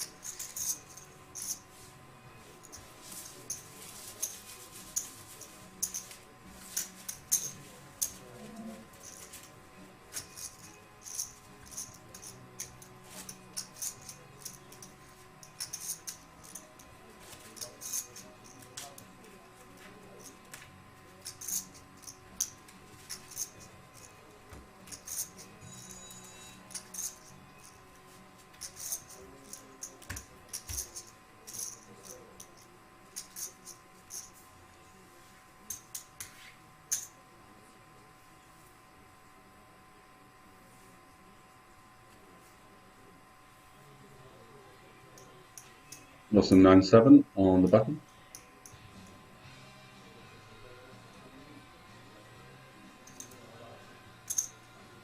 Lovely hand, very playable.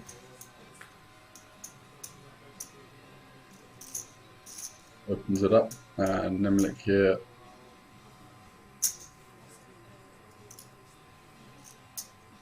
Can go for a call, can go for a spicy 3-bet.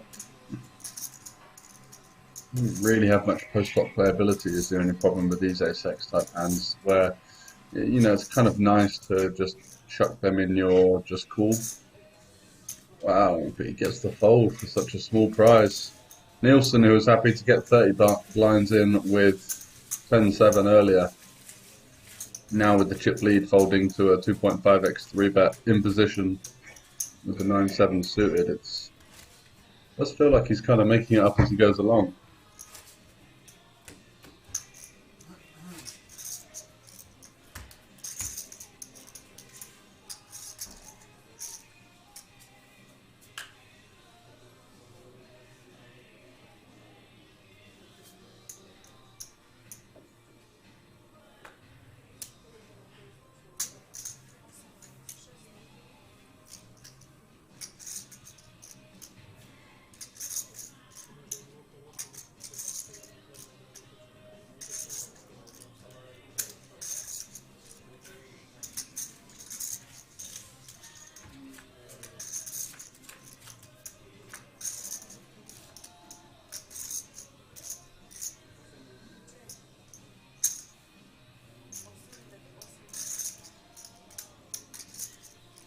Nemlik here has the pre-flop lead on ace king 8. He's going to have all the stronger hands like ace king ace 8, king 8, ace ace king king, all of those types of stuff, ace 8 even, that his opponent isn't going to have. So it is a board where he can apply a lot of pressure.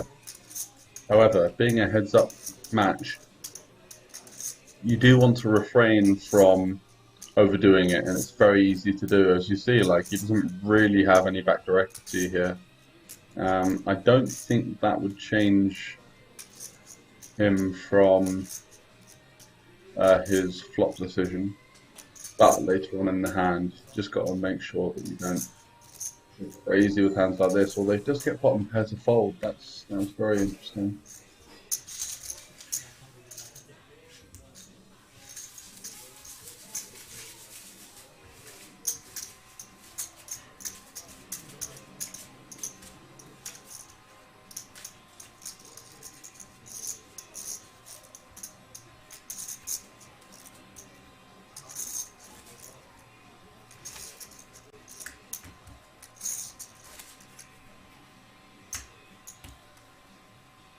So Nimlik, they're kind of finding a flaw in Nielsen's armor a little bit. Kind of unhappy defending those medium to weak hands,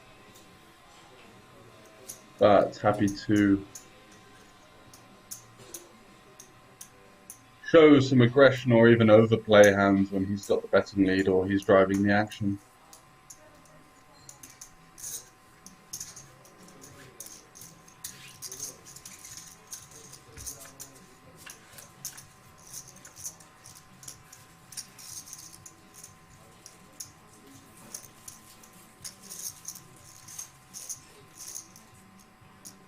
Quick bet from Nielsen and a defend from Nemlik. I'd prefer to see a check raise here with the bottom two pair. It's not like it needs loads of protection, but I don't think Nielsen's the kind of guy to find a double barrel that often. As you see, he does just check back the gut shot. And now the hand's kind of been counterfeited, and this is what you kind of want to avoid with the bottom two pair combinations. They are a little bit more susceptible to the top card pairing, the backdoor pair, just kind of killing your hand and freezing you from being able to get that value later on in the hand. You've just got to kind of know your opponent, I think, and versus someone who's kind of passive on later streets. For the most part, probably best to just raise it now and start putting chips in the pot itself.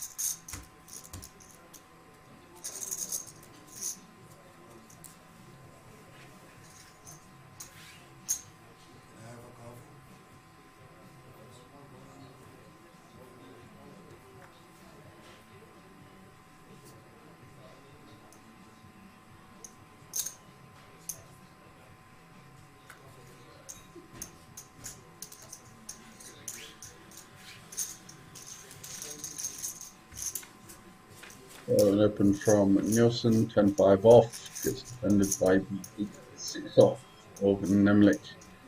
You can see Nielsen fire a bet, just a snap check behind again.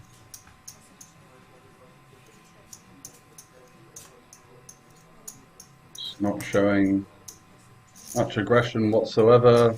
Now checking to the river, finding a bet, just getting completely snapped off. Had so many chances to win that hand. Double barreling, betting big on the turn, big on the river.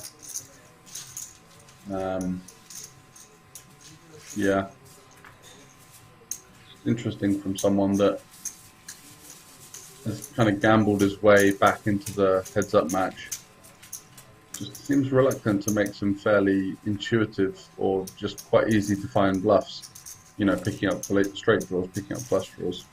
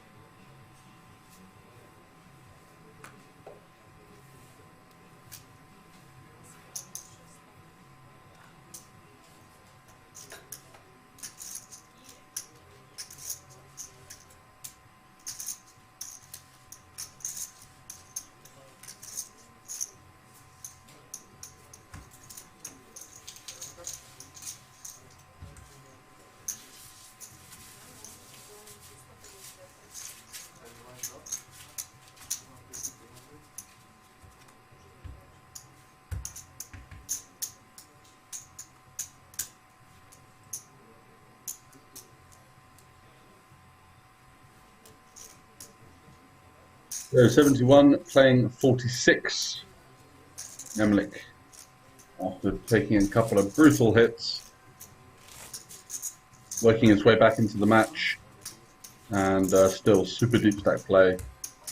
We are at the 300k big blind level though, and things could change fairly quickly.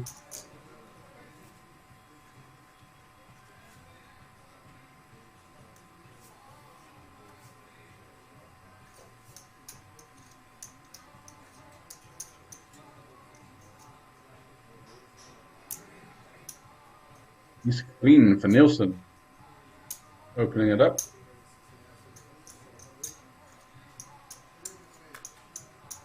And the Queen 8 of Nemlik, certainly a playable enough hand to come along for one at least.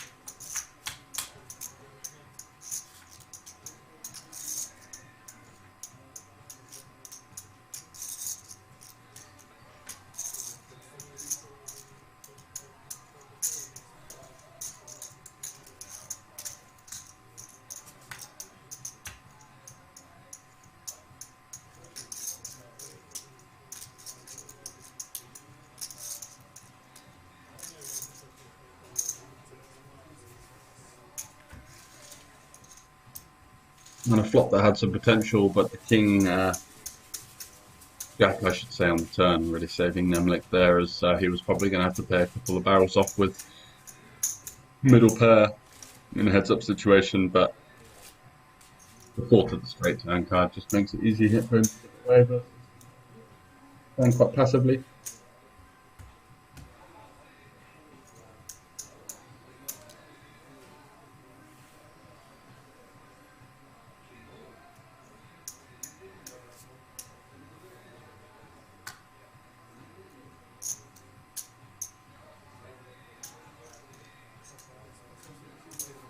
Here we go, Nemlik with 9s on the button, facing the Jack 9 of Nielsen. Could be some kind of fireworks here. Nielsen doesn't really seem in the mood to... Ooh, yeah. Is that just a call? That is indeed just a call. So 1.9 in there. And interesting flop for both.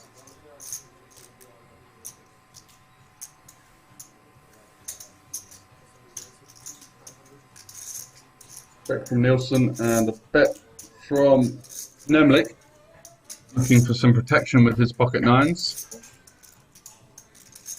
Won't be getting a fold anytime soon. I even see Nielsen turn this hand into a bluff. The open ender. Got an overcard to the 10. In worse bluffs, that's for sure.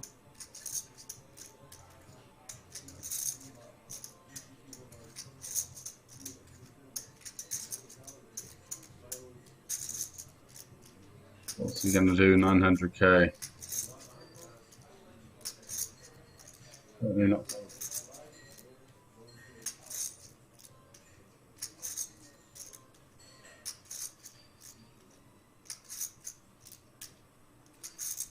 There we go, we do get the eventual call. With the open ender, and the turn is a jack, so Nielsen now taking the lead.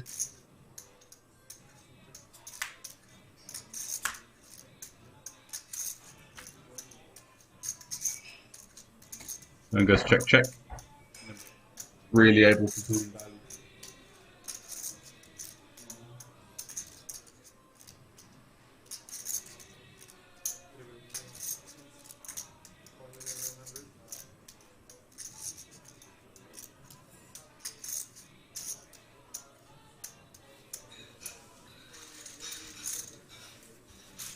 And Nielsen betting the river and getting the really, I think, at this point, frustrated call from Nemlik there. Doesn't really beat an awful lot.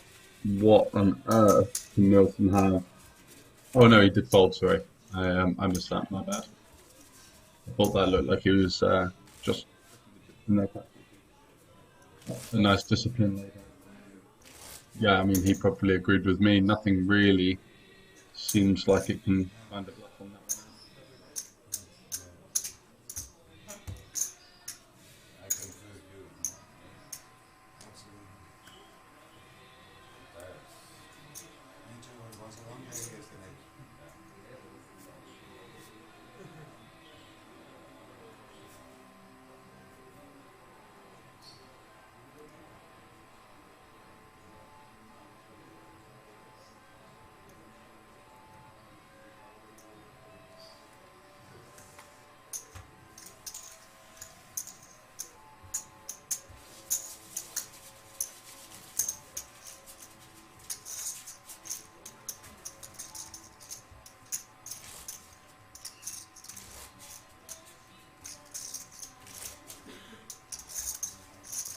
So,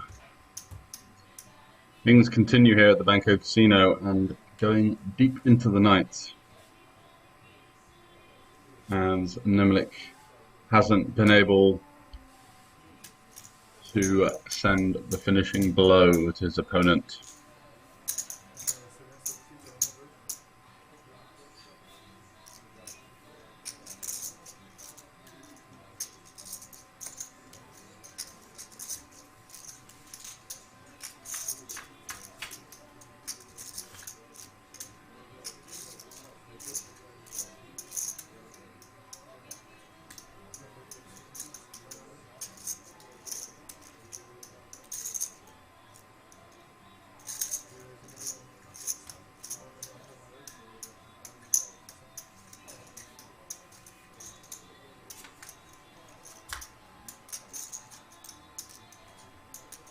Oh my god, what a hand we have here. Quads versus top two. And flop gets check raised. Nemlik just peels with the bottom set. Nielsen betting 3.5. I think has played just to see another call here, nothing else to do. You've got flush draws completely dead. Best thing he'd want is to see a 10 or a 5. He doesn't. And the river. 5 still playing. It's kind of difficult to put your opponent on much with a 3 that often. As Nielsen, who's obviously raised the flop, and he is going to go for one more. He's getting a little bit thin by this point, though, because the most likely hand is going to get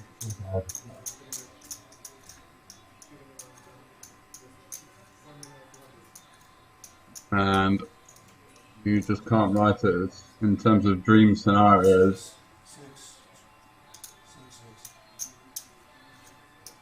for Nemlik. Flopping bottom set, turning that into quads on the turn, facing another bet, and he's going to go for the jam. And Nielsen here with 6.7 million behind, that's around about 20 big blinds. Don't think he's ever going to find his opponent bluffing in this situation.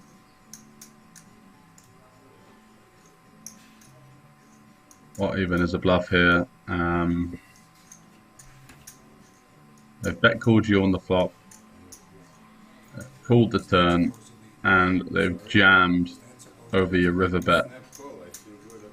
It's going to be a flush at minimum, I believe, and I don't think there's even a hand like 6-7, which is a straight even, knocking around.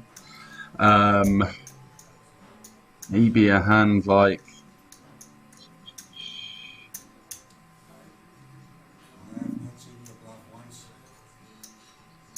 Ace 9 with the Ace of Hearts, Ace 7 with the Ace of Hearts, Ace 6 with the Ace of Hearts.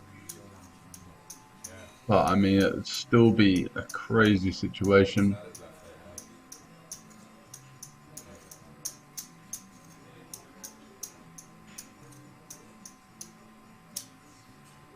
And just not a lot of chances of that in comparison to all of the value hands.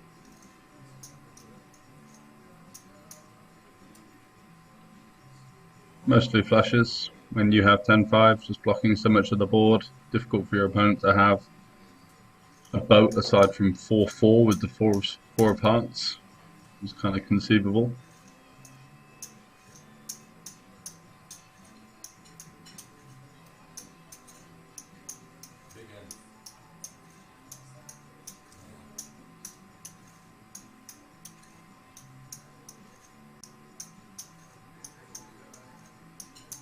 Still mulling it over.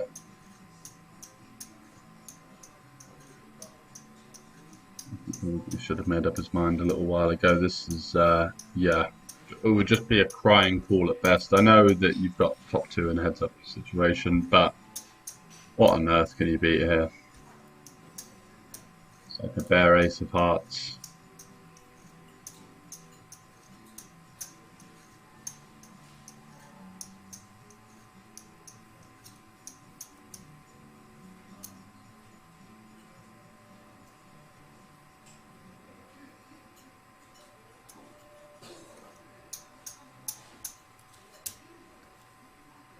You might be erring on the side of folding here, doing the dance, shaking of the head, staring at his opponent, looking for some kind of information.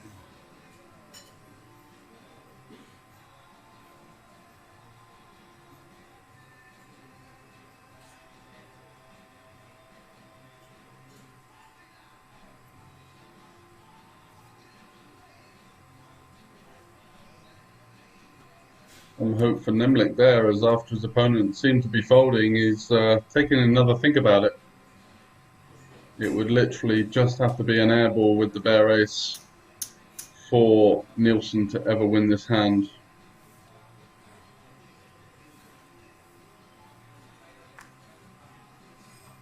Is he able to find the fold? I think he's just going to end up talking himself into a call now by the looks of the body language.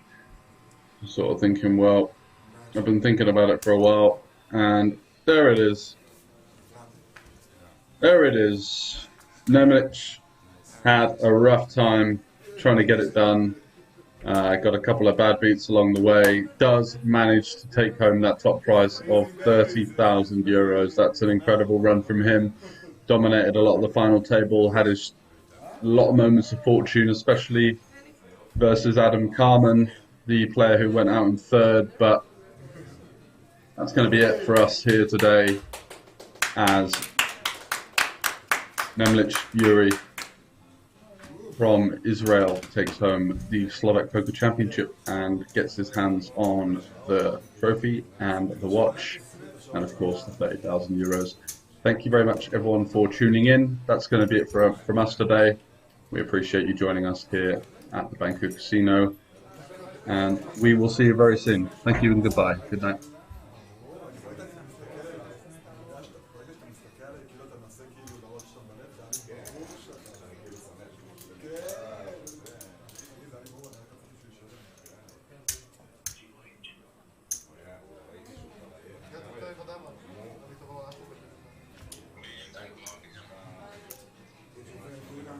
Dvakrát to zaujímavé pro ľudí.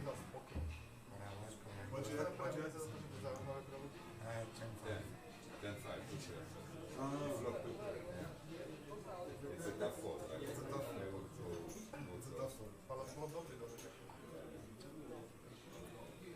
If I won, I had 6 million, I had to sign more and more. Yeah, I know. Keď to by bolo dobré, tak povedal. And I shouldn't have. I thought you just had a 10. Áno, ale tak to je určite dobré. That's a chance, and I had a 10, and I pick Maybe a flush draw. and I pick flush draw. But you will also have history of clubs. Very, very. Funny, that's something